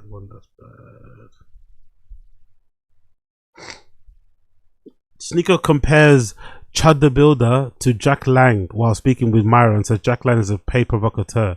So yeah, shit like this is shit. You know what I mean, like shit like this, you don't want to hear from fucking Sneako defending fucking what's his fucking name, ChudTheBuilder. Like, come on, guy. You can do better than this. You can do fucking better. I think somebody that you could compare ChudTheBuilder to is a guy like Jake Lang. I don't know if you're aware of this guy. He's a Jew wall kisser. He's a retard. Yeah, I don't want to play it for you because I don't want to make you guys angry, but it does exist. If you guys ask, I will find a video and play it for you.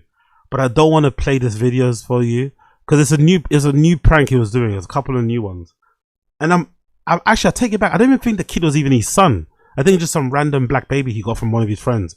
I don't even think the baby was even his son. It might have just been a random kid.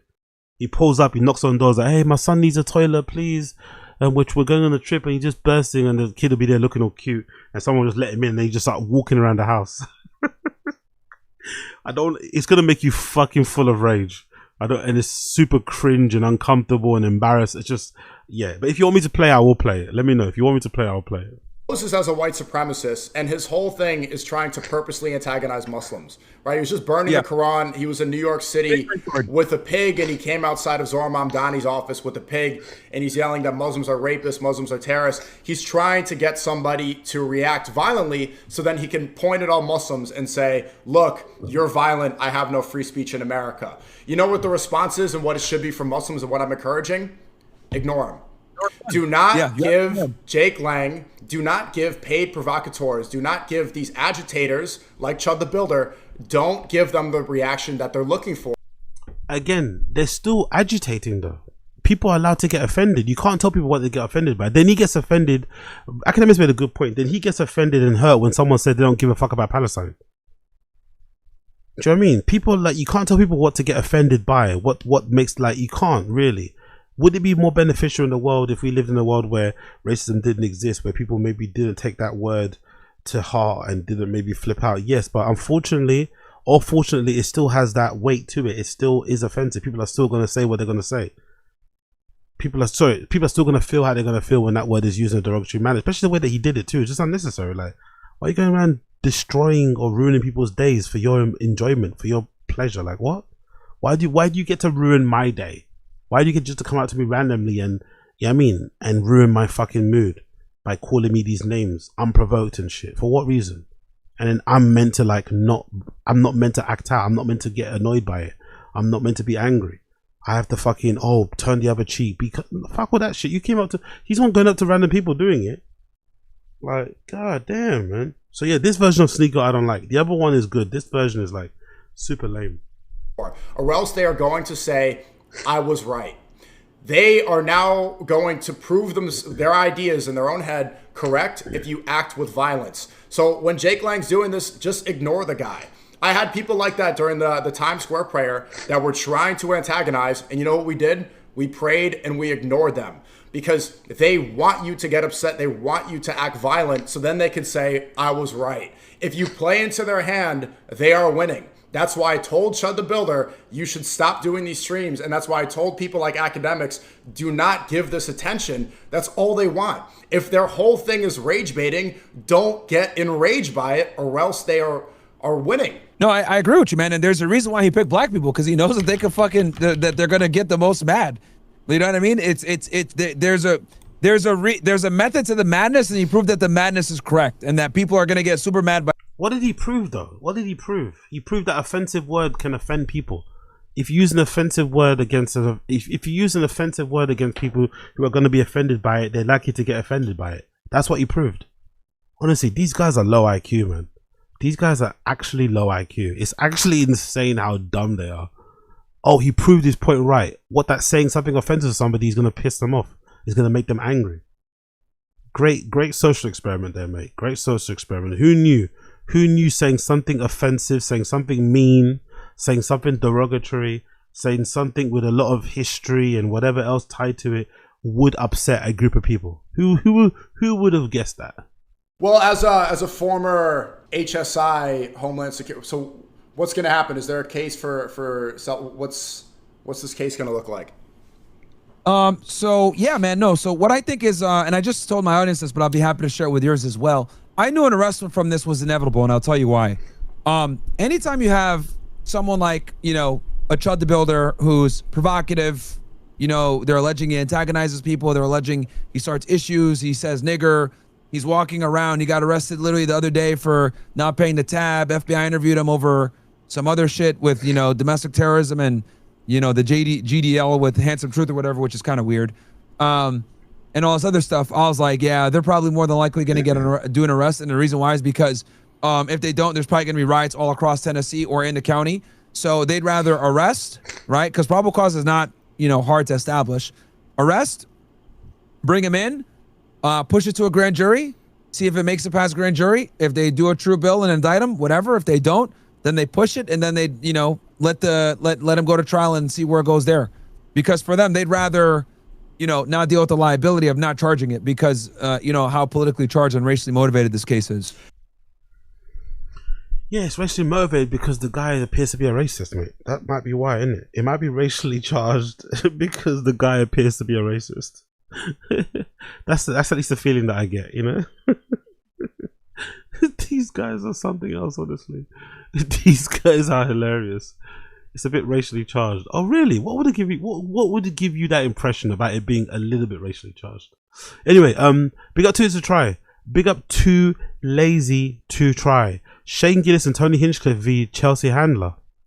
Shane Gillis and Tony Hinchcliffe, v Chelsea Handler. Shane Gillis and Tony Hinchcliffe v Chelsea Handler. Who are those people who you think are going to play victim? Chelsea Handler, and Chelsea Handler. They are vile. Tony Hinchcliffe is like, come on. You were uncomfortable. It was gross. Some of the stuff is really gross. And I get it. I guess that's the spirit of a roast. But even, I don't know. I find it all to be pretty ick. So I just wanted to play it a little bit of a higher key and while also eviscerating them and letting them know on behalf of women, really. Yeah. Since this seems to be an epidemic, you know what I mean? I really wanted to focus on the most kind of gross behavior. Not acceptable. And I'm not taking any of the joy out of it. It was a fun night. I had a great time, but I just don't think that kind of stuff is necessary. And I don't think it's funny. They're brutal to women and they're brutal to black women. And it's just so. This is lame as fuck. Aren't you a comedian? Come on, Chelsea Handler, man.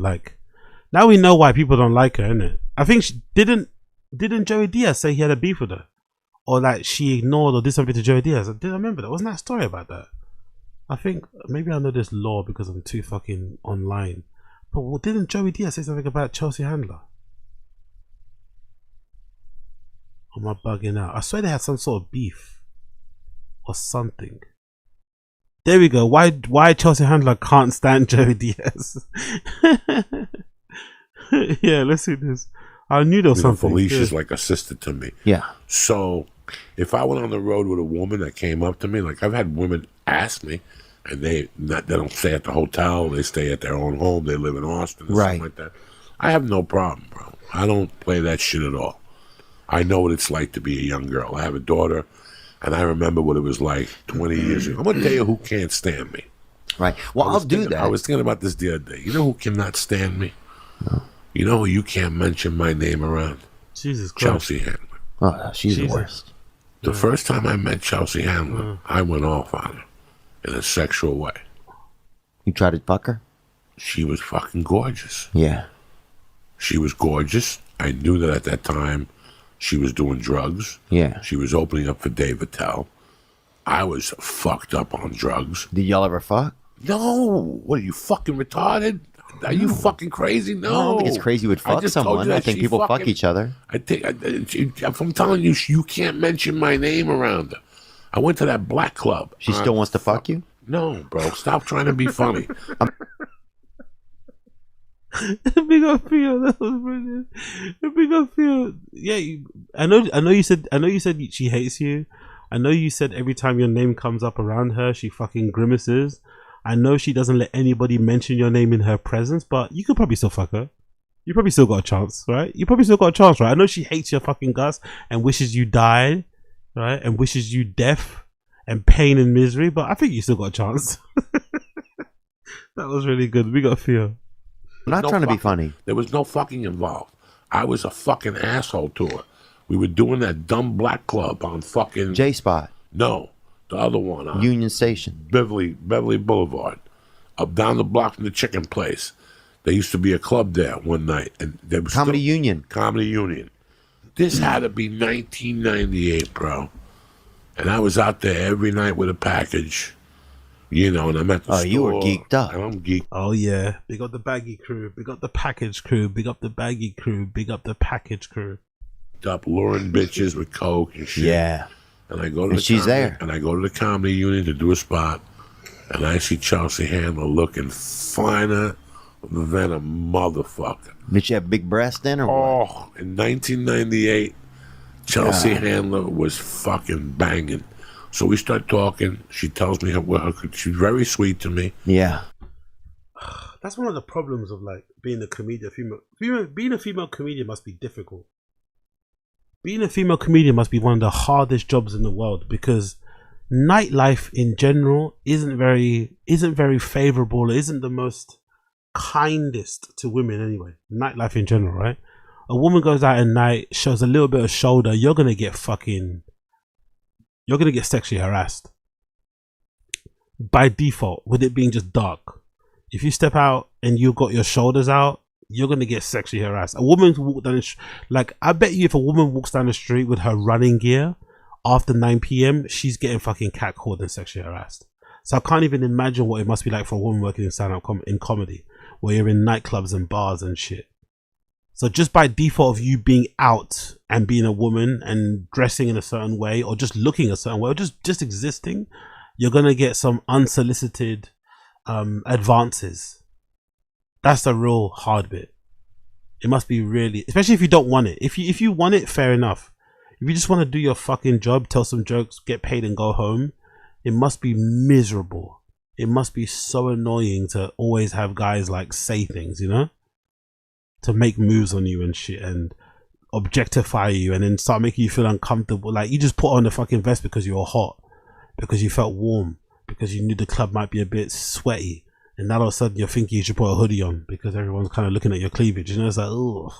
Because it's nighttime, isn't it? People just turn into monsters at nighttime. It must be one of the hardest jobs ever. And even worse around this era too. Because Joey Diaz has mentioned and said, you know, a lot of times that this period was a period where they were taking advantage. They were fucking exchanging sexual favors for stage time. Sometimes they wouldn't even give the stage time, but that was a big part of the comedy scene back then. You know, I don't know if all of it was done. I don't know if all of it was done with the agreement of the people or under duress, but that was a thing that was done back in the day in the Comedy Store. People getting off with each other behind the curtains, behind the building, getting off with each other in the toilets, propositioning, like it was crazy. So I can't imagine how difficult it was for women doing stand up in that era. You just want to, you want to look cute on stage. You want to be presentable, but then people mistaken you wanting to look good as you want to fuck them, because men make that leap sometimes. Men can sometimes make crazy logic leaps. She's wearing a dress. Oh yeah, she must want me. It's like, what? So yeah, I can only imagine how aggressive and how crazy Joey Diaz came off. Uncle Joey must have come off, no pun intended, to fucking Chelsea Handler. She tells me what her And credentials. she's already a bit precious anyway. You already see she's a little bit of a complainer, a little bit. Do you know what I mean? She's a little bit, even with comedians, she gets easily offended. So I can't imagine. So I think Joey Diaz just read the room wrong. I don't think he knew her, because she's already this, you know, she's complaining about a roast, you know. That's the one place where there's no rules and you shouldn't take anything personally. She's complaining that her fellow comedians went too far at a fucking comedy roast, you know. So I don't think Joey Diaz read the room. He didn't read the room. He didn't realize who she was. He made a big misstep, thinking that because she had her tits out, that she was some sort of whore or something. It's like, Credentials was, and not 6 minutes into the conversation, I'm like, let's get a rock of coke and let me eat your pussy and shit. And her face turned pale. Really? And she's crazy. Yo, big up Keepy. What happened to Packet? He got. I'll show you later. He got his TikTok got deleted, but I think he's on Instagram still. By the way, Instagram is way more like I've gone down a rabbit hole. There's this whole Instagram that exists. Please don't ask me how I found this, right? There's a whole Instagram that exists of like, it's borderline X-rated stuff on Instagram. Like, because every time you see people complaining about, oh, my Instagram got deleted, 10 years of work, 30,000 followers all gone. But I think I see way more like X-rated stuff on Instagram than I even see on Twitter nowadays. I think I see like, Instagram is weird. So for some reason, the packet connoisseur, the guy that goes around the world reviewing cocaine and shit, his TikTok got banned, but his Instagram is still up. I don't know why. If you get banned from TikTok for reviewing cocaine, surely you should get banned from Instagram too. But for some reason, they don't mind it. Maybe he's been a bit careful with the language and shit, but it's strange the things you can get away with on Instagram. There's so much like there's some really aggressive stuff on Instagram. I'm sure some of you guys have seen it, especially when they put that fucking little filter, little fucking blur on it. Oh, this is concerning. Don't press it. You press it, like, hold on, did someone's head just get taken off? Like, Instagram is pretty wild. It doesn't seem like it, but it's quite no holds barred. Yeah, exactly, Colin. Exactly, Gore. Exactly. There's way more, like, Instagram is pretty crazy. Like, I've seen some, like, hold on, that girl's tits are barely out, are basically out, innit? Like, saw someone get run over. You seen the most craziest, gnarliest fucking skateboard crashes that are really disturbing and shouldn't be an instant. Like, someone getting attacked by dogs. You're like, Jesus Christ. As it is, but I knew that I had done something wrong. Like I had, and then 3 months later, she was dating a friend of mine, and I went to a black guy? No, a white guy, and I went to a party and saw her, and the look she gave me was just horrid. And after that, somebody came up to me one day and they go, "Why does she hate you so much?" And I go, because one night she caught me, you know, like just sometimes women throw you off. You know what I'm saying? Like you have no idea how good she looked that night. Yeah. Like, this is when Chelsea had the Volvo. That's when she had the Volvo. Wow. She was. Jesus Christ, you remember what car she was driving? So it's a bit. This whole exchange is a little bit scary. I'm not gonna lie. When she had the Volvo, when she lived in that blue building, I think it was number 27, Fairmont Road, floor number 12. Uncle Jerry, I think you need to keep some of this information to yourself, brother. I think you need to keep some information to yourself. Bang! She would go up to the store and do the 9:15 spot every night. Fucking banging. But I never met her before. Yeah. I never met her before. I saw her and we started talking. And the next minute we were talking about cocaine and shit. And next thing you know, I'm like, Chelsea, I gotta tell you something. You look fine in a motherfucker. Wow, yeah. Let's go somewhere and do some blow. And she was like, what the fuck are you talking about? Get the fuck out of you, disgusting fat slob. Really? Were you fatter? No, I just... Theo's questions are so good. We got Theo on. This is the peak era of Theo on podcast. Were you fatter?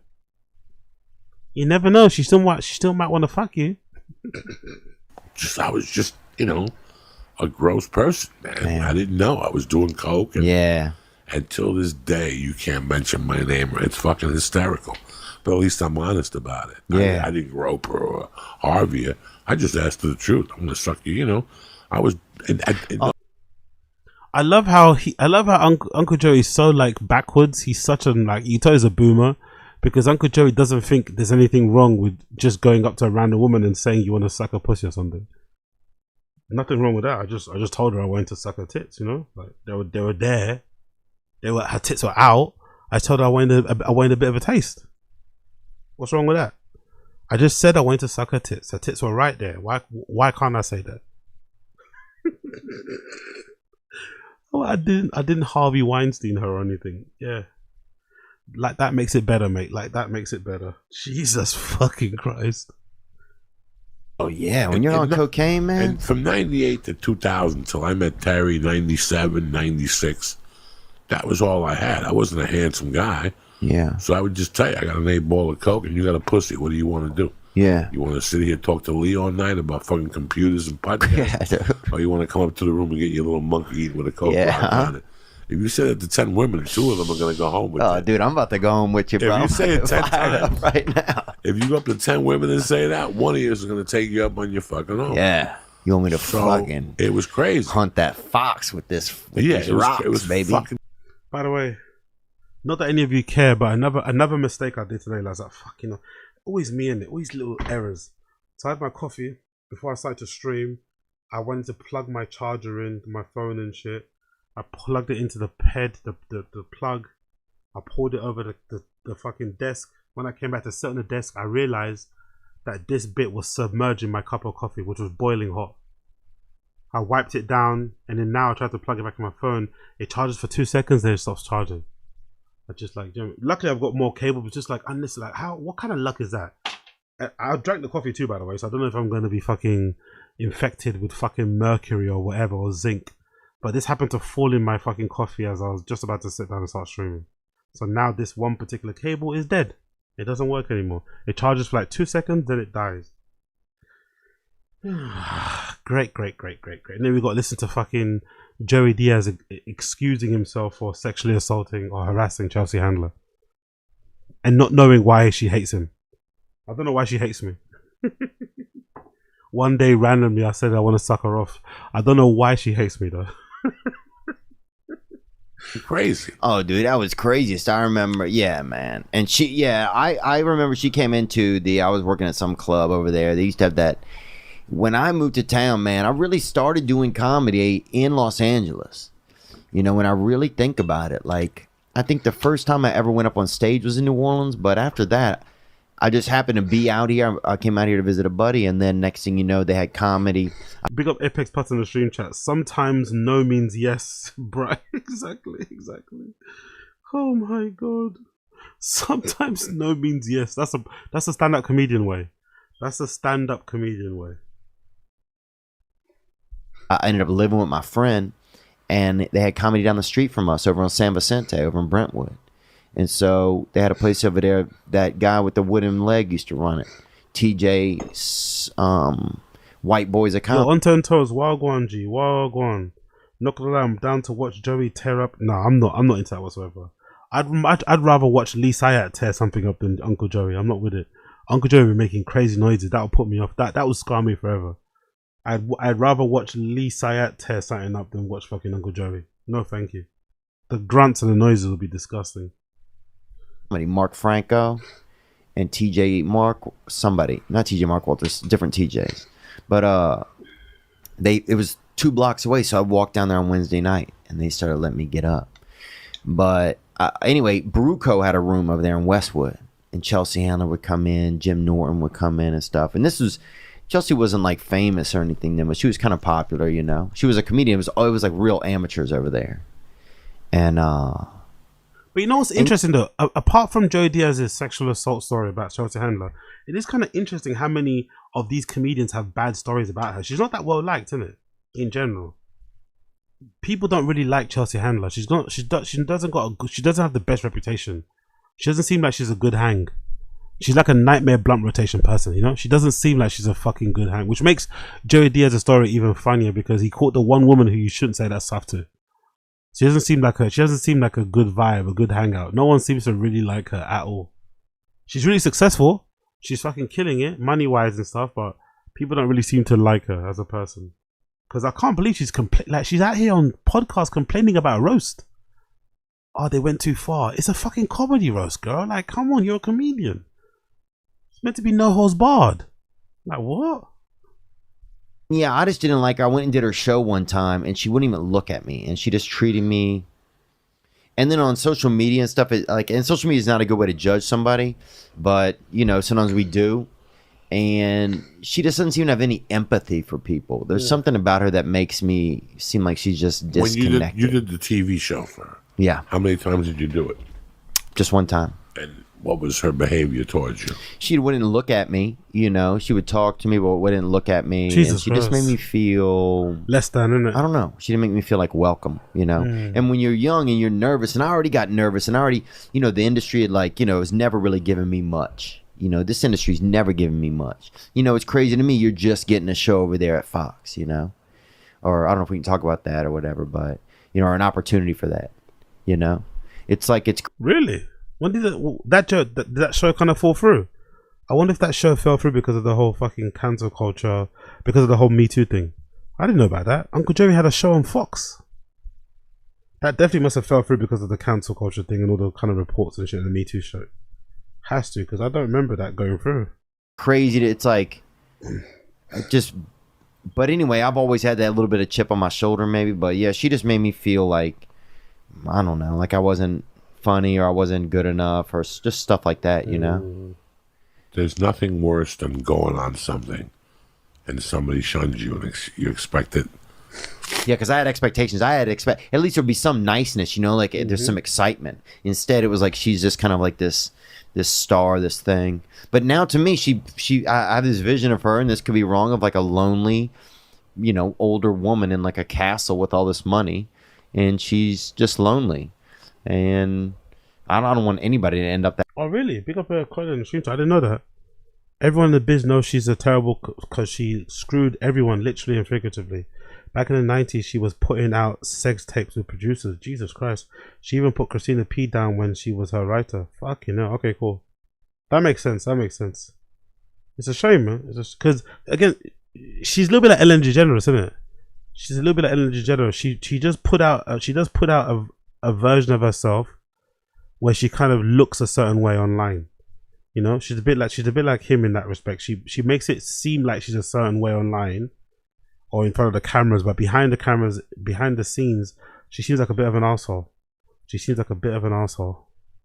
That way, and that could just be me thinking that way to make myself feel better, you know, that I felt like she was mean to me. But she seems like a real cunt to me, so whatever. Nice. Good to know. You know, you got to give something up for something, you know.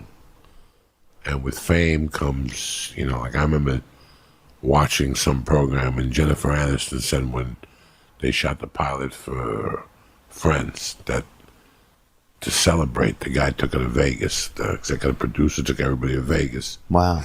And then gave them each $500 and said, walk to the casino and gamble this, because that's the last time you're ever gonna be able to walk through a casino again. Wow. That's how big you guys are gonna be, you know. They knew it out of the gate, huh? They knew it out of the gate, you know. And it's so weird how you... That's amazing. Listen, man. I was in this for so long, and I struggled for so long as a human being, that no matter what you throw at me now, it wouldn't change. Yeah. Like, I'm done. Like, yeah, you already baked. You only had me to go crazy when I was maybe up to 32. Yeah. This might explain also why he went to New Jersey, you know? As much as I like to say it was about the allegations, partly, that he ran away to New Jersey from LA, he was showing signs. Because Joe, I think that special burned Uncle Joey. That, like, I think he was part of that was the first Netflix comedy special where they gave everyone 30 minutes. I think it was him, Christina P, Big J Okerson, and unfortunately for Joey Diaz, he had one of the worst ones. But he also said he just had a bad day, and I think that performance burned him and kind of scarred him a bit, and he wasn't the same. And he kind of just gave up, like, you know what, fuck this comedy shit, fuck trying to like be a. Do you know what I mean? Let me just do my spots and be comfortable that way. Which I also get on the Brian Callen thing, which I think, you know, although Brendan was a bit, yeah, I'll relate that back to Callen later on, but there were clearly signs that, you know, Joey Diaz wasn't want to be in and around here forever. Maybe he was preemptively trying to get in front of all the allegations. I don't know, but it feels like it. 33, 34. Yeah, I would have gone a different crazy. I would have gone. Oh yeah, for sure. Being on set is hard when you're new. People big time you. Don't forget it. Yeah, I'm the same now. Even when I go to clubs and shit, and I'm on the come up, and I'm like, you know, trying to like, I won't say network, but you know, trying to get myself in a scene and shit, and you get treated like shit. You don't forget that. That might even be part of the reason why I'm so motivated to open a fucking club. You know, weirdly enough, that might be part of the reason why I'm so open. Obviously not, because I'm just, you know, what I mean, I love clubbing, I love nightclubs, I love DJing and all that shit. I want to be able to create my own space where people can have their own memories and they can live long past the time that I'm alive and shit, contribute to people's careers, create amazing moments. But yeah, when you're on the come up and you get big time, especially from somebody that's, I don't know, somebody you might look up to, or it's worse when you think someone's gonna be nice. That's actually the worst. When you know they're a dickhead, you can kind of anticipate it. But when you assume because you're in the same profession or something, that, or maybe because you're the same race or you have the same background, I don't know, something, you just assume they're gonna be nice to you and then they're not. Oof, that shit stings, bro. That shit fucking stings.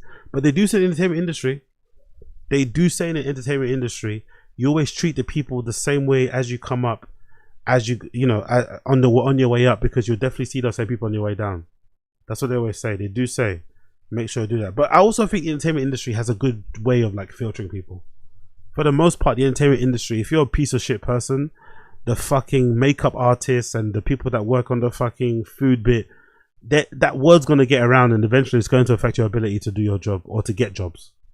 So you're kind of in a way incentivized to be nice in a certain way, because it always comes back around to bite you in the ass. It always comes back around to bite you in the ass. Always. Like, for instance, like I remember this was years ago, before even he is famous now. Years ago, someone told me that The Rock is actually a piece of shit behind the scenes. The image that he portrays online and in front of cameras is different. Behind the scene or on set, he's an absolute asshole. People hate him. And I've always wondered, will that eventually get out? Will we eventually see people like talking badly about him because he's like, you know, he's like a national treasure, right? He's like similar to like Snoop Dogg in America, how kind of like people kind of, you know, adore him and shit. So it would catch people off guard. Whereas the Ellen DeGeneres thing, you know, it was kind of obvious to see that she was a bit of an ass. You know what I mean? I don't know. But I do think those type of industries do self-regulate pretty well. But like I said, it's just you know, it's a bit of a shame when you get big time. It really is, man. Especially when you're new. That's what it says. It's just so hurtful, man. It really is.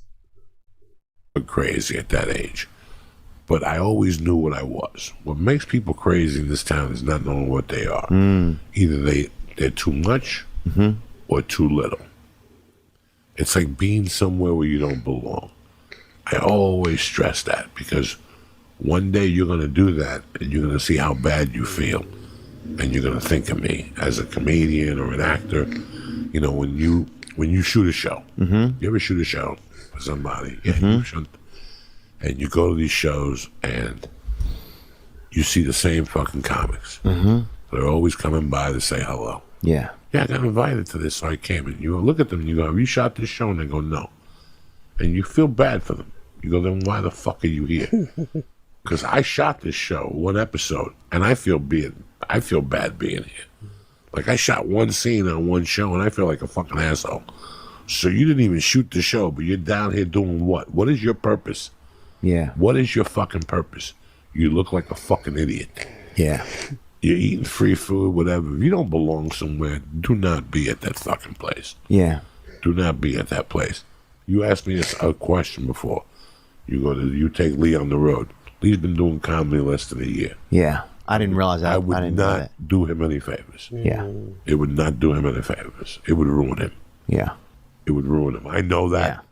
He's not ready by no means. Yeah. He's 2 years away, or I'd ruin him. His whole perception of stand-up would be ruined. That's a good point. That's very true. His whole perception. I took him to the Wilbur Theater. He saw what it's like.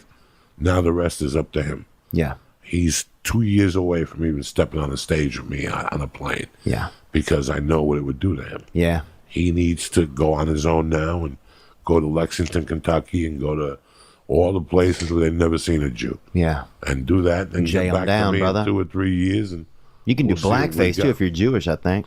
Don't you guys get No, that? they can't No, do no, that. I think Don't even bring that I'll up. hold off on They that. just fucking fired Kellen Megan. Now you got to bring up blackface. You like the kiss of death tonight. What the fuck is wrong with you? I don't want to hear blackface. I don't want to talk about blackface. They just fired Megan Kelly and you want to bring up blackface. You got great things happening in your fucking life. Leave blackface alone, all right? I just didn't know if Lee could do it. No, No, I'm gonna hold off on that one. No, it's the truth. If it's 2 in the afternoon and you ain't high, go fuck.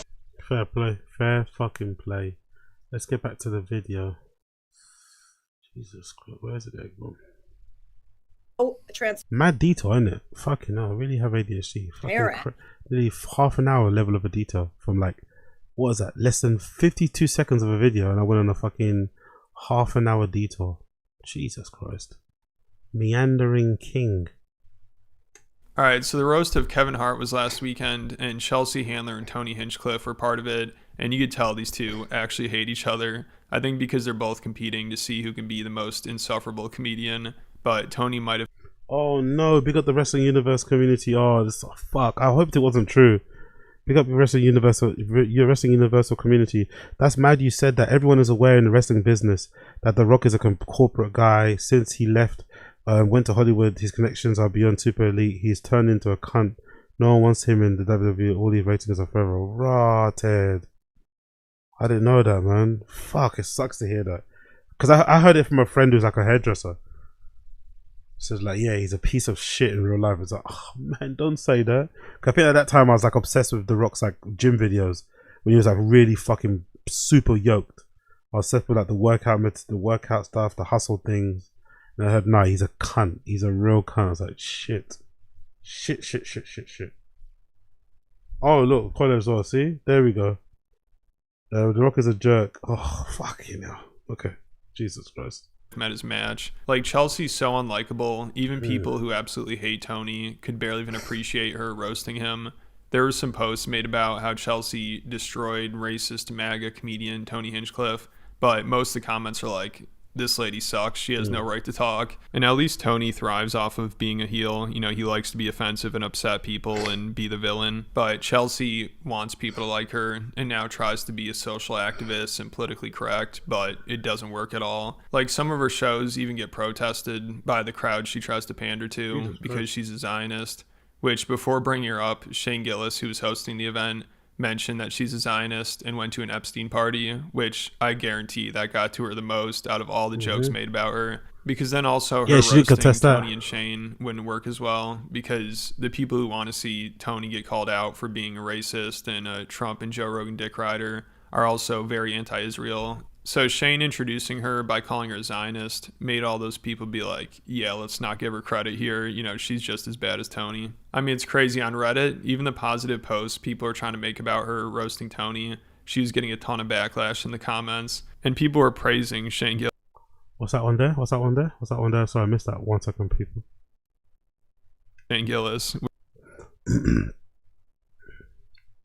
Broken clock and all that. Can we stop normalizing her? She's hateful as fuck. Didn't she have dinner at the Epstein house? As if she could talk. She's a raging Zionist that blindly supports Israel and the genocide it's been committing. Tony, she was getting a ton of backlash in the comments, and people were praising Shane Gillis. Would be much funnier joke if she herself wasn't a self-proclaimed Zionist. She sure hated it when Shane Gillis pointed out that night. Makes the MAGA jokes a lot less pointed. Okay, I didn't know. I thought the Zionist thing was a joke. I didn't think it was actually real. I don't really pay much attention to it. I'm not gonna lie. I don't really know much about Chelsea Handler like that.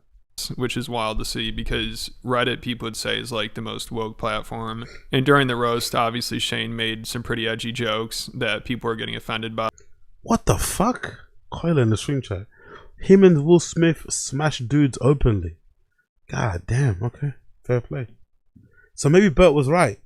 Maybe Bert Kreischer was right with that story he said about how he felt like Will Smith was hitting on him. Bert Kreischer lies a lot, but maybe that was the one thing that he said was actually true. Maybe Bert Kreischer wasn't lying when he said he felt like Will Smith was trying to hit on him. Like Chelsea. But I guess since Shane called her out for being a Zionist, people on Reddit were able to look past his offensive jokes. So some of the comments are like, I love that Shane brought this up. He knew what he was doing, and I don't think it came from a place of kind-hearted roasting, and it shouldn't. And I love how Shane takes his licks in stride, but she's all butthurt that he brought up Epstein and Israel murdering children. She looks shook going up there, and her jokes were weak. I think Shane is laughing that they aren't landing. So Shane bringing this up while introducing her was genius, and she was definitely pissed about it. I mean, the first thing she did was address it. And I'm going to try to play the clips from the roast, but Netflix can be strict with copyright, so I might have to remove them. If they're missing, it's because of copyright problems. Chelsea is a Zionist. I'm not saying that's good or bad. Speaking of dead kids, she's a big fan of abortions. Chelsea's been scraped more times than the grill at Benihana. Jesus Christ. So good. Speaking of tossing tiny shrimp into a child's mouth, Chelsea Handler went to dinner at Jeffrey Epstein's house in 2010. You can look it up. There's articles. It wasn't like a big party. There was like 7 people there. And it was like Prince Andrew and Woody Allen were there. Anyway, ladies and gentlemen, Chelsea Handler.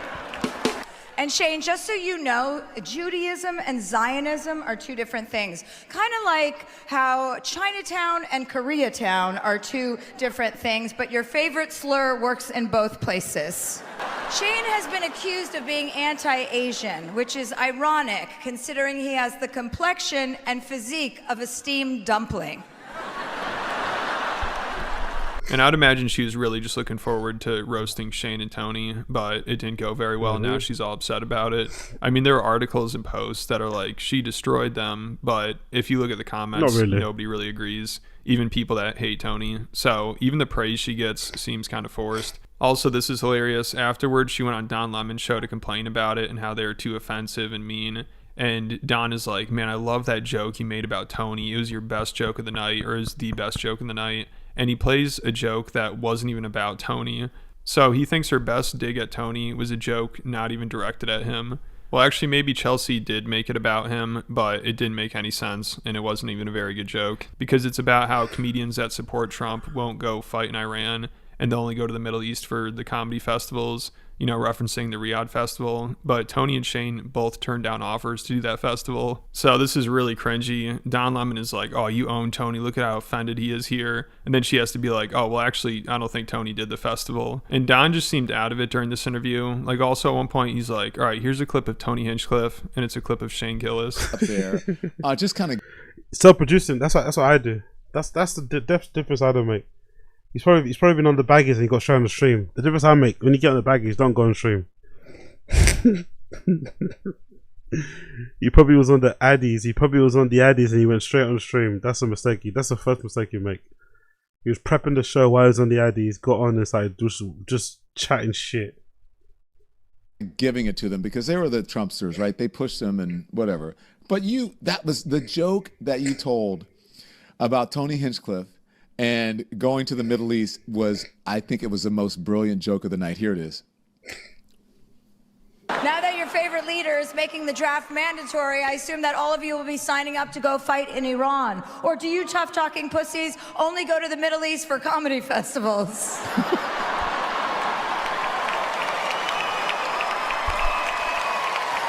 You think yourself, I didn't go. It was that look at the end that got me. He did not. I don't think he liked it. He went towards the group of them that did. Kevin did. Kevin went. Yeah. This particular joke, this is Tony Hinchcliffe making a joke about you. And I think later you had to explain to him the difference between being Jewish and a Zionist. But here it is. Chelsea is a Zionist. And then she also addressed hanging out with Epstein during this interview, which she had dinner with him after he was already a convicted sex offender, so it doesn't look good. But of course she acts like she didn't want to be there. So also she complained about how Tony and Shane were too offensive, you know, they're sexist and racist because Chelsea is so politically correct. I mean, again, people would say she has no right to talk if you look at some of the jokes she's made. Like, she complains about Shane and Tony's racist jokes, but she literally made racist jokes about a 3-year-old. For some reason, she really likes taking shots at Angelina Jolie's adopted kids. When her adopted son from Vietnam was 3 years old, Chelsea said he probably doesn't know he's Asian yet. Jesus he certainly Christ. does't know he's going to be a horrible driver. Jesus Christ. And that he's going to be amazing at doing nails. So making fun of a comedian at a roast is too far. She's a child. All that directed towards a child. All of that directed towards a literal child is crazy. are, but making fun of a 3-year-old is fair game. But everybody knows she hates kids. Also, when it was rumored that Brad Pitt and Angelina were getting divorced, Chelsea said Brad has a drinking problem, probably because instead of hanging out with George Clooney and Matt Damon, he's stuck in a house with 85 kids speaking 15 different languages, and he's married to a lunatic. And Chelsea made a joke about another one of their adopted kids. She said he must be so pissed off. He probably thought he hit the lottery after being rescued by an A-list actress who's going to take him from third world Cambodia, only to find out she's going to take him to every other third world country in the universe. But of course now Chelsea's like, oh, I can't believe how rude comedians are. What's wrong with them for making offensive jokes? And she acts like the jokes about her during the roast didn't offend her, but they definitely did. We knew Chelsea Handler would be available today because it's Mother's Day. She once dated 50 Cent, not the first time a Jew bent over for 50 Cent. She's aging like a vegetable in Lizzo's fridge. And she fucking sucks, and always has, by the way. Her whole act is just talking about how it's stupid to have kids. We get it, your ovaries are busted. That's like if Kevin's whole act was about how roller coasters aren't that cool anyway. But seriously, Chelsea actually had her eggs frozen, not on purpose. They're just inside of a cold, frigid bitch. To be fair, he was pretty shit though. He did better to Tom Brady roast. He was pretty terrible, I think, overall. He wasn't that good. Maybe it was the fucking machine gun fire style he was doing his roast at. He wasn't really taking much of a pause, just like one after the other. Maybe just generally what he was saying. He wasn't that great. I didn't really enjoy Tony Hinchcliffe's set. I thought it was pretty shit. But the worst set definitely went to Kevin Hart. I think Kevin Hart had the worst set of the night. He definitely ruined it into even though it was his own roast, he kind of ruined it. He was terrible, man. Kevin Hart is so unfunny. It's really incredible how bad he is. They are vile. Tony Hinchcliffe is like, come on. You were uncomfortable. It was gross. Some of the stuff is really gross. And I mean, I get it. It's I a guess roast, that's the you spirit dickhead. of a roast. But even, I don't know. I find it all to be pretty ick. So I just wanted to play it a little bit of a higher key, and while also eviscerating them and letting them know on behalf of women, really. Yeah. Since this seems to be an epidemic, you know what I mean? I really wanted to focus on the most kind of gross behavior that's rewarded. Yeah. Were you uncomfortable? I mean, no, it's pretty hard to make me feel uncomfortable. I don't really care enough about any of it, but I definitely was like, this isn't funny. I don't think some of this is funny. It's like I don't think jokes like that are. All jokes should be funny, no? Let's say they're jokes. All jokes should be inherently funny, but yeah. I don't know why she's seeing the bad in it straight away. Kind of acting like a non-comedian. I get why people don't like this lady. Necessary. It's like, if you can't think of things to say in a more clever way, why would you ever make a joke about a noose? It's just not acceptable. And I'm not taking any of the joy out of it. It was a fun night. I had a great time, but I just don't think that kind of stuff is necessary. And I don't think it's funny. And since Chelsea's a 50-year-old feminist with no kids, she has this really bad white savior complex. Like, she made this Netflix documentary about her white privilege, which was so cringy, and it was all about herself. And when her ex-boyfriend 50 Cent said he was thinking about voting for Trump, she said she had to call him and remind him he's black and can't vote Republican. I mean, it's also really creepy how much she infantilizes black people, which Matt and Shane actually talked about this on their podcast years ago. No, but I remember seeing her show. Least racist person, dude. She did a whole show about confronting her white guilt. Okay, so dude, she goes to a spoken word, like a poet jam. And then asked to speak at the end. That's actually more racist than being a racist. Stuff like this is actually way more offensive than just saying the hard ER. I'd much rather 100 chuds than 1 Chelsea handler. Give me 100 chuds than 1 chud, because at least with chud I know where I stand. I know where I fucking stand. These self-aggrandizing fucking racial panderers and all this stuff, I fucking detest this. Give me 100 chuds over 1 Chelsea handler every day of the week. Filming a documentary, as you may or may not know, about white privilege. And it's like, I just want you to know that I'm sorry. And it's a bunch of black people like, What the fuck? I think somebody even criticizes her on that, which good for them. She's like, oh, yes, thank you. Yeah, I mean, she's like, speaking of true, love this is being- actually true. Speaking of love being admonished and whipped, dude. Well, she apparently must be. I guess her white privilege special gave her the necessary powers to remind 50 Cent that he's black and should vote Democrat. Oh, she did that publicly? Yeah, he was like, fuck this, dude. 60%. I'm not paying Yeah. this shit. This is bullshit. And she was like, I had to remind 50 Cent he was black. So he doesn't want to pay 62% of taxes because he doesn't want to go from being 50 cent to 20 cent. And I had to remind him that he was a black person, so he can't vote for Donald Trump. Which, you know, maybe she's kidding, but it's like... No one on earth needs to remind 50 Cent that he's black, dude. That's literally like if you wanted to pick the blackest dude on earth, maybe it's 50 Cent. Also, Chelsea said she can't be racist because she dates black people.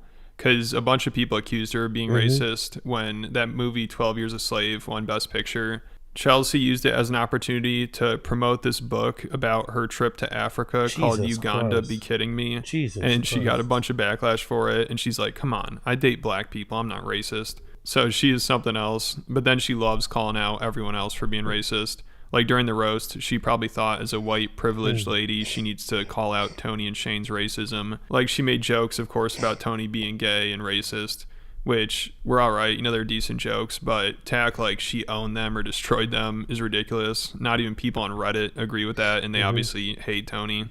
Tony is what happens when women don't have safe access to abortion care. Tony and Shane both live in Texas where abortion is illegal, but on the upside, if you see one of them doing comedy, there's a pretty good chance your uterus will start dry heaving on its own. Jesus Christ. Tony is a real guy's terrible guy, jokes. or what's more commonly known as a bottom. But it actually looks a little bit better in person. You must be using Crest white supremacist strips. What? Tony and Shane, this must be so exciting for you guys. Usually on Sunday nights, you just burn a cross on someone's lawn. And tonight you get to roast a whole black guy. Well, a half of one, because it's Kevin. Tony, quick question. If you're here tonight, who's keeping Joe Rogan's balls warm in their mouth? I think that got to him a little bit. I don't think he there was quite a lot of Tony Hinchcliffe, you suck Rogan off jokes, which I really enjoyed. I just looking from the outside in, it looked like those jokes got to Tony Hinchcliffe. I don't think he appreciated those types of jokes. I think they kind of rattled him a little bit. So there's definitely a beef between Tony. Anyway, I'll leave it there. Big up to Liz to Try. Fucking legend.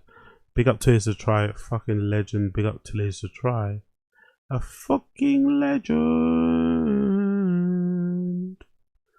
Cool. Let's get this out of the way. Let me move some tabs out of the way, people. Bear me 1 second. Let me move some tabs out of the way. Let me move some tabs out of the way.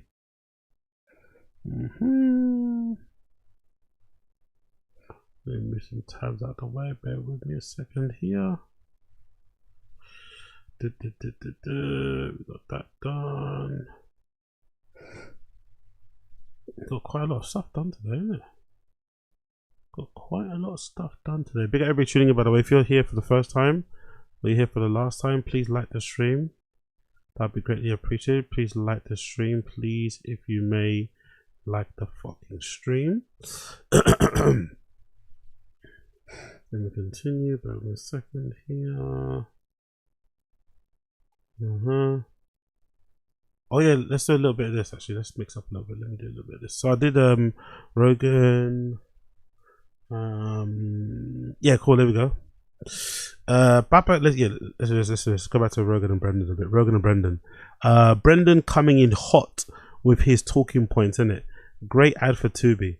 So it did, I think this is basically the case. I think most of you guys are aware of this, but it feels like Rogan's friends don't really go to Rogan to hang out and talk. They go to Rogan to promote. They go there with their talking points. They go there with the topics. I'm sure Brendan planned the shirt out. I'm sure, I don't know if this is true, but I'm sure Brendan tagged the company the shirt he was wearing. I'm sure he got a little packet for it as well. I feel like all these guys are getting paid under the table for the stuff that they promote, but they never say it, but I'm pretty sure they did. Let me double check. I'm pretty sure Brendan tagged the company that he was. So Rogan appearances are more like a chance to advertise and get more sponsors, I think. So let me see. I'm pretty sure he's tagged that company, did he? Yeah, I'm pretty sure that might be actually his from his show, Dieseler, right? I'm pretty sure that might actually be from his fucking show. Maybe that shirt's actually from his show. From the Gears Gone Wild shitty show that he's got. What happened there? Why is it not loading? Reload the page. Cool, let's go back then. What's happening here? Refresh again. What's that? Gears Gone Wild. Refresh. Plus the story. Okay, I don't know what's going on there. But I'm pretty sure that's what it's turned into, right? So, Brendan comes in with the hot talking points. Hot talking points. Try selling a show right now. Like that, I was talking about my Gearhead's Gone Wild on Tubi. Tubi has fucking, I think, what are you talking about? 300 million subscribers. They're big. But trying to sell a show these days. 300 million subscribers on Tubi? Tubi's fucking massive. I didn't know either. Also, like, how does that... Why does he talk like this, by the way? Why is he so hyperbolic? Obviously, that's not true. They have 300 million subscribers, Tubi. Just on top of... Just him saying that alone, the way that he said it, it just doesn't sound believable. Why would you think that was true? Why lie about something like that? He probably doesn't know how many subscribers they do have, but why say 300 million? You're like, what? I didn't know either. When I first got the offer, I'm like, where? But again, see, like, do you think he hates money? Do you think he's like unaware of like how bad that looks to the people that are paying money for his show? When I first got the offer, I was like, Tubi? Why the fuck would I be on Tubi? Why are you speaking in such a derogatory term about the people that you're partnering with, people that you're in business with? What's Tubi? I'm not gonna be on that side, brother. Come on. Again, trying to sell a show is fucking tough. A car show? Tough, dude. I didn't know Tubi had that many subscribers. Look that up to make sure. I've been so exaggerating this they episode. surpassed 100 million monthly active users. But I don't know. How many... Again, why is Rogan laughing though? This guy hates misinformation. He loves to fucking rag on people and double check things and grill them. Brennan just gets on there and just like talks out of his ass. Oh yeah, Tubi's got 300 million subscribers, I think.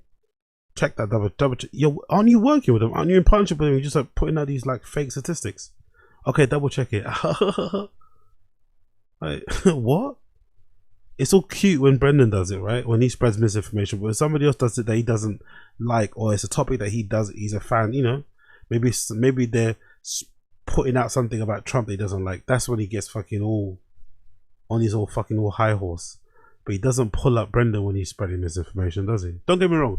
No one's listening to what Brendan has to say for the most part. I get it, but come on, bro. Subscribers do they have in total? That's I know the numbers. Is it a alarming. subscriber thing or is it like a YouTube thing? We could just Again, they have, view it. I would imagine it's tiered. They have it says a free ad-supported streaming service rather than subscription-based model. It's free, but they have subscribed, and then you can get the non-ad paid where you pay, I think. Oh, okay. So but you can just get it for free. Yeah, like YouTube. YouTube Red and regular YouTube. YouTube is probably the biggest. Well, like they probably have the most active viewers worldwide. But somehow Tubi's got 300 million subscribers. Like, come on, man. Just chatting out of his absolute ass. Not even close, right? Yeah. But then remember they tried doing like shows and it just ate shit? Like What did YouTube they try Red. You remember YouTube Red? And they're like making offers. I remember YouTube Remember that? Red. That thing That's ate crazy. dick. It's interesting because just I don't think I've seen Brendan smile as much as he was on Rogan. I think that's why I used that thumbnail design. He was smiling so much. Truly in love with Rogan. That's truly his North Star. But it makes sense. The guy made him a multi-millionaire at one point, right? The guy literally changed his life. He's probably... The only reason why he's not in a cardio kickboxing gym now, the same insult he used to Dana, is because Rogan had him on the show for so long, so often. But I don't think I've seen Brendan smile as much as I've seen him on Rogan. He doesn't smile even when his kids are playing fucking baseball. He was cheesed. The way he even looks at Rogan... Maybe I should have made a compilation of that. Every time he glances over at him, he's literally that he looks like Rogan's his guy. That's his North Star for real. He loves that guy. I said, and I'm gonna always maintain, when Rogan dies, he's gonna cry more about Rogan dying than his own dad. Because you know for sure when his dad passes, he's gonna be on air fucking sobbing and making it all a big thing and trying to get sympathy and do it on camera. You know how he is, isn't it? I bet you if you had to compare how he cries compared to when his dad dies or when Rogan dies, I bet you there'll be way more bogey. There'll be way more fucking, you know what I mean? Shortness of breaths and shit. panic attacks, realizing Rogan's gone, then his own dad. I bet you. He fucking loves Rogan, man. This is how he was looking at him the whole fucking time. With pure love. Like, he's even smiling. Look, he's even smiling from his eyes. You can tell it's genuine. Even though he's got all the fucking Botox and everything, you can tell from his eyes. He's even smiling with his eyes. That's how genuine it is. He's smiling not from his mouth, even from his eyes, you know? He loves Rogan. It's interesting because just a regular show on YouTube can do really well, like Mr. Beast. Yeah, but I think YouTube Red was like kind of a little before that, right? And they're like, put your shows on here, and like, yeah, big up Casual. If another grown man was gazing at me, smiling ear to ear that much, I'd legitimately have a problem with it. Exactly. But Rogan loves it, man. Rogan loves a sick. That's why some people are suggesting or hypothesizing, because the T5K Reddit, to be fair, Brendan should have took a victory lap, because the T5K Reddit was pissed when they saw Brendan was going on Rogan. Brendan should take a victory lap, but the T5K Reddit was so pissed off when Brendan posted his picture, because he's kind of got a bit of a smug look on his face anyway, right? You thought he didn't like me. You thought I wasn't his friend anymore. Ha ha. The T5K Reddit was so pissed when they saw Brendan on Rogan again. Like, God almighty, he doesn't die. Like, he's never going to get his tink. And like I said before, he's never going to have a tink up. I have a feeling, I don't know if this is true, I'm just talking out of my ass. I have a feeling they discussed this fucking appearance. As in, Brendan called up Rogan and said, look, I'm fucked up. I'm having to sell my house. I'm downsizing. I need to sell this show to fucking Tubi, get some more viewers. Can I come on your show? I think Rogan helped him out by bringing him on the show specifically to talk about cars, to get the Tubi show out there, and maybe to help the podcast. So anybody hoping that he will start rattling his tin cup, that's why it's never going to happen.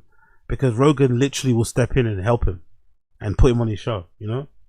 So he's never going to be left alone. Even if he doesn't like him as much and they're not as close as they once were, he's always going to fucking help because he's a loyal guy for the most part, Rogan.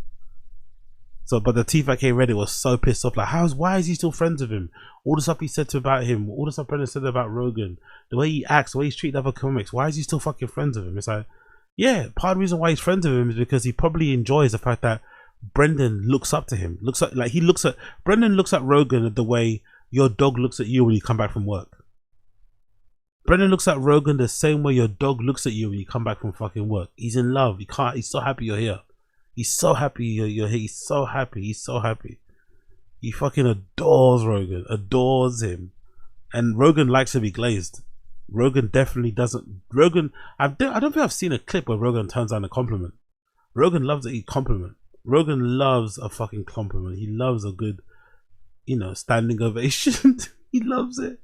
So that's why Brendan's still in his inner circle, because he's one of the people that still believes that Rogan's one of the smartest people in the world. He's super educated. You know what I mean? He buys into all that fucking nonsense.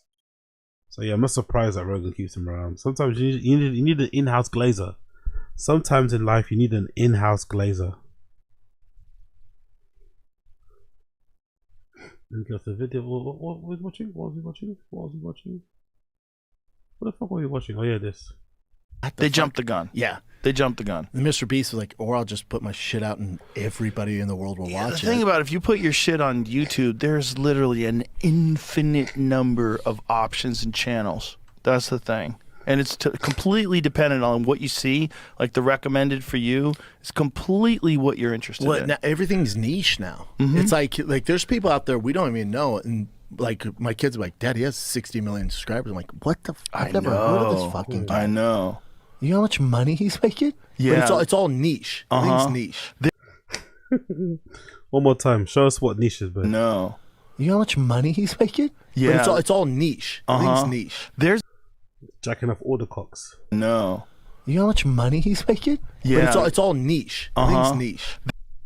Niche jacking off. Niche jacking off. Cool. Big up the niche jackers off. Big up the niche jackers off. Big up the niche. Niche on niece. Bappa invites himself to Rogan's UFC Fight Night outing. Bappa invites himself to Rogan's UFC Fight Night outing. I might be talking out of school, but I'll just say it. I believe what I heard. Here's the caveat: is that Netflix did not want the small fights. They did not want Fight Night. Good for them. They only wanted the big ones. They're like, get that shit out of here. Well, some of the fight nights are fucking awesome. Again, this guy's got multiple personality disorder, and he's got BPD. One moment he's glazing the UFC, talking about how excited he was for the Sean Strickland fight. It restored the feeling. He's happy a white guy won the belt. All this nonsense. Next minute, he's like laughing, crying, laughing at the thought of Netflix turning down Fight Night cards, turning down the Apex Center cards, like basically calling them shit products. So how do you think Dana's gonna like you again when you're criticizing? I mean, it's just interesting. He's just all over the place. One moment he loves Dana, next moment he can't wait to trash something that they do that's not up to his standard. We like them because we're degenerates. Right. The public's like, who the fuck are these guys? The Apex, there's no one there. Yeah. I love that Netflix we'll take these. I love the Apex fights. Yeah, I love I've it been all. planning on going to an Apex fight card. I'm trying to find the right one just to go and watch. I'll go with you. Let's fucking go. I would dog. love that. I If just they want to let go me to in. watch because they'll let you in if you come with me. Yeah. Eesh. They'll let you in if you come with me. So that's an admission that he wouldn't get in without Brendan. Because guess what? Dana White hates Brendan Schaub's guts. Dana White might hate Brendan more than the people on the Fight and the Kids subreddit. Dana White might hate Brendan more than fucking Unique. Dana White might hate Brendan Schaub more than BGL, aka Mark Harley, hates Brendan Schaub. You'll get in if you come with me. It's crazy. And also, it's funny for Brendan to invite himself to this UFC fight when he's just laughing at the fucking idea of Netflix turning it down. So you think it's a shit product, but now you want to go and see it for yourself. Interesting. I feel like I don't have any enemies there here. anymore. I kind of stood by the fact they didn't want the volume. I love that. That's it. That's how they say it, which we understood from the get-go. Ted Sarandos, who I love, Bella Bajaria, I don't know her. We're very upfront with that.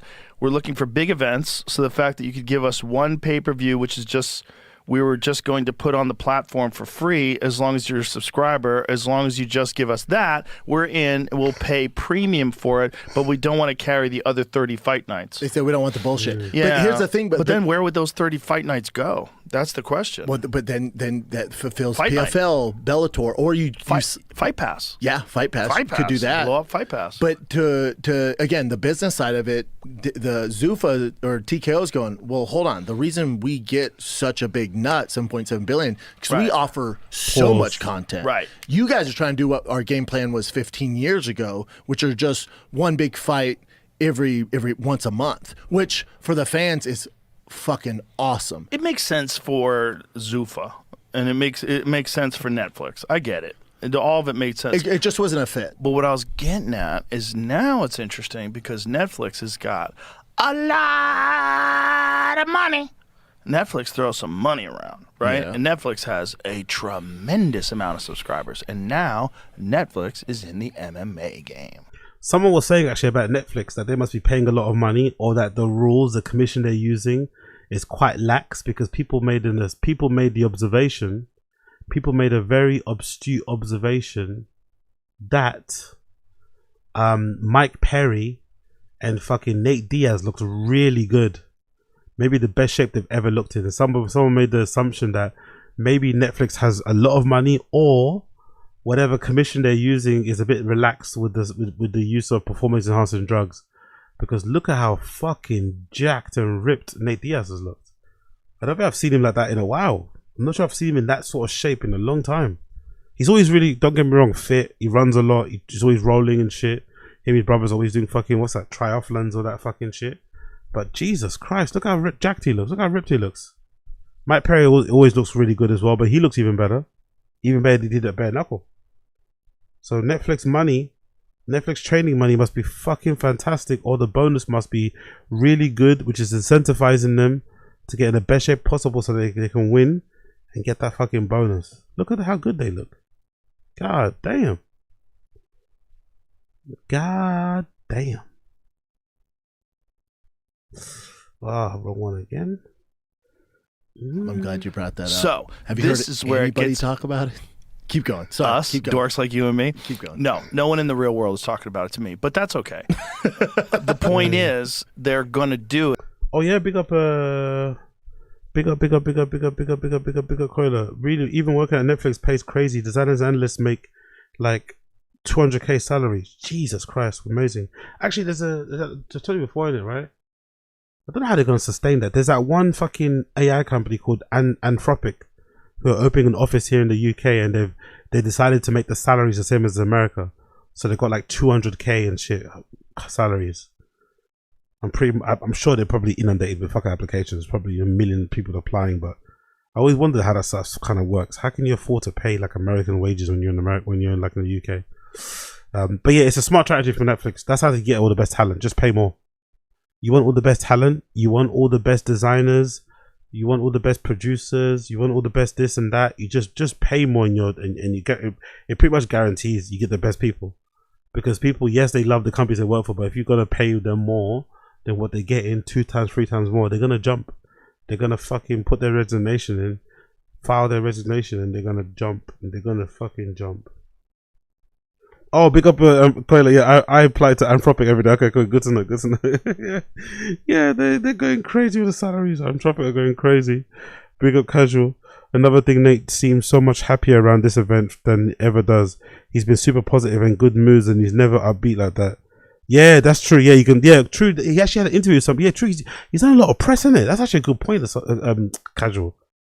He's done loads of press, and usually he doesn't do that much press. He's always moody. Yeah, it's a good point. Yeah, she's done a lot of press. They must have paid him half already up front.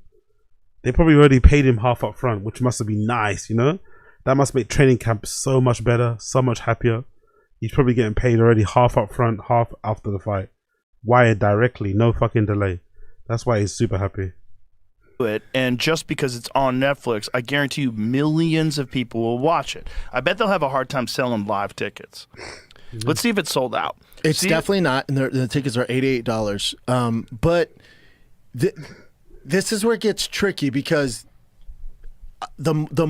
one thing I've realized when it comes to Brendan, when it comes to MMA UFC, he's a bit of a hater, isn't it? That's really most of his angle. He's not really a very positive, optimistic guy when it comes to MMA UFC. He's very like most of the things he talks about are like filtered through the lens of complaints. He's always complaining about something. Have anyone noticed that? Don't get me wrong, I'm not saying he should be like a bootlicker or like a corporate shill, but he's always got something critical to say. He's always critical. He always acts as if like he has all the answers. Like, oh, it's so easy to solve. It's such an easy problem to solve. It's like, brother, you barely you had to shutter thick, but you couldn't run a merch business. You couldn't run a fucking merch business, but you think you have all the answers of how to run a fucking fight organization. That fucking that has fights on basically like every weekend of the year. Like, I don't know, man. Like, he's actually a hater. That's what he's actually one of the biggest haters out there. He fucking hates it. He hates everything. Everything is filtered through hate. More places fighters have to go, the better. Because UFC has no competition. Right. It's a monopoly. All good. Right. Which NFL is, NBA is. I have no issues with that. Right.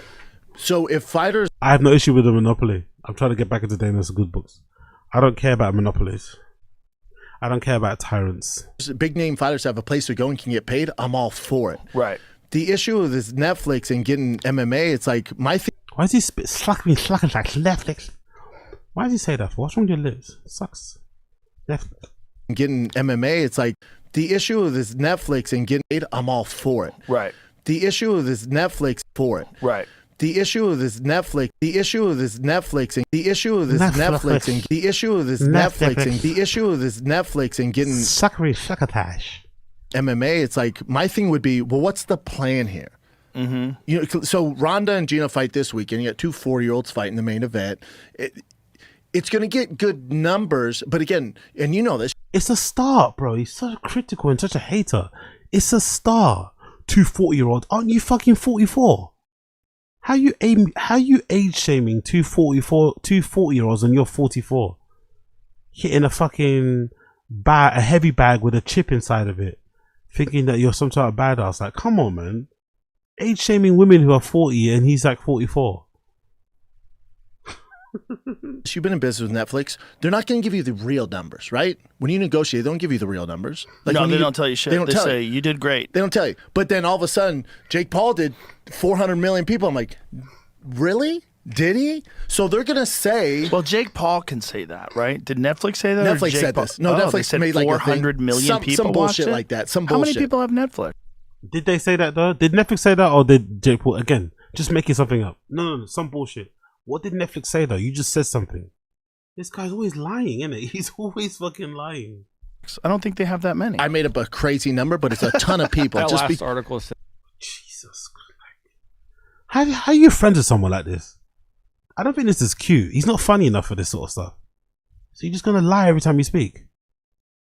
Every time you mention something, you're just gonna lie. Alright, cool. That they have over 300 million subscribers. So 100 million people were So say 100 pirating million. it. Yeah. So say 100. But so, and right now, you know, and I get Rhonda's being a promoter. She learned from Dana. She's like, we're going to destroy the White House. I disagree. I don't think it does. But Netflix will tell you they did. Well, here's the thing. Even if it gets really good numbers, Jake Paul versus Anthony Joshua drew 33 million viewers on Netflix. That's really good. That's really good. I don't know what the Sean Strickland, Hamzat Chimaev numbers were. They might not have been 33 million. Maybe they were. I don't know. The thing about it being Paramount does not have the number of subscribers that Netflix has. How many subscribers? I'm guessing. I might be wrong. I think they have like 60 million, right? How many subscribers does Paramount Plus have? But this is what you're not taking consideration. Paramount and the UFC, it's only in America. So in Canada and other, like Paramount in Europe, there's not a thing. Right. So what are those views now? Right. You know, like when we're adding Can all they this up. get Paramount in other countries? I don't think the Paramount's in Europe and shit like that. They're watching on like Sky Sports, I think, out there. They have a different deal. Oh, interesting. And then Australia, I think, still has pay-per-view. Interesting. Yeah. I think you're right. So, okay, 79 million paid subscribers. So that's a big difference between, it says globally. Yeah, half of them are in the U.S. 35 million are in the U.S. Are there any countries where Paramount is not in? Let's put that into... Yeah, but I still think that UFC deal was just for the U.S. Yeah, it's just for U.S. Just for U.S. Yeah, Okay. because UK is that's- Sky Sports. So that means there's only 35 million people that it's reaching, period. So they'll never get to the Jake Paul number. The Jake Paul number of the Anthony Joshua fight, if that's an accurate number, 33 million. They're never going to get to that. But remember, the White House is also on CBS. That's different. How many people have CBS? How many people are watching regular TV? That's wild. Maybe they might 30 more views. Oh, my dad's crunk. My dad's crunk. Again, isn't that the opposite? Don't most people have regular TV than satellite? That just goes to show how detached they are from reality. Don't regular people have normal TV over satellite or cable? Strange thing to say. That shit's on Channel 4 in Denver, Colorado. You know? Use your rabbit ears, pick it up. They still have regular TV, man. Regular TV is crazy. Crazy. Like some people have to fucking move the antenna. The signal's coming in bad. Crazy. Rogan thinking to watch regular TV, you need to fucking literally hold your antenna out of your window. It's proof that he's been rich, filthy rich, longer than he's been poor. He has to talk about that fucking one job he had with construction. They worked for a month. He likes to talk about that one time he was a security guard in a nightclub for like a week. But he's been a millionaire longer than he's been broke. That was a good example of it.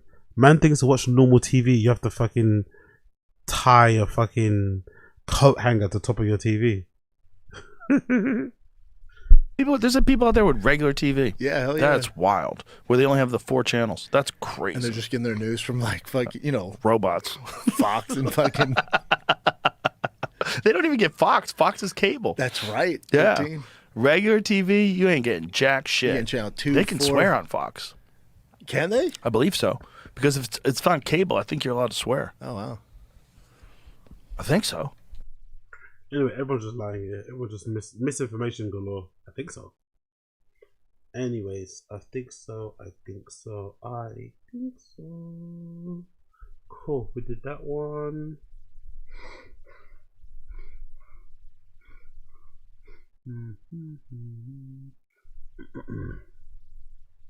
For everybody watching, by the way, tune in. Smash like, hit subscribe. Smash like, hit subscribe. Quickly want to show you one thing. Have you guys seen this? So Clavicular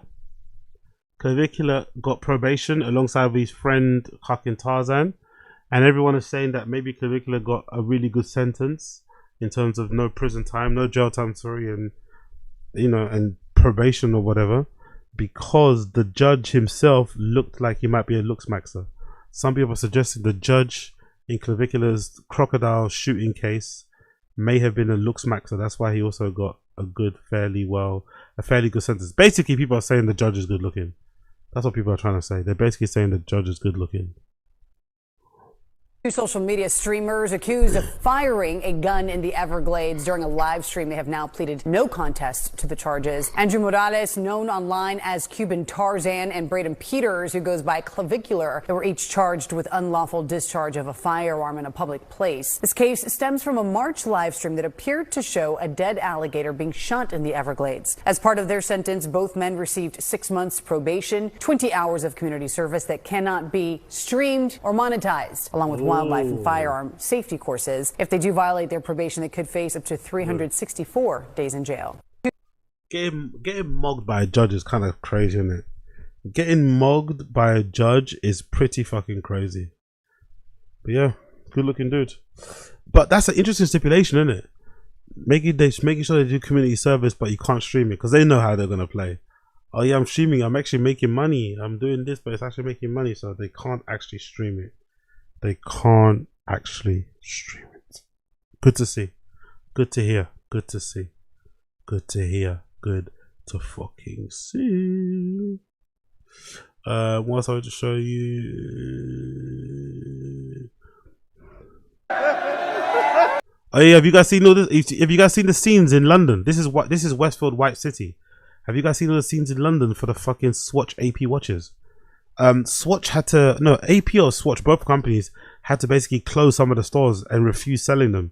And they also put out a statement on their Instagram saying, hey guys, you do know this is not limited edition, right? You do know these are going to be readily available throughout the year. We're going to make loads of colors. They tell people like to chill out. This is not like a limited edition drop. This is not a limited edition drop. This is a long-term partnership. We're going to make many more of these fucking pocket watches. You don't need to fucking queue up and fight each other and shit. It's perfectly okay. Chill. But yeah, they had to cancel some of the releases today. They canceled some of it because it was getting too crazy. They had to cancel some of the releases. The poor dog. Fuck the event.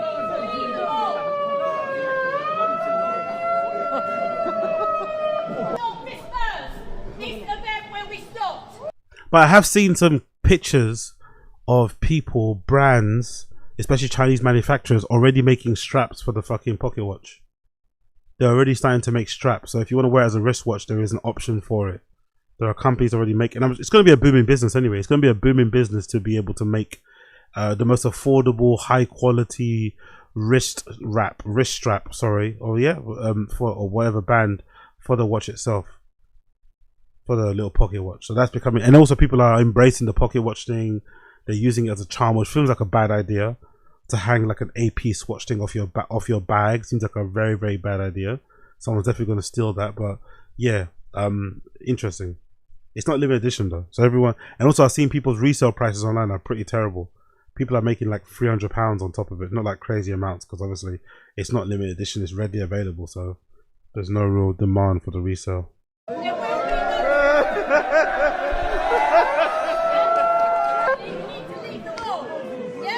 Stressing the dog out. Can you move on? All the doors are open. Yeah. This announcement, the Swatch store will remain closed for the entire day. Jesus Christ. Seen by the nearest exit, which is the ancient doors. I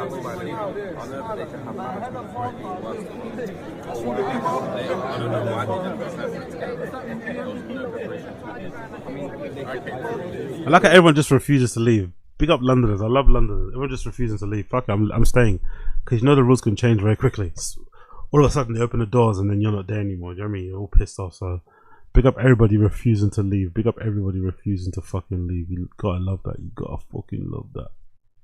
Let me see. I've got any more from that watch release I can show you. Yeah.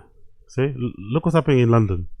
A bunch of Swatch shops cancelled the Audemars Piguet Royal Pop watch launch. Lines out of control at boutiques around the world. See Dubai, Milan, Tokyo below. Jesus Christ, look at that. Honestly. Hype, man. Hype is just crazy, isn't it? The things people do for hype is too much. I'd rather just pay resale and stay in the comfort of my home. All this nonsense is too much. This collective string is just too much. I'd rather pay fucking resale. I'd rather pay resale. People fighting in Milan.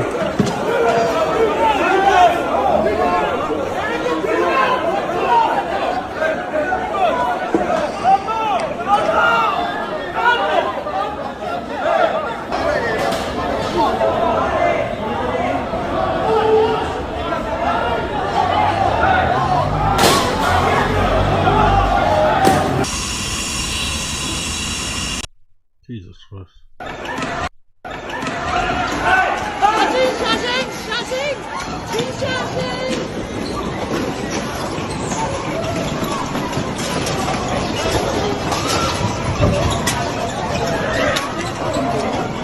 Surely it's never that deep.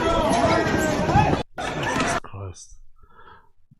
Today's bio-ceramic Royal Pop Collection launch has saw extraordinarily high demand. Some of our stores had to be closed to accordance with our safety, security staff and local authorities. We remind you that the Royal Pop Collection is not a limited edition. Exactly. Please relax, it's not limited edition. You don't have to queue for hours. You're gonna get one if you want. Chill out, please. Jesus Christ. Some people just like queuing. Some people just like to queue. They've got nothing else to do. Because this is fucking insane. Ain't done shit for your mum, oh man, how you relying? Honestly insane. Honestly insane. Devant la boutique Swatch de Osaka, regardez-moi.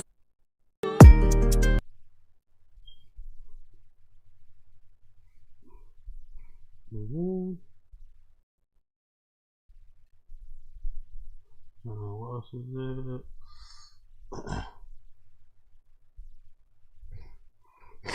Give me a second here. Is it raining? I want to go to gym. Oh, it's raining. Shit. Fuck. Okay, it's a good idea I'm going gym then because I don't need to get fucking wet out here. What else I got here? Let me show you some more stuff regarding the Swatch thing before we move on to the next topic. Digger D got some. Digger D got a few. Digger D got 5 different colors. Again, there's the watch. The actual watch looks really good, isn't it? But I think it looks pretty good when it's kind of beat up. I think the watch, again, I'm not into designer watches. I don't give a fuck about them, but the watch looks way better than these, you know? Yes, it's going to be a cheap way to own it, but there's no real there's big difference between. That's why I think everyone's saying, oh my god, these pop watches are going to cheapen the real APs. No, they're not. If anything, getting one of these is going to make you want an actual real Royal Oak. It's going to make you want to, you know what I mean? You're going to want to progress up to the point where you can afford to get a Royal Oak, for sure. There's no way. But yeah, those are some of the colors available. If you can get down to a wristwatch, it actually look quite cool, to be fair, colored like that. I'm not going to lie, actually it may look quite cool. But yeah, what can you do? More people argue, where's this?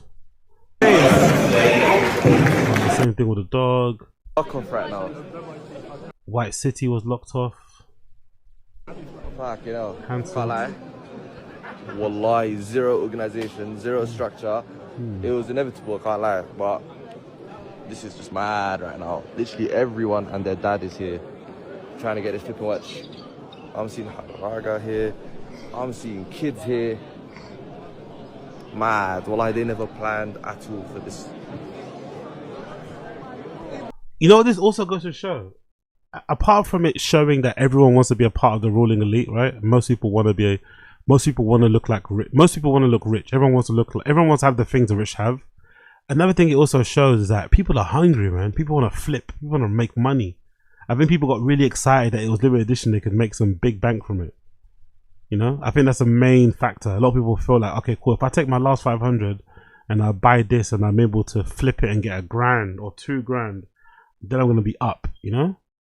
So I think it kind of goes to show that people out here are struggling. People are hungry, man. People are, don't get me wrong, it's, you know, it's kind of, you know, it's a bit of a privilege to be struggling with £500 in your pocket, but still, People are trying to make some money. They're trying to make some moves. You know, they're trying to put themselves in position, as they say. As an ex-reseller, let me tell you something. The new generation of resellers are straight up beggars. These guys camp out for days just to make $500 in profit on a Swatch Odomapigo collab. We're far from the two. Yeah, exactly. That's what I used to do. When I used to resell, this is when I was in uni. To fund my uni, basically life and whatever time, I used to resell shoes. And back in those days, buying limited edition shoes were actually limited edition. You could buy a pair of Dunk. Like I bought a pair of Slam City Skate Dunks. I think I sold them for like £600, isn't it? Let me see if I can get a picture of them. Slam City Dunks back in the day. My most expensive one were Amsterdam though, but I remember buying these. I bought these back in the day, sold them for like 600. Now how much are they worth? They're worth nowhere. They're worth 14 grand now. I sold these for 600 when they came out. They're worth 14 grand now. No fucking way. That's crazy. I sold those. I resold a pair of Pata Amsterdam Air Maxes. Those I sold for 1,000. Yeah, no, I sold them. No, not 900. Not for 1,000. I think I sold them for 900. This might be the one I sold for the most money.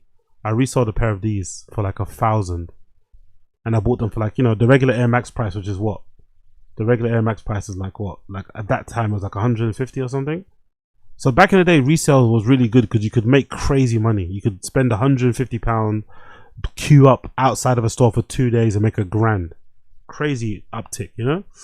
But these days, queuing up all that time just so you can make $500 seems like a waste of time to me, you know.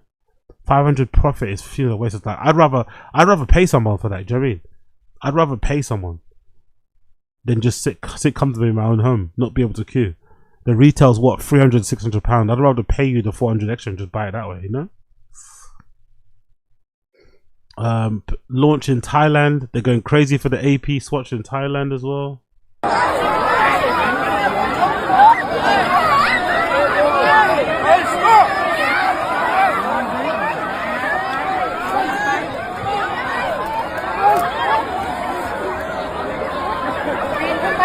Yeah, big up Calligrapher. I was supposed to go to San Jose today, but I had to work. Yeah, exactly. I bet you're happy, no? I bet you're fucking happy, innit? I bet you're happy you didn't go now, all this fucking unnecessary hassle.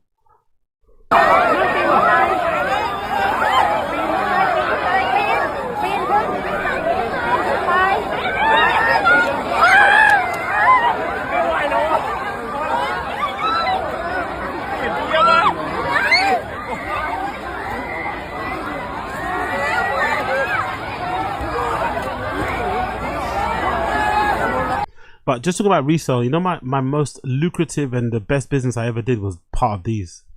My best business that I ever did in resale was when I used to sell these from JD Sports. Nike Max 90, Laser Blue, JD Sports. This is back when they first got retroed in JD Sports.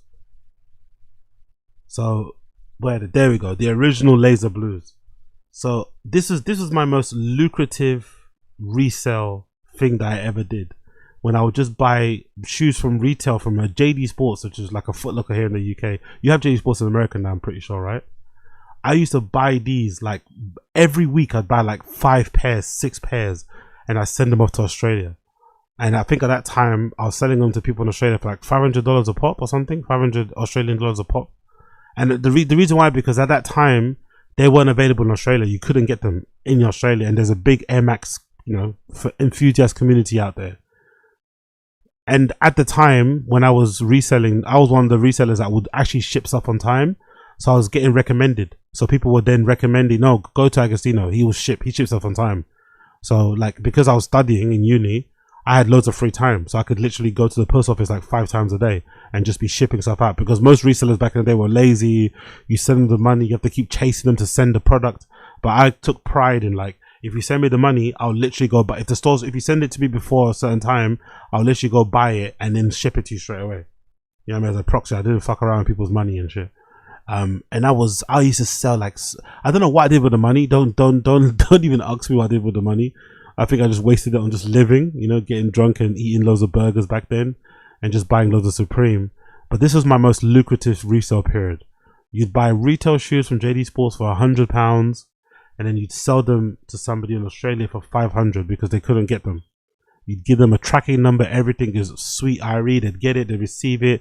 They'd thank you on the forum. Be like, hey, big up Tronics. Oh, thank you for sending this. This is a great guy. He's a legend. I vouch for him. And then because people were posting my proxies and the things I was sending them and saying that I was a great seller and stuff, I was, you know, a good member of the fucking sneaker community.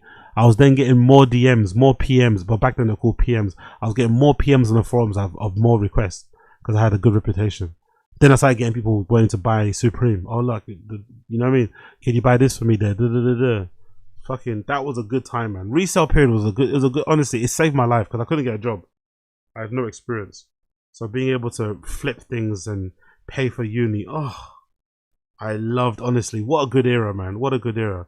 Nowadays reselling is really hard because everything is limited edition. Everyone's into it. It's not a niche, as Brendan would say, anymore.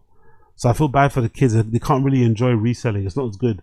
Although I have heard from some people that the reselling, the actual good reselling is tickets. The one that you make a lot of money on slyly is tickets. If you know what to look for, like tickets to events are the actual best one. Not forget trainers, forget limited edition clothes. Tickets for events, whether they're fucking books. Like for instance, I know somebody that was, this is a good example. I know somebody that was reselling tickets for the Leonard Dunham. Leonard Dunham's got, which I need to buy. Leonard Dunham's got a new autobiography. The creator of Girls, right? She's got a new autobiography that's really good. Everyone's kind of raving about it. And she was doing a book reading interview thing somewhere in London. She's doing it all around the world, obviously, to promote the book.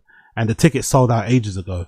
People were reselling the tickets for like 3-4 times the value for this fucking event. So tickets for like niche events like that are really popular. Tickets obviously to concerts, gigs and shit. That's where you can make some good money.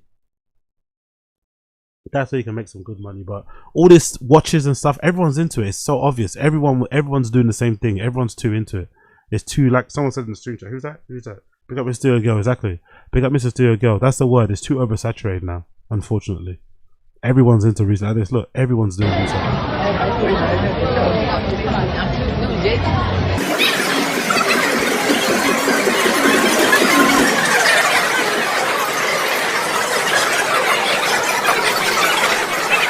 And big up. I'm loyal to default.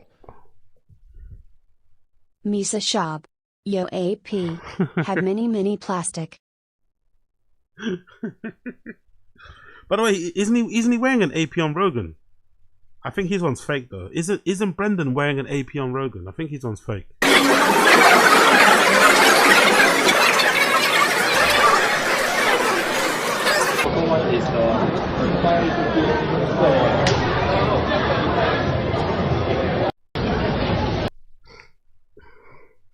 Yeah, big up Solidity, big up Solidity. I think he's wearing an AP, right? Isn't he wearing an AP in this clips? I might be talking out of school, but fight card, I'm trying to find the right one. TKO's going, well, hold on. The reason we get that's an AP. Netflix throws some real world. If fighters, big name. Yeah, that's an AP, right? Doesn't look legit though. Don't know if I think that's legit. Can Brendan really afford a watch like this? 30 grand. Maybe he can. His wife gets a lot of nice stuff. I think that's actually an AP, isn't it? Can Brendan actually afford a real AP? Can Brendan actually afford a real AP?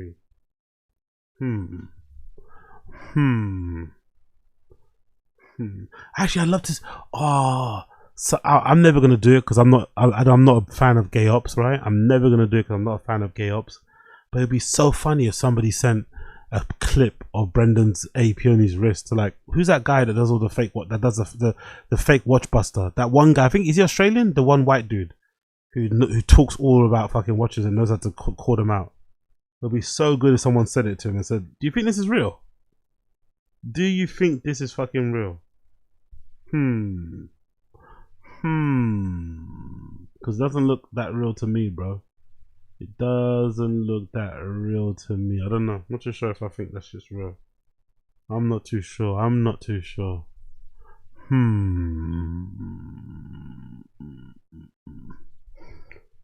But yeah. See, look, brands are already starting to make. So they don't look too bad on the wrist, isn't it? Brands are already starting to make wristbands for the AP watch.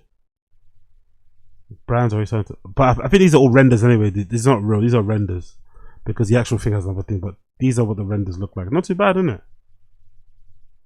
Not too bad, the renders.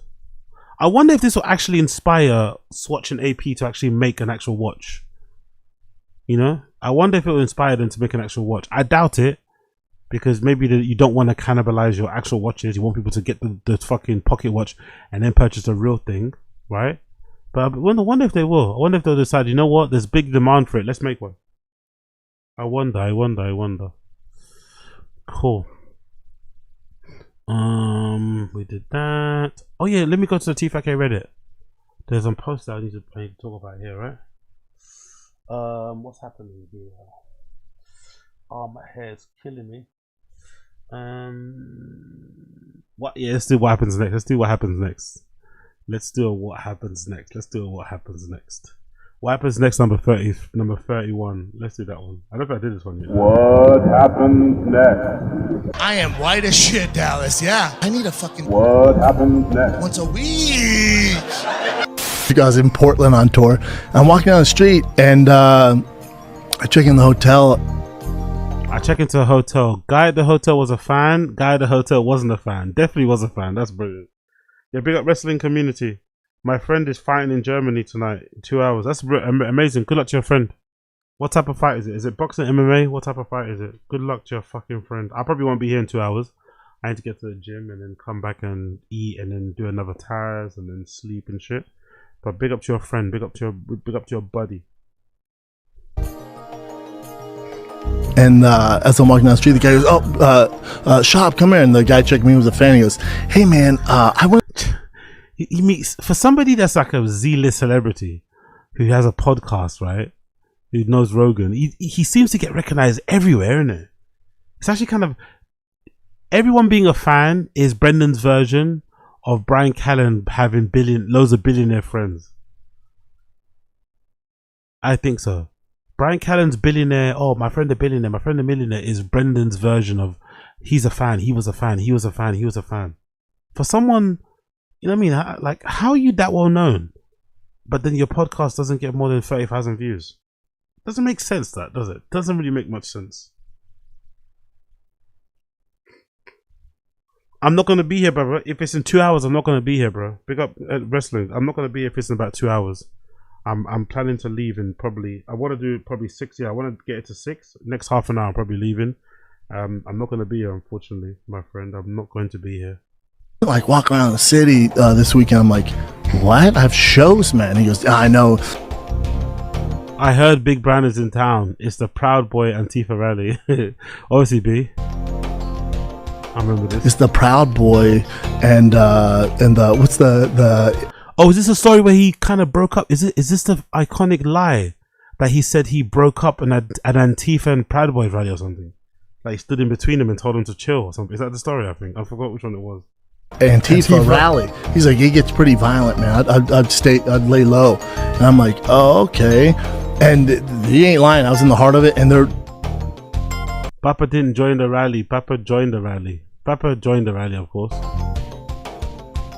There's sirens everywhere. There's SWAT teams, and they're going down. And I was just like, fuck, I don't see what this is about. So I walk out, and it's Antifa and Proud Boys, and they're the only common thing they agreed on. The only thing they agreed on is Gallo 24 better than Gallo 12. B. The only thing they agreed on is everyone was a fan of Papa. Of course it's B. That's crazy lie, innit? To sit there and say this to other adults knowing you're lying is fucking insane. Oh, so you got in between a couple of Proud Boys, and the only reason why they stopped fighting between Antifa and Proud because they're fans of you. Come on, Brendan, man.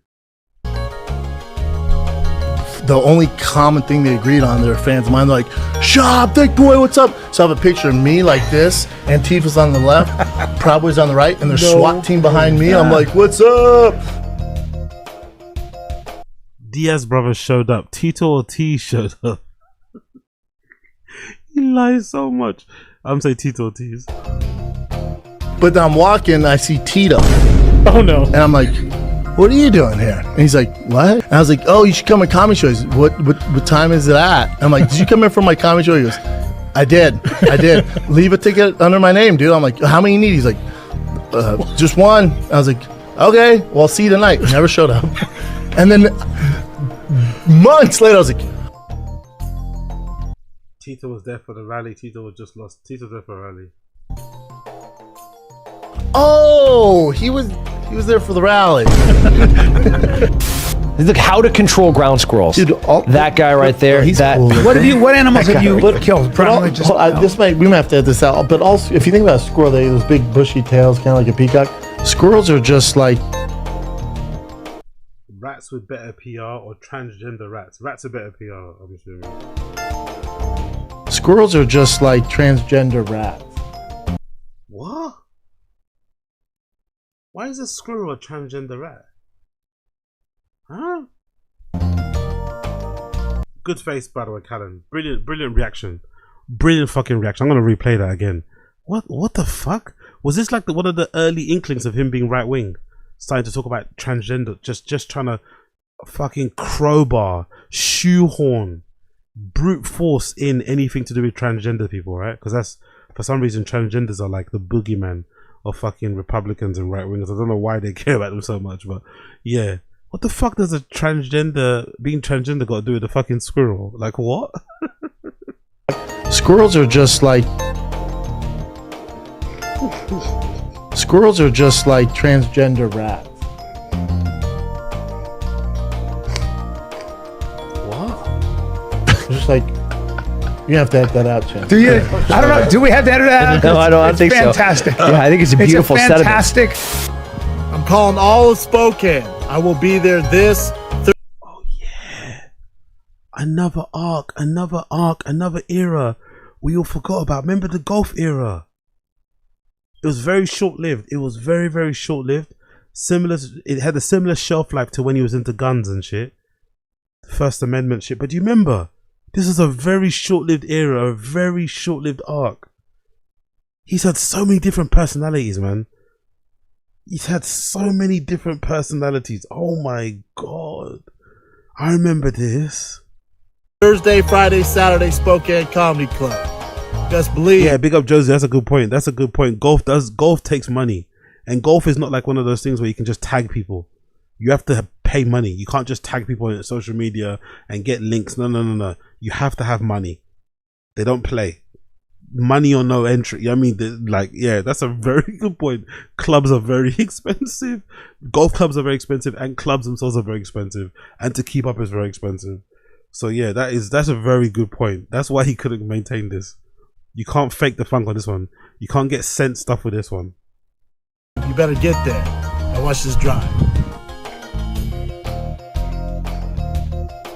So what's that? Get there. Believe. You better get there and watch this drive. Awful drive. His golf ball straight into a tree. Hits golf ball straight into a trunk. Into a tree, of course. Better get there and watch this drive. So unathletic as well. Look at this. Horrendous, bro. Horrendous. Oof. Straight into a tree, by the way. Okay, this is called the golf course air horn. When people tee off, when they're coming down with their swing, we're gonna blow this drive.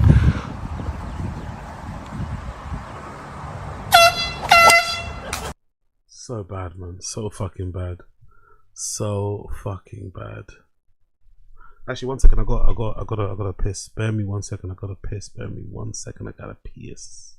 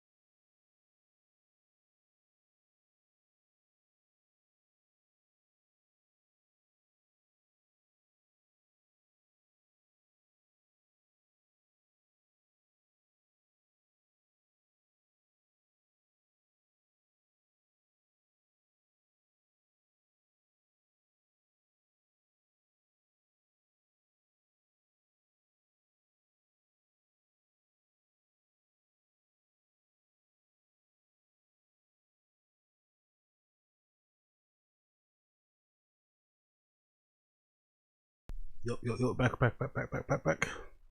Cool. Alright, cool. I'm doing about half an hour and more, yeah? Got about half an hour left and I'm gonna make it a nice 6-hour stream. Make up for yesterday. And let me keep it a nice 6-hour stream, make up for yesterday, then I'm gonna be off to go to the gym. Then I'm gonna come back later, do a Taz, and then I'm gonna probably go out or something. So big up everybody tuning in. Smash like, hit subscribe. Alright, cool. Let's go. That's brutal, innit? Big up the person that put this question. That is an amazing question. You gotta watch one. You have to watch one stand-up special. Brendan and Schaub, you'd be surprised. Brian Callen's False Gods. Whitney Cummings' Jokes. Joe Rogan's Burn the Boats. Chris D'Elia's No Pain. Bert Kreischer's Lucky. Tony Hinchcliffe One Shot. That's the first one he ever did that he wiped from the internet. Theo Von Regular People. Which one are you, if you have to watch it? You gotta watch one. Not gonna lie, I'm going for Brendan, you know. Not gonna lie, I'm going Brendan. I'll go You Be Surprised. Not gonna lie, if I had to pick one, gun to my head, if I don't do it, my whole family dies, everyone near me fucking perishes in the fucking volcano, I'm going Brendan. On God, I'm going Brendan. I think I could make that fun. I think I could have a good time with it. I think I could have some shots and stuff, drinking, watching it. I'm going Brendan, honestly. It's got to be Theo, but really Theo's terrible stand-up comedian, to be fair. Love the guy personally, seems like a good dude, but stand-up comedy is terrible so far. He's not done one. The only good thing he done was that one special, that one little show he did after he did mushrooms with fucking, or you know, he did gummy mushrooms with Joey Diaz. That one episode. At least you can laugh at Papa exactly. People are saying Theo. Okay, everyone's saying Theo. False Gods. If I had to bring up happy, it's got to be Theo. At least you got to laugh. At least you can laugh at her, Papa exactly. No mate. They're all. Of course, they're all shit. That's the whole point. Come on, Game Bread. That's the whole point of the question. They're all shit. You have to pick one shit. That's the whole premise of the fucking question. They're all fucking terrible. They're all just as bad as each other. The one I'm definitely not watching is Bert Kreischer, Lucky. The ones that, like, I could consider every single one of them except for Bert Kreischer and Whitney Cummings. And maybe Brian Callen. Maybe even Brian Callen. But I think Bert Kreischer's the last. He's the one I would never watch. Ever. Never fucking watch. Never. But yeah, Calligrapher, you weren't around, man. It was a very short period in time where Brendan was playing golf. Yes, it's a very short. You had to be there to see it. It was very short lived. Like I said, it was similar in shelf life to the time that Brendan was into guns. If you remember that, there was a small period in time where Brendan was into guns. He was going to the gun range and stuff. I think it was around the time where he was into Black Rifle Coffee. Or he had a collaboration with Black Rifle Coffee. They made a customized blend for him, innit? He had a collaboration. He had like a big brown blend from fucking Black Rifle Coffee. Like he actually had, you know what I mean? And he got into the whole guns thing for a while. It was very short lived, very short lived. Anyway, moving on. Trouble in Pair of Dice is crazy. What happened here? Trouble in Paradise. Let's bet over under. I'm gonna say under.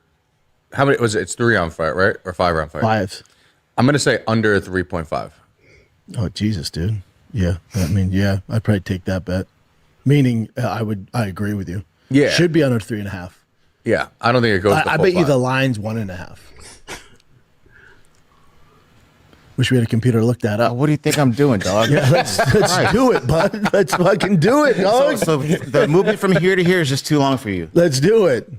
Let's see what the over. Because you know he's a massive favor. It's just that they're setting out on a tough expedition. He's such a cunt, isn't it? Oh, he's such a fucking cunt. He's such a fucking prick, isn't it?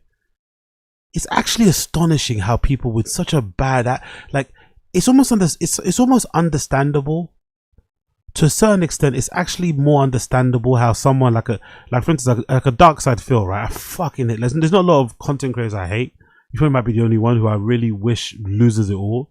But someone like a dark side Phil, you can kind of understand why, despite dark side Phil being an absolute terrible person, why he still kind of makes it or does all right for himself. 100 grand a year from begging and pleading his audience and scamming them and guilt tripping them and pitying them and auditing them and fucking threatening them and all this sort of nonsense, right?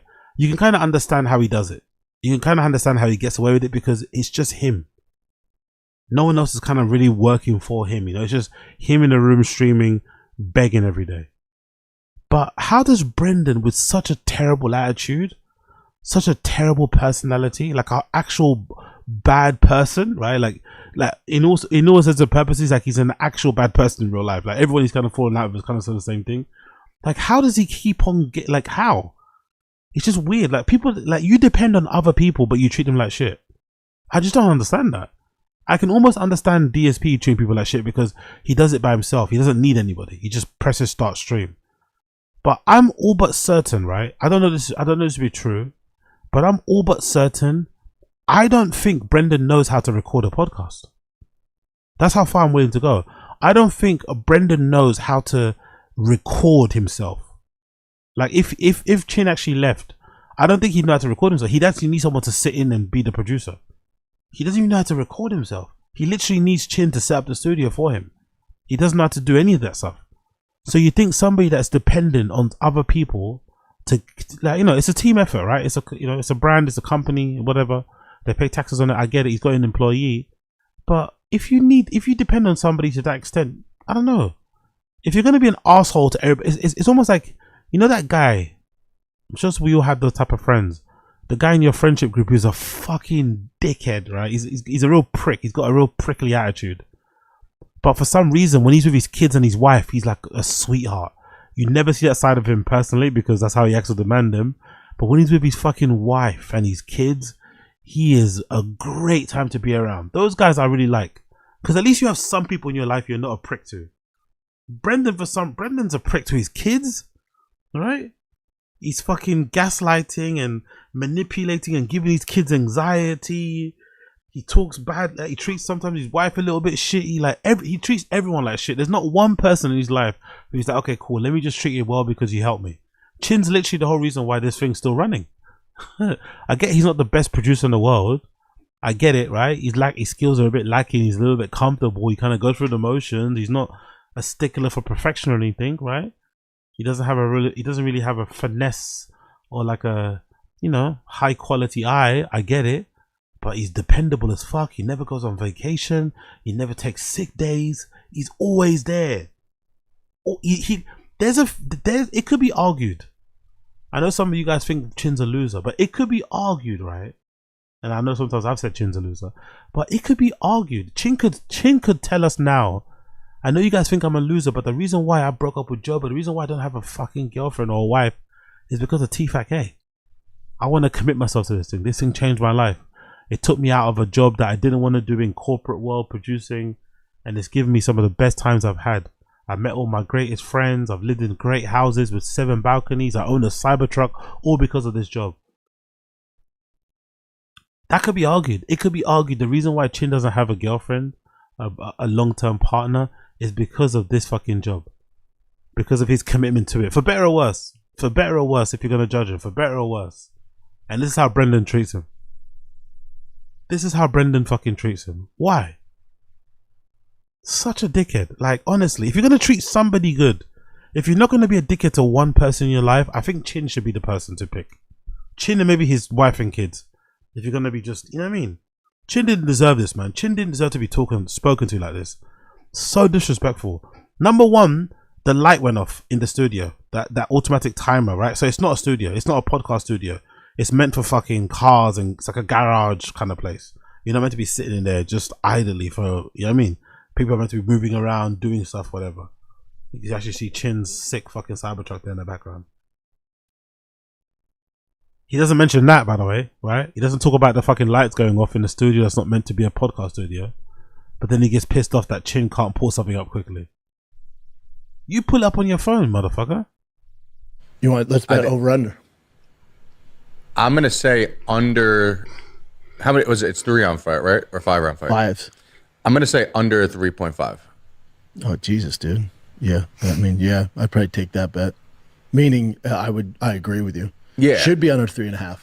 Yeah, I don't think it goes. I bet you the line's 1.5. Wish we had a computer to look that up. What do you think I'm doing, dog? Yeah, let's do it, bud. Let's fucking do it, dog. What a dickhead, man. Look at Chin. Look, but you know what? Chin also deserves this because Chin is the type of person that defends Brendan and says, "Oh, it's not all that bad. The people on the Reddit are exaggerating." He's one of those people too. So Chin kind of deserves this. He likes to fucking protect and defend Brendan and say it's not that bad and be all positive and shit. The guy's an asshole. You work for an asshole. You work for an absolute asshole. It is what it is, but this is your fucking karma a little bit. Defending him and he talks to you like this, like a fucking dog on your fucking stream. He talks to you like a fucking peasant. You know what I mean? Like an intern. You're literally older than him. Chin's literally older than him, and this is how he's talking to him. So the movement from here to here is just too long for you. Let's do it. Let's see what the. And he's still being a dickhead, by the way. No, let's do it. He's not even calming down. Yeah, I'm doing it right now. Do you want to wait or do you want to do it yourself? You know, he's still being a dick. He's still being a dick. Actually, I need to see this bit in the video. I'm gonna put up in the main stream because you know he's a massive favor. It's just actually I want to see why he stormed off. What happened?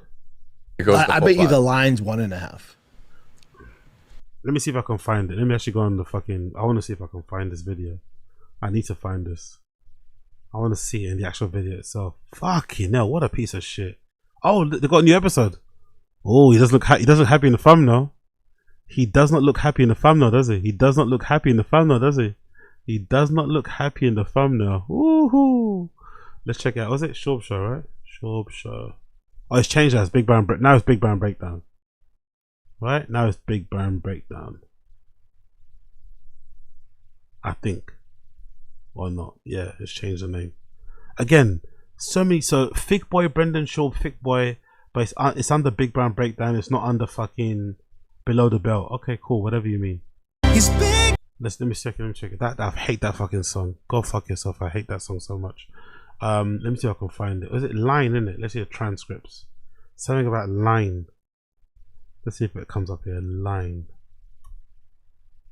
I think he's getting press bunch of online, just lines, squiggly lines, online, not that one. I bet, yeah, there we go. I think it's this one. Yeah, I don't think it goes. I bet you the line's 1.5. Wish we had a computer to look that up. What do you think I'm doing, dog? Yeah, let's do it, bud. Let's fucking do it, dog. So the movement from here to here is just too long for you. Let's do it. Let's see what. What a cunt. And that tongue as well, like that fucking redacted tongue. That fucking redacted tongue as well, like God almighty. It probably hurts more when somebody this low IQ and legitimately dumb is talking to you this way. But you have to kind of take it because they're your boss. It must hurt way more. You know what I mean? He's actually fucking R-worded. Really R-worded. But you can't say nothing because he's your boss, you know? You can really. To be fair, I wouldn't put up with this. You know, that's probably why I've been in and out of jobs so much. But I don't really put up with disrespect. I don't care if you're paying me. You don't talk to me like I'm a fucking piece of shit. Don't talk to me like I'm a peasant. I know technically on paper I might be a peasant because I'm an employee and I'm low on the totem pole. But don't talk to me like a dickhead. Like I've had many confrontations and issues like that in work, which again, you know, I don't take as a credit. But I don't know. I couldn't put up with this. I really couldn't put it's one thing not knowing what you're doing and being chastised for it, but when you get spoken to like this, it kind of reveals how that person thinks of you, you know? It's a bit disrespectful. Do it, dog. So the movement from here to here is just too long for you. Let's do it. Let's see what the over. Because you know he's a massive favor. Oh, you're right. To 1.5. Yeah. By the way, he's looking old, isn't it? This is what is it? 1080p. Yeah. Fuck, man. Chin aging, isn't it? Jesus, Chin aging. God damn, Chin. God damn. So 1.5 is plus 180. There's no reasons about how big of a favorite? Oh no, I'm looking at JDS. Francis, yeah. So plus 165. Overall, he's a minus 1350. Nate Diaz a plus 180. Wow. Yo, big up, Josie. I can't imagine working for someone this dumb. As I think, I'm actually a really good employee. Like, I just think, unfortunately, I don't know if it's power. Like, I work, like, you know, sometimes it's very rare you work with managers that inspire you, but sometimes I know how to play my position. I can fall in line and do the thing. But for some reason, I don't know why, some workplaces, maybe it's just the way you get through it. Some managers are just like, they go out their way to be assholes. And unfortunately, the work then turns into a place where it's who can endure the most. You know, who can endure it the most. And I'm not that person that can endure it. I can't just endure disrespect just to get paid so I can cover my rent. I'd rather go broke than doing that, which most people don't do because they've got families and stuff and other responsibilities. But I don't know, sometimes, man, I don't know why they do that. Like, in this regard, I just don't know why somebody that has given you their whole entire life, essentially, right? Chin's given Brendan everything, essentially. Yeah, I know he's shit at his job, but he's given him everything. And he gets speaking to like absolute shit. It's so unfair. Oh. Wow. And then what's wrong with Chin? Yo, yeah, big up casual. I would get myself fired just to embarrass him on the podcast as much as possible. Chin needs to start talking back, yeah, when the fighting happens. Minus 575. Yeah, big up Josie. I'm too old to be treated like this. You can get a job elsewhere. That's the thing. Big up Josie. That's why I'd rather just get a job where you get left alone. So but then the jobs that you get left alone are also the jobs that are in demand and the people never leave. Because you just clock in, clock out, you get left alone to do your job, you kind of are accountable here throughout, 3 times throughout the day to double check on you, but you're not being micromanaged, you're not being talked to like shit, you're treated like an adult.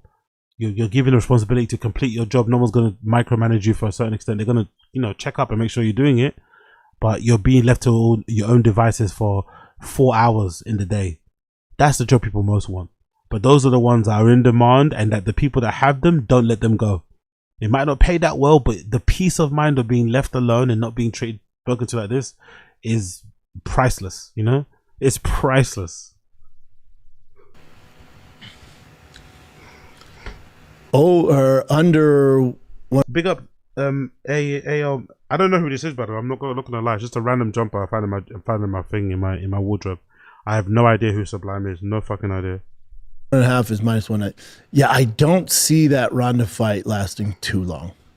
She's gonna get in tight. She doesn't want to risk the brain trauma, none of that. She's gonna get in tight, get over unders, toss her down, submit her. I think the other problem is, and I don't need it type of fight, but they love each other. Yeah, exactly. Bring up Game Bread. I'd piss in Papa's coffee every morning and smile back at him. Exactly. I've been at work since the beginning of the stream and haven't spoken to a single coworker or boss. It's great. Yeah, I love that. That's the jobs. Those are jobs they're hard to find though. What if you got them? Don't let that shit go, casual. Do not let that shit go. Those jobs are the dream. In bars, in restaurants, in offices, those type of jobs where you get given a task, you know what your task is, you unload the pallets at this time, you did that, and you just get left to your own, you get brilliant. The ones where you have to keep communicating and talking, what are you working on, like stand up and fuck off. The ones you get left to do your jobs, to do your responsibility, not to your own device, but best jobs in the world. And Gina's Ronda's hero. I'm loyal to default. You've got to be careful with those working alone jobs though. I've come to the realization that I'm not autistic, I just work from home too often and it's making me weird. That's a good point. I have realized when I have like stretches where I'm at home for like a week or something. Have you guys noticed this? When I've had stretches where I'm like at home for like a week and I'm working at home for like a fucking week, like banging it out, right? I'm streaming. Then when I finish streaming, I'm doing my fucking shift for like another 8 hours. Because sometimes I do this little like, what's the thing called? Online customer service stuff, but usually it's for like American clients.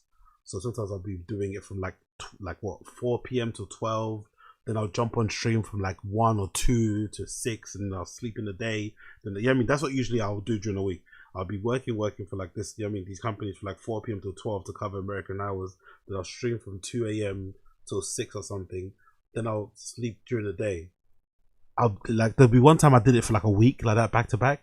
The first time I went out, when I went outside, or first time to go do grocery shopping, the way I was yapping loudly and like enthusiastically to like randoms, like they'll be like, "Look, you know, it's the type of like you know, like, it's like solitary confinement. The first person you see in real life, like a human, you're just like, like you know what I mean, like you're on fucking speed or something."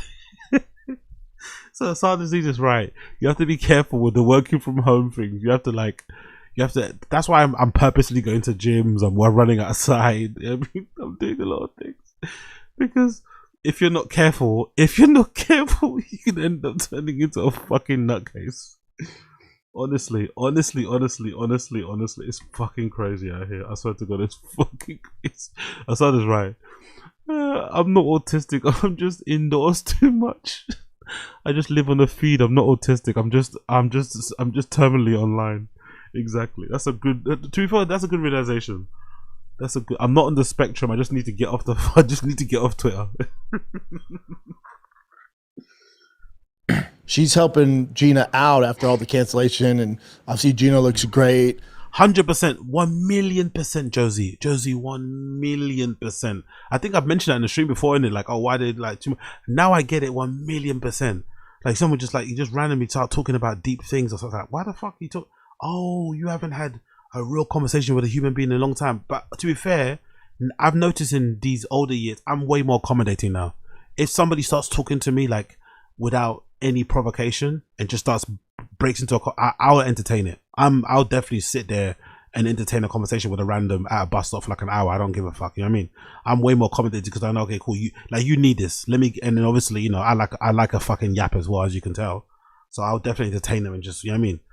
I get it. I really do get it, man. I really do get it. That's why it's important to like, you know, it's important to step outside from time to time. It really is. Yeah, big up Asada. You need a healthy interaction in the day. Sometimes even a coworker causal spike. Yeah, 100%, 100%, 100%, 100,000,000%. But when I mean left alone, I just mean the kind of jobs. Like I've worked in tech jobs. I'm sure some of you guys have worked in tech industry. I've worked for tech companies, and there's a lot of talking. It's too much. You have your stand up, then you have your all hands, then you have this, then you have. There's always someone talking and checking up. It's just annoying. You can never just like focus and get in flow state and just do your work. That's what I mean. I mean those type of jobs where you're just like stand up in the morning. So when you get to your like in tech jobs I had, you start your shift at 9 p.m. right? You get to the office at 8:50, so you can be in your desk by 9. You check your emails, then 9:15 you have to go and do a stand up to tell people what you're doing for the day and what you got done yesterday.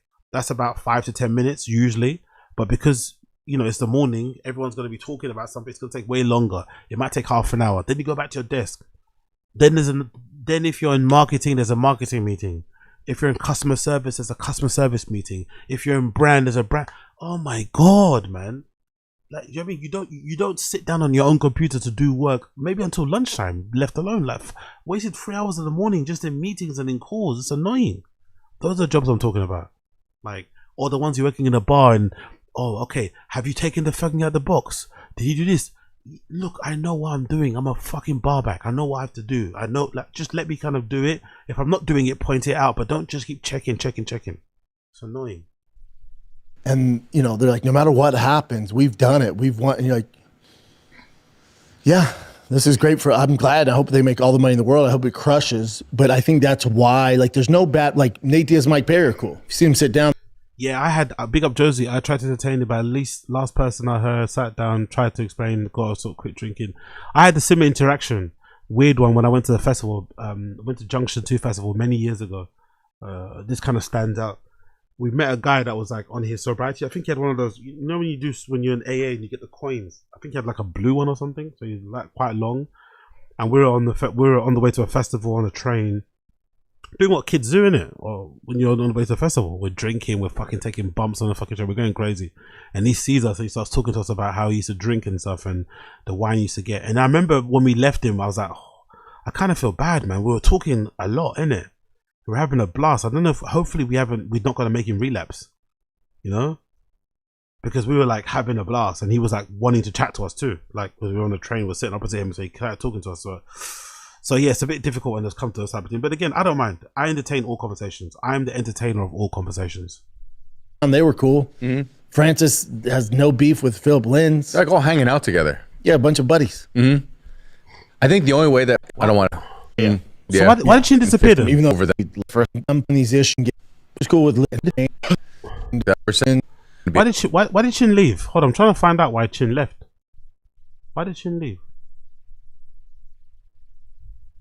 Let me see. Why did Chin leave? Chin left. Let me see.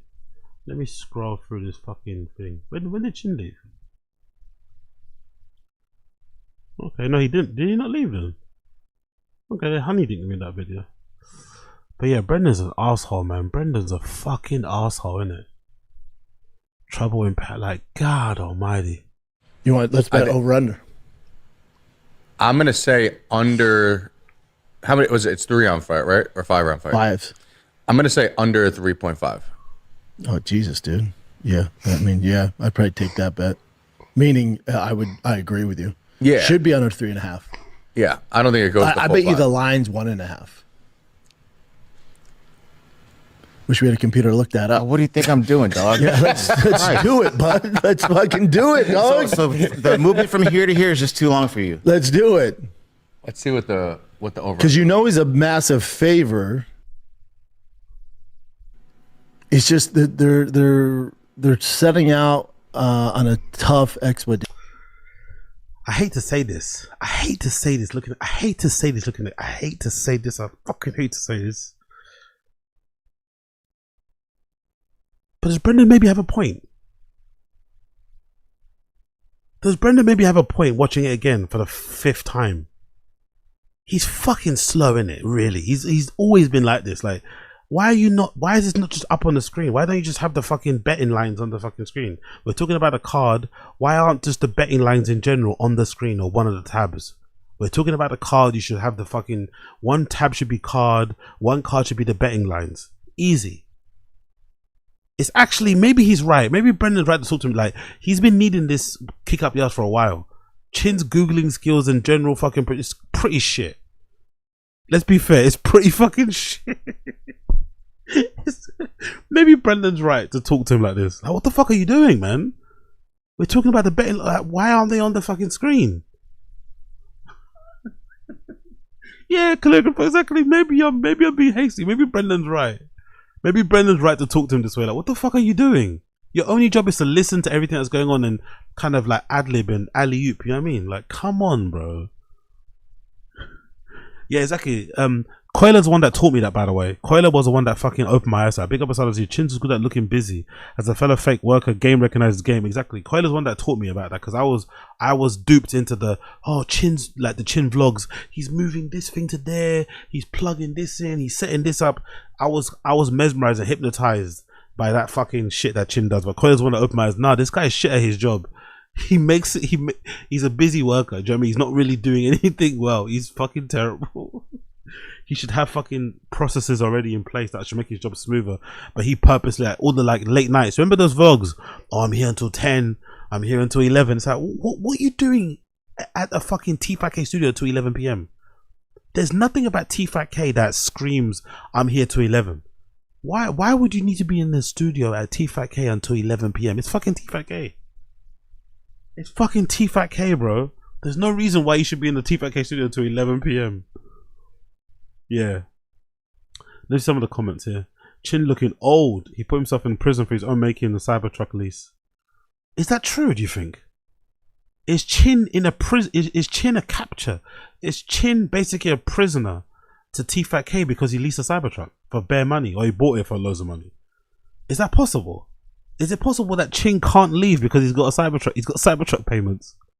That's a crazy golden prison. That's a golden handcuffs. Sorry, those are crazy golden handcuffs.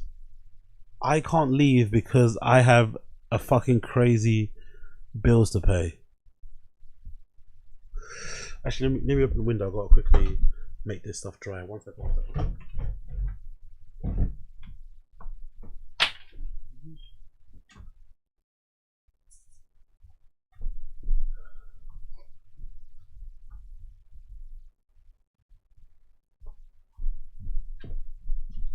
I hate the weather in this country, man. It was fucking lovely earlier.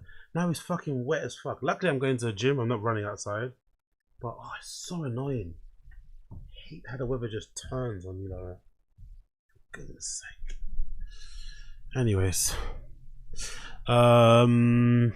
People in Chin's age range have families planning retirement. Chin is here slaving away for someone who doesn't respect him. Him also producing at his age, where most people at his spot are 15 to 20 years younger, sharper and smarter than him. Sure, that is a good point, by the way. Maybe it's not actually Chin's fault. Maybe it's just he's just too old. As somebody said in the stream chat, Chin is definitely not young Jamie. Young Jamie isn't young anyway, but Chin is definitely no young Jamie. You know, that's for sure. He's definitely no young Jamie. He's no whippersnapper in the fucking research and the screen sharing and all this shit. Like, he browses the internet like a boomer. The way he even look at his computer, he uses a computer like an old person. Like, do you know what I mean? Very considerate. You know? Fuck.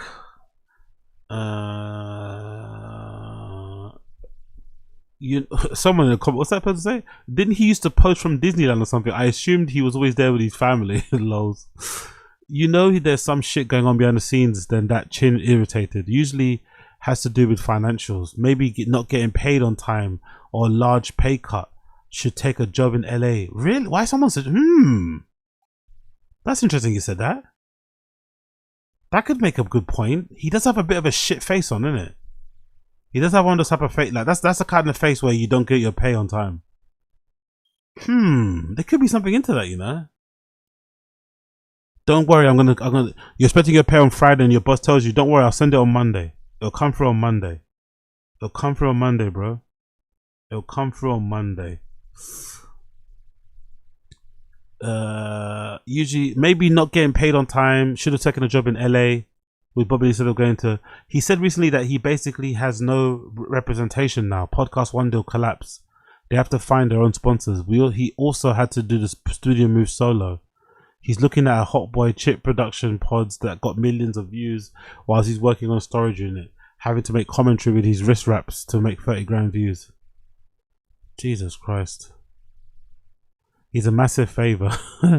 Chin couldn't fact check a stop sign. I feel bad for Ching. He obviously is miserable and knows the podcasts are failures now and the days of guests are over. You can tell he's lonely and zero idea why he left LA to follow his joke of a job. No family, no kids, no girlfriend, no friends, and 100k grand ugly Cybertruck payment. I like that. I love the Cybertruck. I don't know why people don't like the Cybertruck, man. I love the Cybertruck, honestly. It's such a fucking jarring design. I love the Cybertruck. It looks so fucking weird and freaky. I love how it looks. If it was me, I'd maybe get wrapped in black, but I just love how it looks. I truly do. But it is an insane thing to get on lease when your podcast, or when your job is like downsizing. I'm not gonna lie, the timing is awful though. Getting a Cybertruck lease when the podcast is downsizing, when Brendan's selling all his cars, when Brendan's moving into a smaller place, it's a little bit presumptuous. It's poor planning, innit, if you think about it. It's poor fucking planning, man. He should have got this ages ago. He should have treated himself to a Cybertruck ages ago. You know what I mean? But also, like, I don't know, your podcast producer, just drive your Prius. Do you really need a Cybertruck? You know? Like, what do you really need it for? You're by yourself. Like, you got, I don't know, like, what do you really need it for? Maybe because of the weather and stuff, I don't know. But you could have just got a regular truck. A single guy by himself with no kids, no dogs, no nothing. And he's got a Cybertruck. I don't know. Maybe his nieces and nephews stay with him sometimes. I don't really know, but yeah, whatever. Maybe it's motivation too. Maybe he's doing that Rogan thing where he's buying an expensive car to motivate himself to work harder. Damn, I feel bad for him. I do too, because Chin is clearly a loyal guy, which I respect. It's just a damn shame Papa he chose to be loyal to. I do as well. We clown Chin in here, but it's just weird things we see him do. The cry singing, disgusting can, menudo, taco. But besides being a bit weird, Chin doesn't seem like a bad guy. I agree. Especially when he sits near someone like Papa or Rinks, just actually crappy people in their own ways. I'm sure the high of T-Fat-K was fun to be around, but he really stuck around way too long, I agree, and showed loyalty to a person that would backstab him in the heartbeat if it would benefit him. The thing that just surprises me, I get it, Chin's not very... Big up Gamebred saying, then just move. Chin's not that kind of guy, Gamebred. Chin's a bit of a scaredy cat. Chin's probably a little bit of a procrastinator, not the most ambitious person. But sometimes, even if you're not that ambitious, you're a bit risk averse. Sometimes life presents you an opportunity where you can be that way. For instance, if you're a bit scared about moving away, a breakup might inspire you to move away. If you're afraid of getting a new job, getting fired might inspire you to try a new career. Sometimes life kind of gives you a little bit of a blessing, a little bit of an open door. So I was really surprised. I'm not gonna lie, it really caught me off guard when he continued to move to fucking Texas. I was like, why are you moving with them? Use this opportunity of them moving and just kind of fucking bail. This is your excuse. You were never gonna quit before because you were too comfortable. Now they're moving to fucking Austin, Texas. Like, just bail, bro. Bail and stay in fucking LA and work, I don't know, on a couple other shows part-time and whatever maybe. But I was surprised he followed them. I was surprised he uprooted his entire life to go to Austin. Like, he could have done this remotely if he wanted to even. Like, it's crazy, honestly crazy that he put his future in their hands. Considering how shitty they are, it's nuts. He should have taken the hint. He should have taken the hint from the heavens, the hint from the universe, the hint from Allah, from Buddha, and just said, "Oh shit! Look at this chance I've got. They're moving. Okay, cool. Let me just bail." Like what? Like same thing Sanaz did. I don't know. I don't know much about Sanaz, but I'm sure it bummed out Sanaz to lose a pretty decent fucking job, a pretty decent fucking check. She got some fun with Brendan too. I'm sure it wasn't nice to like have to go and make some money in other ways, but there was no way Sanaz was gonna move to fucking Austin, Texas. Like, okay, I like you guys. I think she actually likes them. She doesn't talk badly about them. I like you guys, especially you, Brendan. We had some good times, but sayonara, mate. I'm staying in LA. Fuck that. I'm not going to fucking Austin. And she's way younger than fucking Chin. She's way younger. She's got way more to look forward to. She could have moved down there if she wanted to start a new life, but she said, fuck that. See you guys later. I'm staying here. And Chin moved with them. Like, insane. So Chin sitting in Walmart folding chair. Truly a first class setup. Oh, I didn't realize that, by the way. I didn't notice he's in a folding chair. Is that true? I did not realize he was in a fucking folding chair. Not Nick. Well, hold on, where is he? Is he in a folding chair? I did not realize. Oh yeah, they've got a folding table too. God damn. Podcast producer. But by the way, Brendan sits in a comfy chair though. Brendan's got cushioning in his chair. Chin has to sit in a folding chair on a folding table, but Brendan has a nice cushy leather comfy chair. Oh, Chin. Sad to see for Chin. What's this about? Is it though?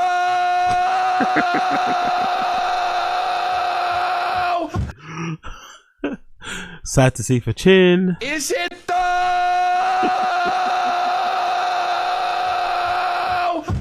Again, who would have guessed it? One of the best episodes of T-Fat-K ever, and Brendan is nowhere to be seen. I don't think that's a coincidence. One of the greatest episodes of T-Fat-K ever in terms of laughs and jokes. One of the only good ones, and Brendan is nowhere to be seen. That is not a coincidence, in my opinion. That is not a coincidence. Shout out to the cheap plastic chair with the sticker still on it. Chin has to sit on. Chin. He's not lasting another year there. Find your way to leave that shit show. Make more fishing videos. That's the thing. If he actually doubled down, if Chin actually doubled down, if Chin put the same work ethic he puts into T-Fat-K into his vlogs or started streaming his fucking fishing videos, he'd be fine. His fans could look after him, I'm pretty sure. But, you know, he's probably a slave to a salary. When he finishes his 12 to 14 hour shift, he exits stage right, hops in Cybertruck 5 seconds away, wrist wraps laughing at Chin, hoping to become Papa's new slave. Yeah, that's the thing. Nick Simmons is giggling at Brendan treating Chin like shit, not knowing that he will also get treated like shit. Like, you might be in his good graces now because he likes you, because you're the new fucking toy, Nick Simmons, right? You're the new fucking toy, remember that. You know what I mean? Eventually you will get treated like Chin as well. It's actually more deplorable that Nick Simmons is now one of Brendan's fucking fanboys when Brendan fucking hated him simply because he was lifting more weights than him. Brendan fucking hated him. So I do find that kind of funny how he's like, you know what I mean, giggling at fucking Chin. Not cool. Not cool in the slightest. But hey, what do I know? Absolutely nothing.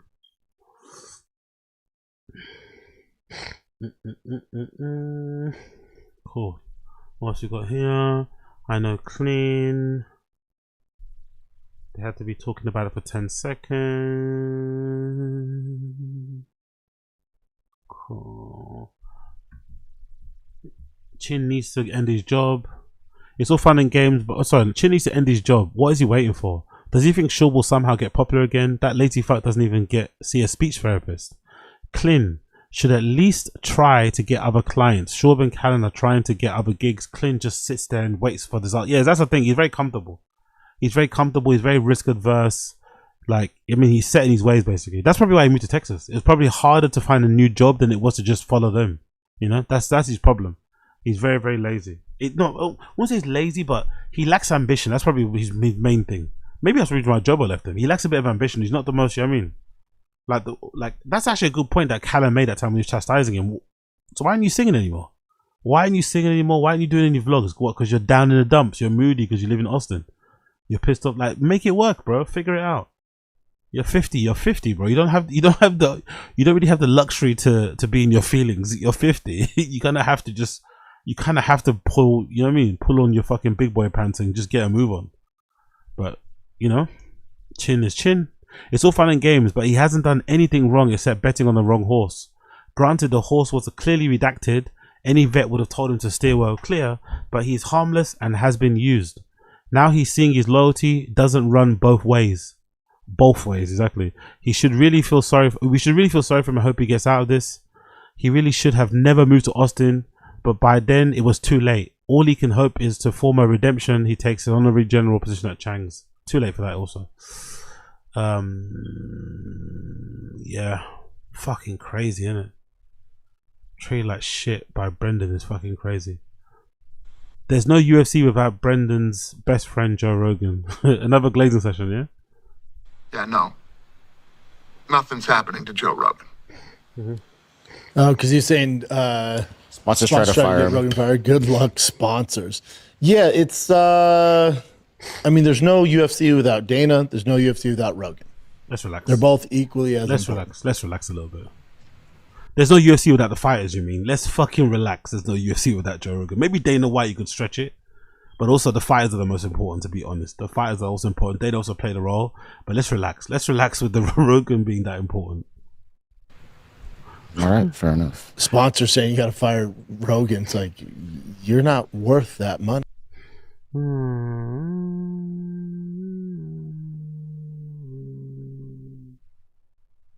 Cool. He said it both ways. I don't think Strickland should have been apologized for anything. He can go, hey man, so I said that stuff, Bill in the fight, but that is what it is. All's fair in love and in war, you know? It's not an apology. What? Is his brain broken? Sean Strickland shouldn't apologize for all that fucking horrible shit he said. But he should have apologized. But he should have just said, sorry, I did that. What? I don't think Strickland should have been apologized for anything. He can go, hey man, so I said that stuff, Bill in the fight, but that is what it is. All's fair in love and in war, you know? Yeah, life truly isn't fair, isn't it? Life is definitely rigged. At one point, this guy was a multi-millionaire being this dumb. Not anymore, I know. But there was a point where he was a multi-millionaire. I know he's been living beyond his means for a while. All his watches are probably fake, so are his trainers and shit. But he's been paid to talk into a microphone the majority of his career. The majority of his life, let's say. And he's this level of dumb. Wow. We will see the villain arc. Nah, not a chance. Not a chance. Chin ain't that brave. There's never going to be a Chin villain arc. He's not that brave. He's a bit of a coward in my opinion in that respect, especially when it comes to Brendan. And he also has that, and the unfortunate thing for Chin has that fucking immigrant thing where he fucking, because Brendan makes money and he's, you know, whatever, he's successful, he kind of like bows down to him a little bit. He's got a little bit, what's that, is it an authority? I don't know what that word is, but he's a little bit, what's that thing called? He's a little bit submissive. I don't know what the word is, but I think that's also a thing that kind of hurts him. You know, that's the boss. He's the manager. What goes. You know, the manager. He's got the final. You know what I mean, he's got a bit of that kind of temperament. He's not the kind of person that's going to be arguing or debating or pushing back or, you know what I mean? Nah, he's not that kind of guy.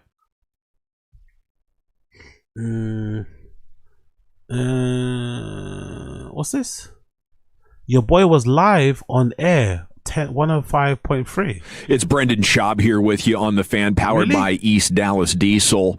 What is more fun, being MMA famous or being internet famous? Oh my God! Both heavy lies the crown. I don't a car guy since I was a kid, and there's nothing I love more than fighting and breaking down fighting. Like, that's my passion. So I do on my show, The Big Brown Breakdown, the podcast. And I was with Rogan yesterday breaking down fights. So it's Brendan Schaub more nervous before a fight in the octagon or before he takes the mic to go do a stand-up set? I love it. Okay, and I see in your Twitter bio you're a Diet Coke lover. Okay, I go through about a 12-pack a day. Damn, like a day. And my wife, she gets the big orders from Costco, and I just big name. There's no home for you at Netflix, so it's far and few between. We gotta watch that. I've got to do a watch along for that. We gotta do a watch along for that. I have to do a watch along for that. What the fuck is he using as a phone? Is he wearing a fucking snorkel? Why does he sound like that? Is he wearing a fucking snorkel? What the fuck is going on right there? I've got to do a watch along for that. I've got to do a watch along. LOL at them thinking he still does stand up, by the way. LOL at them thinking he still does stand up. Oh, I gotta watch that in full. I have to watch that in full. We'll probably do a maybe do a watch along with that tomorrow. Heavy lies of crime is fucking crazy. Far and few between. He's drinking roughly 4,000 cans of DC a year.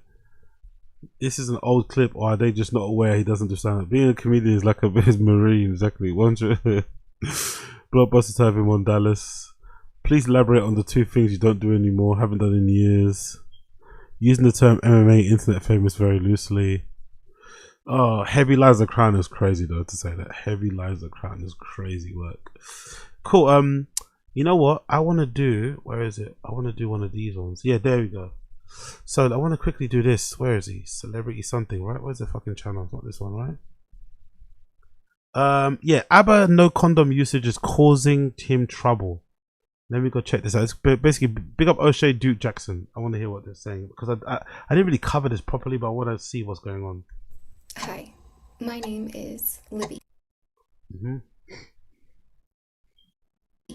And I was a girlfriend of ABBA from ABBA and Preach. Almost everybody knows about ABBA and Preach, especially when it comes to social commentary and reaction videos. The duo is from Canada, and I really love their videos. But out of the two, ABBA is the more surgical, analytical, and strategic in his approach in comparisons to Preach, with no disrespect at Preach, to be honest. But out of the two, ABBA is more known for exposing people who are fraudulent. In other words, people who come online saying that they're one thing and not the other. ABBA's good at finding this crisis and exploiting it. And he's done this with several creators, most notably Fresh and Fit, and also... By the way, big up Myron, man. Big up fucking Myron. Myron's had 2 dubs this year, innit? 2 W's. He fucking got a Karsh out of here. He got revenge on the Karsh, and he's also getting revenge on fucking ABBA. He's had a good fucking year, innit? Myron Fresh and Fit has had a good fucking year. Of a sharp. He does an amazing job in attacking the conflict of hypocrisy, and he can build his case. He does so by using a high level of intellect as well as comedy in his resolution. And that's why we really love ABBA and Preach. And also, let me add to this. ABBA and Preach feel very genuine. They don't feel like they're on YouTube to scam anybody, to make any kind of money. They don't present themselves to be something that they are not. They seem to have a lot of honor and loyalty. And furthermore, they have never had any offline scandals.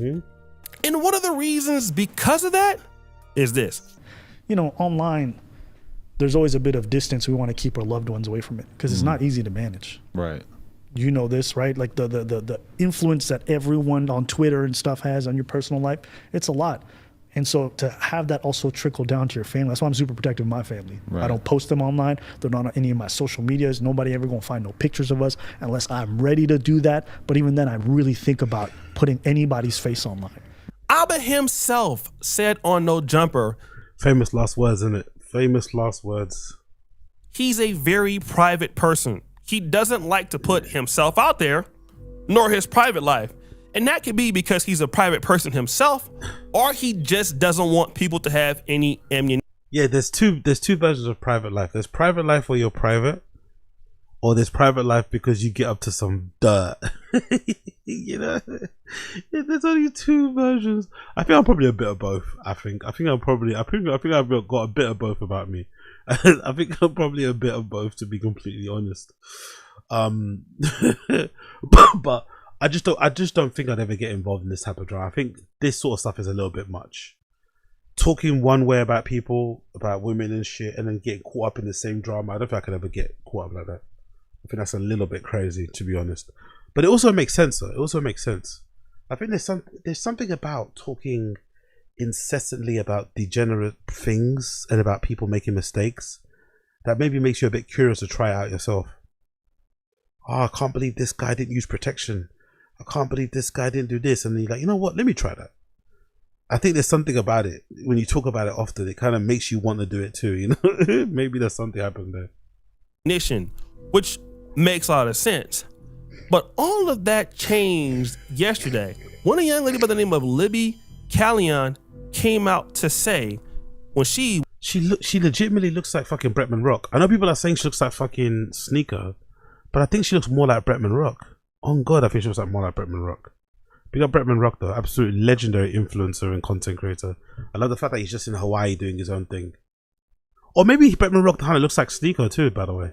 Because they're all Filipino, right? They all got Filipino backgrounds. But she looks like Bretman Rock. On God she does. On God in heaven, she looks like Bretman Rock. Or am I bugging out? Doesn't she look like Bretman Rock? Or am I fucking oops, wrong one.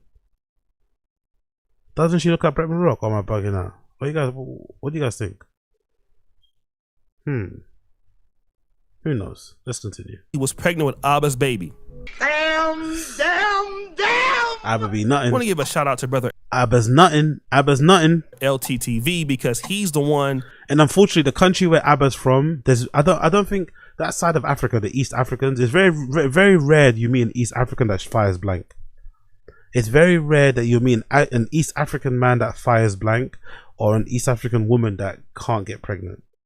Those motherfuckers, they breed, yo. They breed. They be having kids. So, yeah, Abba, get a vasectomy if you want to start blasting into girls, brother. It's not, you know what I mean?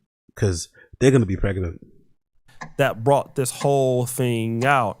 And of course, I kind of thought that, this can't be true. This is somebody that's looking to, just kind of expose him and just make something up. But then she said this.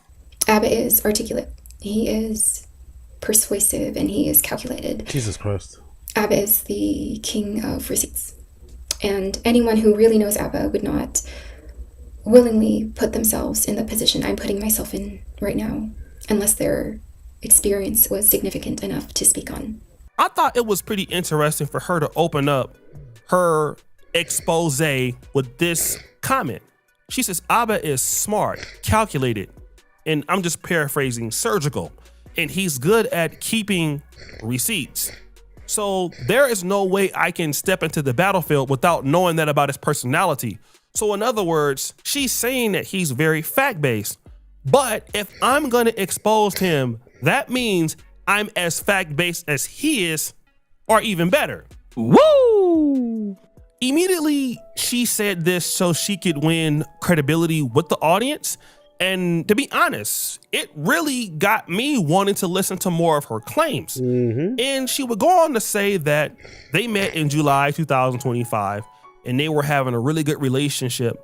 And then by November 2025, she was pregnant. Jesus Christ. Now, when she was pregnant, it seems like Abba was very excited about this. I don't believe Abba has any kids, so this would have been his first child, according to her. And he was very supportive at first. But she said this.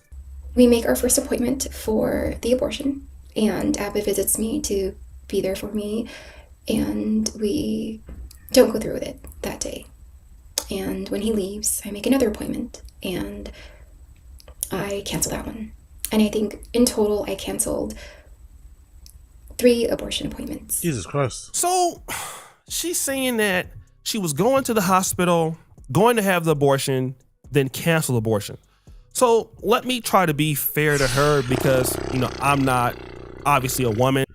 Abba's moving reckless, bro. Abba's out here moving fucking reckless.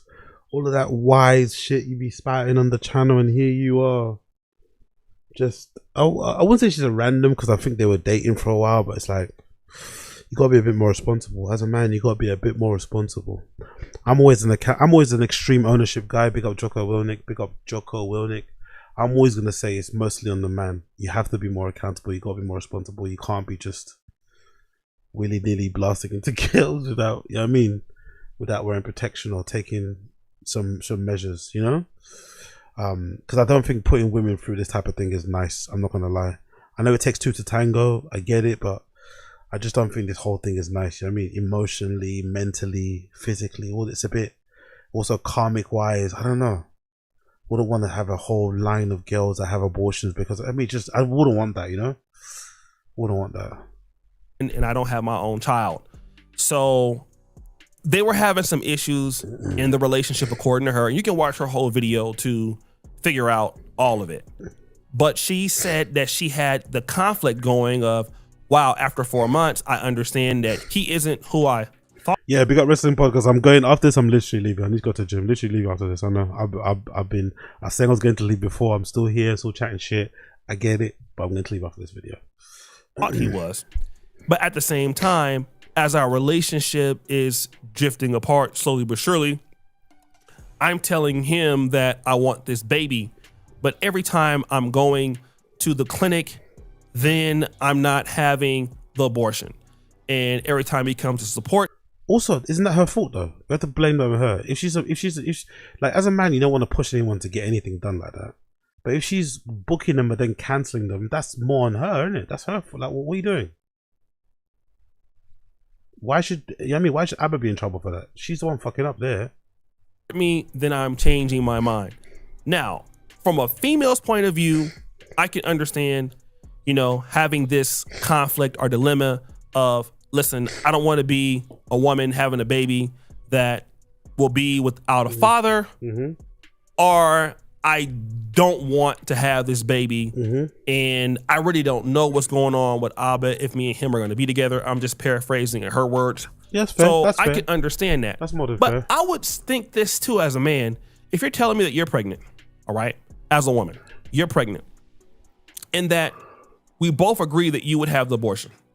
You have decided that you want to have the abortion. And then every time you go to have the procedure, then you don't have it. My automatic guess would be, well, you're lying about this abortion. You're not pregnant. Okay? That's what I would think. I would think that ultimately you're playing a mind game. I wouldn't think that. I would just think that she's having second thoughts. But then it would also put you in a tricky position because you then don't want to pressure them into doing it because that sounds fucking insane. And it sounds insane, it looks insane, it is insane. Again, that's why the responsibility should be with the man at first, to take responsibility when engaging in adult fun. So you're not getting this position in the first place, because it gets very tricky. Because, you know, fundamentally, really, yes, I know the baby is like yours as well as a man, but it's her fucking body. Whether she decides, she decides. You have to kind of roll with it. Really and truly, if we're being really honest, you know what I mean? You can't physically make her get it. The fucking abortion. If she decides to keep it, you're gonna have to fucking step up. That's why you have to be responsible in the beginning. With me, and really, I would lose some level of trust with you. And I'm pretty. Or like me, just don't involve yourself in the ladies in the first place. Just stick with the mandem. You can't get boys pregnant. Just stick with the mandem. Just stick hanging out with the mandem. Fuck the girls. Be like, ugh, girls are disgusting. Just stick with the fucking mandem and you avoid all of these problems. Pretty much think that when she said this, on her part, it might have been a big mistake, even though she was talking about it, because this is a really, in my honest opinion, a bad admission, because he's losing trust in her because you're saying one thing and then you're doing another. All right. Then she would accuse Abba of being abusive. She has certain text messages to prove her point. And I don't think that these are false, because when she pulls up these messages, it looks very similar to his icons online and stuff like that.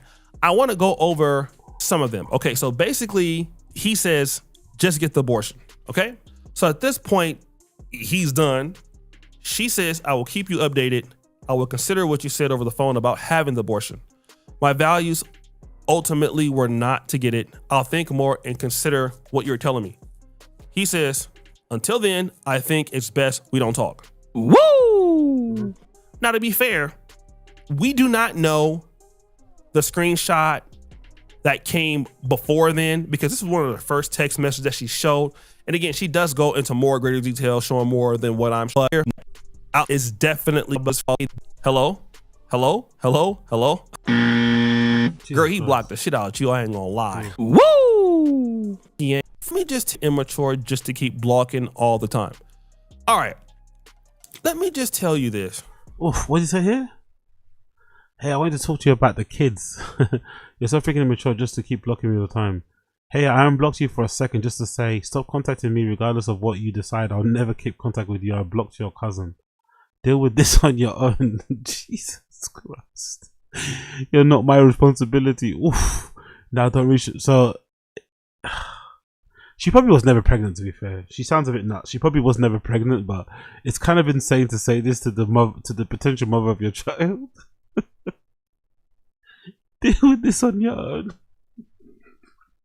I'm not involved. She was probably never fucking pregnant, don't get me wrong. She was probably manipulating him, because I reckon most likely he probably like, what's I think? He probably ghosted her. He probably soft ghosted her. She didn't like how it felt. She fucking pulled out the pregnancy thing as a way to kind of get him back. It didn't work, you know? And this is where we're at. Personally, I think so. And maybe he wasn't the nicest in relationship wise. But fuck, you know. Keep blocking all the blocked her. He wanted nothing for him. Wait for them. Please respect my decision about not wanting to receive any more long messages. I won't anymore because you asked me not to. I'll wait for the updates on the abortion. Again, you can't text her back then. If you say something, just leave it. I think they're both kind of, I think he kind of likes the chaos as well, which makes sense. For someone that's very presentable and very kind of logical in his videos, it does make sense that in his personal life, he's a bit chaotic. And he's attracted to fucking chaos energy. It does make sense, I'm not gonna lie. It kind of probably keeps him alive, you know? I'll wait for the updates. Until then, I think it's best we don't talk. I'll keep it there. I'll consider what you said over the phone about divorce. Yeah. My values ultimately were not to have a child at this point. So it does make sense. Let me fast forward a bit. I don't wanna... What's that? I'm pregnant and despite... What's that? If Jesus Christ, she sent... And despite... Get back into a relationship with her. She sent a DM to the fucking Instagram. Jesus Christ. I'm pregnant despite is being a relationship or not. You said don't care if I keep the baby or not, and that you won't be a part of it. You told me never to. That's why I don't talk to anybody, man. That's why I'm not talking to jack shit. No people, man. Leave me alone. Men, women, whatever. Leave me the fuck alone, man. Fuck all that shit. You told me you'd never walk out on the child if I got pregnant, and you lied. I'll keep the baby and raise them myself, but because I felt anxious 5 months into the relationship and told my truth because I do care about your life, me loving you and me also feeling unsettled can both exist. You say this isn't horrible behavior towards me. You saying this behavior is better than blackmail. I didn't think I said I was going to. I never said I was going to do these things. And you tell me you will stop your friend from doing that because you're not me. But you would leave me alone to parent your child alone, saying that's not horrible. If I wanted my friends to expose your horrible text messages to me, wouldn't you think I'd already have done it? My friend even said in the message you sent, Libby would never do that. I felt I needed to end the when I get a message like this, I don't even read it. On God, I don't even read it. I just close the message and just carry on. I don't even read these messages. Like these sort of anxiety, like I can't do this shit, man. I can't. I can barely do it in real life. I can barely put up with this sort of stuff in real life. I can't deal with this sort of stuff. That's just too much. Too much emotion, too much stuff. Like, no thank you. No fucking thank you. Anything more? No. Okay, cool. Let's bounce to the update. There's an update here. What's the thing called? I think it's called Celebrity Junk, right? There's an update in Celebrity Junk. Let me see that, and then I'm off. I need to go to a fucking gym. I need to eat. I need to come back and do the tires. I've got to do a lot of things today. So last video. Abba's cheek clapping gets worse than we thought. Abba's cheek clapping is worse than we thought. We were like, there's a second girl. Oh, he's got a type in it. Abba's got a type. I know they're different races, but they kind of look like they're in a similar category, especially with the brunette hair. Abba's definitely got a type, innit? Abba's definitely got a type. sexting in February, and I know that's TMI, but like you said, he was sending you. That's fine. Yeah, like he was sending you explicit stuff. I've been in a lot of YouTube beefs, and many of them have gotten quite personal. I've seen Tasha K bring guys down. I've seen some of the best do it. I'm gonna be honest. One of the people I would definitely think twice before I beef with this individual. Only really one guy, and that's Abba. The other guys, I could go back and forth with them. It'd be jokes. All right, weird fucking glaze. I'm not gonna lie. Big up O'Shea Jackson. I like him, but weird way to start your video. This glaze is unnecessary. This glaze is a bit unnecessary. I don't know what's going on here. It'd be roasting, but Abba would try to deconstruct you from many different ways, and he would make you cover a lot of territory as a YouTuber. He would interview people who know you. He would attack your position and your character at the same time. Most people would react foolishly and fall right into that trap. And this is what happened when Fresh and Fit started beefing with Abba and Preach in 2021. I thought that nobody could ever mess with Abba until now. Okay, that's a good bit. It is funny that he said that. Like, he thinks he really respects Abba's debate style and the way that he deconstructs people. But then the one person to take him down is this random girl that he was hooking up with. These two women are the ones that take him down. Women always have the secrets, man. That's why you got to treat your women correct. If you're involved in a relationship with somebody, you got to treat women well, because women always hold the secrets. Women have brought down kingdoms. They've brought nations to their knees. A woman have brought nations to their knees. I don't know, guys who go out of their way to like treat women badly. I never understand that, man. No, what's that? No wrath. No one knows what's that quote is. Woman scorn. What's a woman scorn wrath? Woman scorn quote. How's that go? No wrath knows like a what's that? How's it go, that quote? Hell hath no fury like a woman scorned. That's the one. Hell have no fury like a woman scorned. And Abba is feeling that real for now. You were to tell me that somebody would come on to YouTube who's not even a YouTube and take Abba down, I would think you're lying. Like, it was no way that this was going to happen. But not only did that happen, it has happened in a magnificent and crazy way. And in my honest opinion, it has happened because... Isn't it crazy though, brother? Big up Casual for saying that. Isn't it crazy how they were going that fucking Fresh from Fresh and Fit, right? They're going after him, how he got that fucking that Chinese lady of the night, whatever, pregnant. And he did exactly the same thing. Basically. With a girl also from, like, the Asian side of the world. It's kind of funny, innit, how that played out. It's kind of fucking funny. Yo, big up Space Guy. Wagwan. Big up Space Guy. Hope you're good, Queen. Wagwan. Big up Don Dotto too. I didn't see you there. Big up Don Dotto too. Where you going? What are you saying? Abba needs to put Chin on game. Jesus Christ. Yeah, Abba be blasting the way Chin wants to blast. So when you come, Abba needs to give Chin some cum advice. Abba needs to give Chin some ejaculation advice. They're both the ejaculation boys. Big up Diana. I see you. No one knows a woman's wrath like a woman scorned. Yep. Big up Josie. There needs to be a male birth control rather than getting sniped or a condom. Yeah.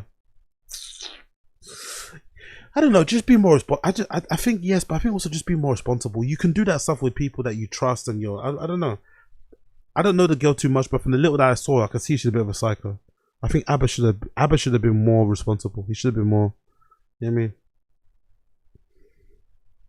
But the reality is she was a fan, not to be rude, but she was probably very forward and he kind of went for it and now he's paying the price, you know what I mean? But he should have been more responsible. He should have been more responsible. Because of this young lady by the name of Libby Callion. Now, Libby was an ex-girlfriend of Abba. She came onto YouTube after their relationship, and the name of the video was called Part 1, My Pregnancy with Abba. Now, everybody started talking about that video, and it was going viral. But Abba came in right away and made a video called What Happened, all right? Now, stop the show. That was Abba's first mistake. Abba's first mistake was even acknowledging this lady in the first place, okay? Now, let me just tell you this. The great Kevin Samuels had a lot of people leveraging a whole bunch of stuff about him. And you know what he would do? He would just not address it. Okay? Yo, dying while having sex is crazy, isn't it?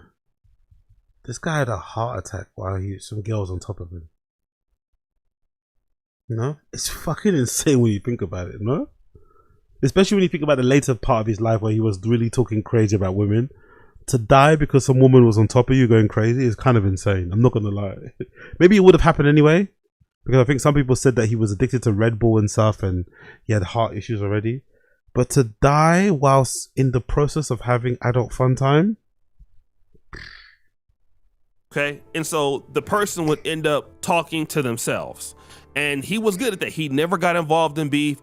He had a long-standing underlying beef with Fresh and Fit. He would never mention them.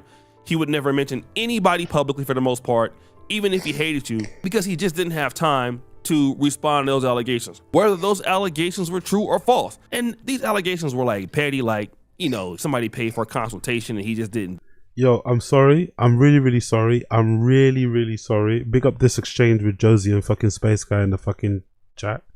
This exchange that leads to fucking Space Guy saying, I'm a lady. You know what it made me think about? You know the first thing it made me think about? Tim Dillon saying that Bridget Macron, in order to prove to fucking Candace Owens that she wasn't a transgender, she had to show Candace on the internet her puss. That was such a funny period. Honestly, Tim Dillon is really funny. Bridget Macron needs to show the world her puss to convince the world. Honestly, do you remember that being a thing, by the way? That just came in and went. What happened to that? What happened to that? Do you guys remember that? What happened to that? What happened to everybody thinking Bridget Macron was a transgender? What happened? What the fuck happened to Bridget Macron? Look at Space Guy. I'm not okay. Thank you for the clarification. I'm not doing that. You have to draw it with you'd have to draw it with letters on the chat. You'd have to draw what it looks like. Honestly, big up Candace Owens. Honestly, big up Candace Owens. Big up Candace Owens. Candace Owens from America. From America, she got the French president to file a lawsuit against her because she was accusing the prime minister of fucking France of being married to a transgender woman. Could you imagine that? Candace Owens' power, man. That lady's a fucking force of nature. Tim Dillon, she's got to show the world her puss is fucking crazy work. Do it or something like that before he got famous. But he just wouldn't respond to it. So if you don't respond to the allegation. Actually, I'm curious. What actually happened to the lawsuit? I'm curious. Sorry, quickly. What actually happened to the lawsuit? Candace Owens, Brigitte Macron lawsuit update. What the fuck happened to that?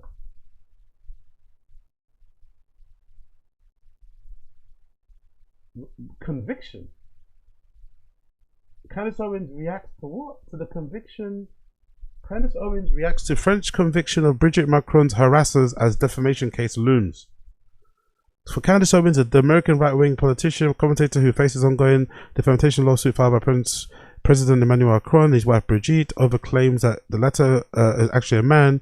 A Paris criminal court conviction on Monday to 10 French individuals for cyberbullying the First Lady. Rotted, but instead Owens has doubled down. So the court case is still ongoing then. It hasn't concluded yet. But 10 people were charged. 10 people were guilty of harassing her online for being a man. the real problem isn't even that she's a man. The real problem should be that Emmanuel Macron hooked up with her when she was his school teacher, no? Honestly, France is such a weird place. France is such a weird place. People are more outraged that she might be transgender as opposed to Emmanuel Macron and him, whatever, getting into a relationship when he was in school. She was his fucking high school teacher or something like that. That should be more fucking of a problem, you know? Than whether or not she's fucking transgender. Who fucking gives a fuck? But yeah, crazy. Anyway, let's get back to the video. And it doesn't go anywhere. Abba responded to her allegation, which is what she wanted him to do. Like, she put the video out so Abba could cover that territory, and he did. So what did she do? Get another girl. She got another girl. She made a video. Abba stream. Why I did this. My point. He came somewhat around the same time as, like I said, he was still talking to Libby or messing around. She lived in Switzerland, so he would be flying to Switzerland to go to see her, or she would come to Montreal or something like that. So this was what. I'm not, honestly. When I get to Abba and Preach level, I'm not wasting no time flying anyone out from Switzerland. I'm going to fucking Switzerland. I'm going to Bergen every weekend. Honestly, sometimes money and wealth and fame is wasted on the wrong people. You're using all of that to fucking fly girls in from Switzerland. There's no girls in Montreal you can date. Switzerland. I'd rather use that money to go fucking Berghain. Fuck that shit. Fuck that shit. And now here she is on fucking Zoom airing out all your fucking business. Yay. She leveraged against Abba. But at the same time, you just really haven't ever dated him. So like, who are you to speak? Of course. So you have to imagine I'm just on vacation, just chilling. And I just thought it was so crazy how he would get me pregnant. And he knew. Yo, Abba be bussing, bro. Abba be fucking bussing. Yo. Abba be bussing. Abba be bussing. That's for sure. Fucking hell. I think in my life I've had like one of these scares, you know. Like maybe my first girlfriend ever in life. Maybe, I think, if I remember correctly. This guy's had like two that we already know back to back. Jesus. Or is this more common? Or am I just a prude? Is it more common to like get girls like this often? Like, yo, like aren't you gonna use protection once? Maybe a couple, maybe a few. Like, really? Is it every single time? Man, just busting and getting an abortion, busting and getting an abortion. We're not gonna try protection once. We're not gonna give that a go once. We're just gonna go through and get an abortion every single time. He knew at this point he could get children, and then he would continue on and just get another person pregnant. Also, apparently not knowing he can get people pregnant. Yeah, he told me that. Oh, Abba's one of those guys. Abba's one of those guys. Those guys that tell girls that no, I can't get. I have a low sperm count. Those guys are fucking demons. Abba's one of those guys. I have a low sperm count. I can't get girls pregnant. I got low T. Oh, he's one of those guys. Those guys are dangerous. They be lying, bro. Those guys be lying. If you're a woman, don't trust a guy that says I got low T. Those guys are liars. I've got low T, I can't get anyone pregnant. What? I've got this condition or something. Don't trust it. Don't ever trust it. He said that he had a low sperm count. Yeah, there you go. In his stream, he said that he just found out like 2 years ago that he had low sperm count. Now, why is that important? Abba is saying that he has a low sperm count. Okay? That's what he's saying. When have you ever met an East African person with a low sperm count? This is a lie, man. East African men be breeding. Minimum 3 kids per family. About low sperm count. Sperm count is low. And that's another reason for him to have unprotected sex. So at the same time, when he might be making fun of Fresh or anybody else for what they're doing, here is Abba going around different countries. He's having unprotected sex with this Asian lady, and he's doing the same thing with this lady in Switzerland. So even though we don't know Abba's private life, now we can understand the games that he's using, according to these women. He tells the women, look, I got a low sperm count, so we shouldn't use condoms. So just in case I boop, boop, boop, all in you, you won't get pregnant. Boy, you don't sit your stupid ass down. Who the f you think you is? But that's not what's been happening. Allegedly, this chick also says this. Way of being with people is just very disconnected sometimes. I think there's just a genuine lack of empathy. Like he hasn't been able to put himself in my shoes and really look at it from different perspectives. It's just his, and he just won't talk to you if you're hurting, if you need anything, if you're sick. He doesn't give a so like why would I give a now? Yeah, to like expose things. So now she's saying the same thing that Libby. Yeah, you can't do that, man. Like if you, I'm a big believer in like. I think it's possible to be a player, to be a ladies' man, and to also treat women good. You can also show them a good time. You don't need to be slanging dick, as they say, and also be a piece of shit, ghosting girls and not talking to them, being rude. I mean, that's not necessary. That's not necessary. I think you can get about town and also be a good boy, also be a good guy, also be a gentleman. I don't think those two are mutually exclusive. Don't get me wrong. I think you're gonna get yourself in trouble eventually, trying to juggle all those things, but you can go, you should aim to show them a good time, to make sure that when they leave you, they're saying good things about you and shit, you know what I mean? They have a good impression of you. I think that's very, very important too, but you know, everyone's different, I guess. He's saying, because this lady saw her video, so she came and wanted to be interviewed. She's also saying that Abba got her pregnant too at one point, and there was an abortion in Switzerland. By the way, money. Again, no homo, no offense, no homo, but no offense, but money, bro. Look what money does. Cause Abba is clapped. No homo, but Abba is fucking clapper the fuck. And he's international with it. He's got a girl in Canada, a girl in Switzerland. Like money, bro, money and fame. Jesus Christ. He's busting. Fair play, man. You have to get it how you get it. Fair play to Abba. Fair fucking play. But now it's coming to bite him in the ass, isn't it? But she's also saying that Abba is also not sympathetic towards her. He blocks her like he does Libby. He plays mind games. Okay. Oh, I love that, by the way. I love that. Vasectomy fishing or vasectomy LARPing. Right? Or vasectomy LARPing is so fucking brilliant. Vasectomy LARPing is so fucking brilliant. You know what? I'm surprised girls don't. Maybe do women? If a woman heard a guy got a vasectomy, wouldn't you instantly think he's a dog? Or do women just like the convenience of it in general, or just enjoy it too? Because I'd imagine if you're a woman and you heard a guy's got a vasectomy and he's like he's like 25 to 35, surely you gotta know he's fucking. You're one of like 100. You know what I mean? But I don't know. Maybe women also think, you know what, this is a good thing for me also because it means I don't need to be on the pill. I don't know. Okay, so now let's go ahead and look at Abba's personality according to these women. Number one, Abba is, according to them, not the, as she would say on Saint and the Sinners, or he would say, he's not egalitarian as much as he wants to say.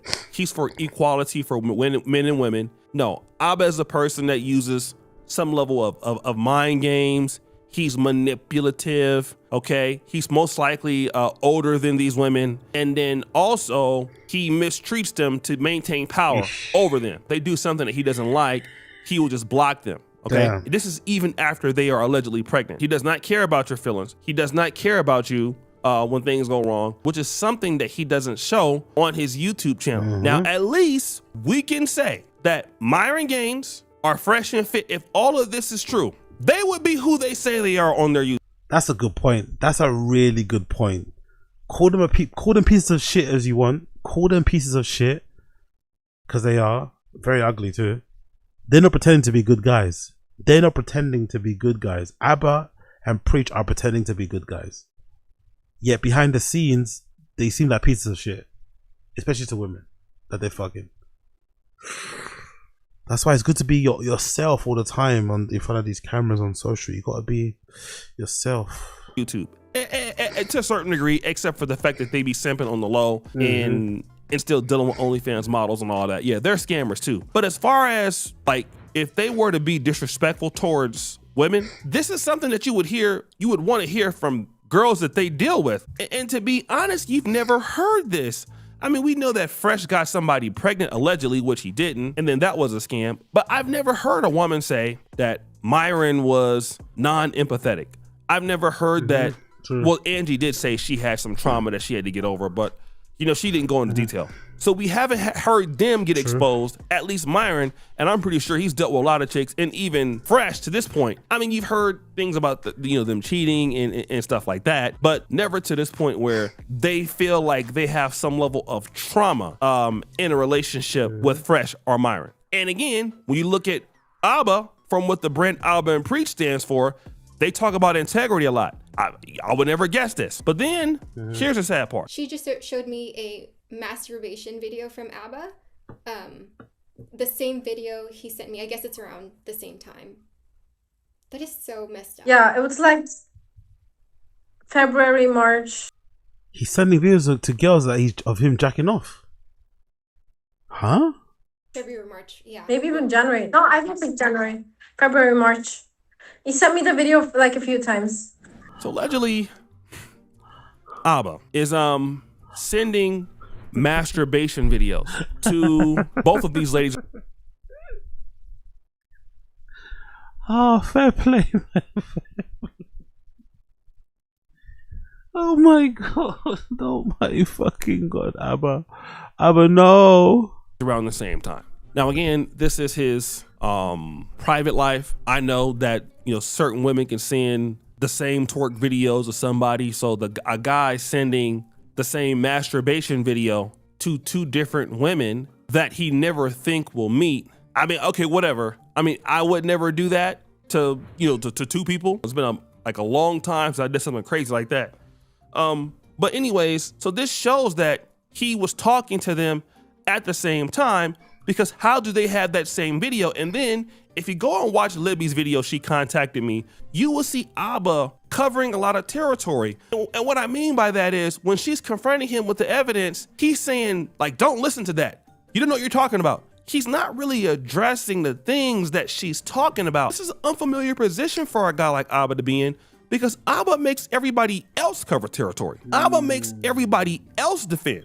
That's what he does. ABBA, he makes everybody else play defensive back for the most part. If you're getting into it with ABBA, you're on defense. He's so strong offensively because you really don't know anything about him. But now, after these two women come out here, it's safe to say that ABBA's been outsmarted, and there's nothing that he can do to make this a win for him, simply because this lady had nothing to lose. When she came on the YouTube, she had everything to gain. Everything.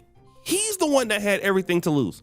The fact that she made a YouTube channel and a video showed that she was coming onto YouTube with a certain amount of leverage. The fact that this lady came out, Stephanie, and got on camera against ABBA, and the reason why she said she did is because she felt mistreated. And then here's the elephant in the room. ABBA, who, again, I talked to you guys about this, about, black rights and ABBA respecting the black community and respecting black women. I just think that it is odd that both of these ladies, again, happen to be non-black. You have a Filipino. I don't care about that shit. It doesn't really matter if they're non-black. You just treat girls better, man. That's a nonsense point to make. So would it be better if he did this to black ladies? It'd make this guy feel more comfortable if he was bursting into these black ladies and just being irresponsible, treating them like shit afterwards. That would make it okay if they're black. Like, come on, man, be for real. Be for fucking real. Like, what the fuck does that even mean? Anyway, I'm gonna leave it there. That was a fucking bullshit point. Love and appreciate you all. Thank you for tuning in. It's been a pleasure to have your company. This will remain free for everyone to watch. Don't worry, it won't be privated for members only. I need you to make up for yesterday's shitty stream. I'm off to the gym now. Gonna get some food. Gonna come back probably for a Taz for a couple of hours, and I'm gonna go to sleep and catch up on some much needed sleep today because I've been a bit, I've been fucking grinding like a fucking grinder. So yeah, appreciate you all so fucking much, and then we'll probably come back again on Sunday and might do actually that radio interview. Maybe I'll just do one watch along of that radio interview tomorrow to see Wagwan. But yeah, I thank you so much. Yeah, it is really better. But Diana, I'm about to tell you, your suggestion was right. Diana Stream Tech, your suggestion was right. You're a fucking G. I did my nasal thing. I got I've actually got the whole thing. Because when I've got a little fucking, I've got a neti pot and I've got the little salts. I've got the whole packet. I forgot I even had it, like a fucking idiot. And I did it this morning. Plus I took my tablet and I'm fine. No itchy, no scratchy, nothing. I'm so fucking happy. So fucking happy. So big up Diana, I appreciate you. Anyway, everyone, appreciate you. Space Guy, Apex Putter, Casual, Gamebred of course, Don Dotter, my G, Z, obviously Wingus McDingus, Wagwan, GG. Who else is here? Everyone, appreciate you all, okay? I'll take care. Appreciate you all. See you guys again, hopefully tomorrow on a random show, but it'll be later tonight for Taz. Thank you so much for tuning in once again. Peace and blessings to you all. Peace and blessings to you all. Bye.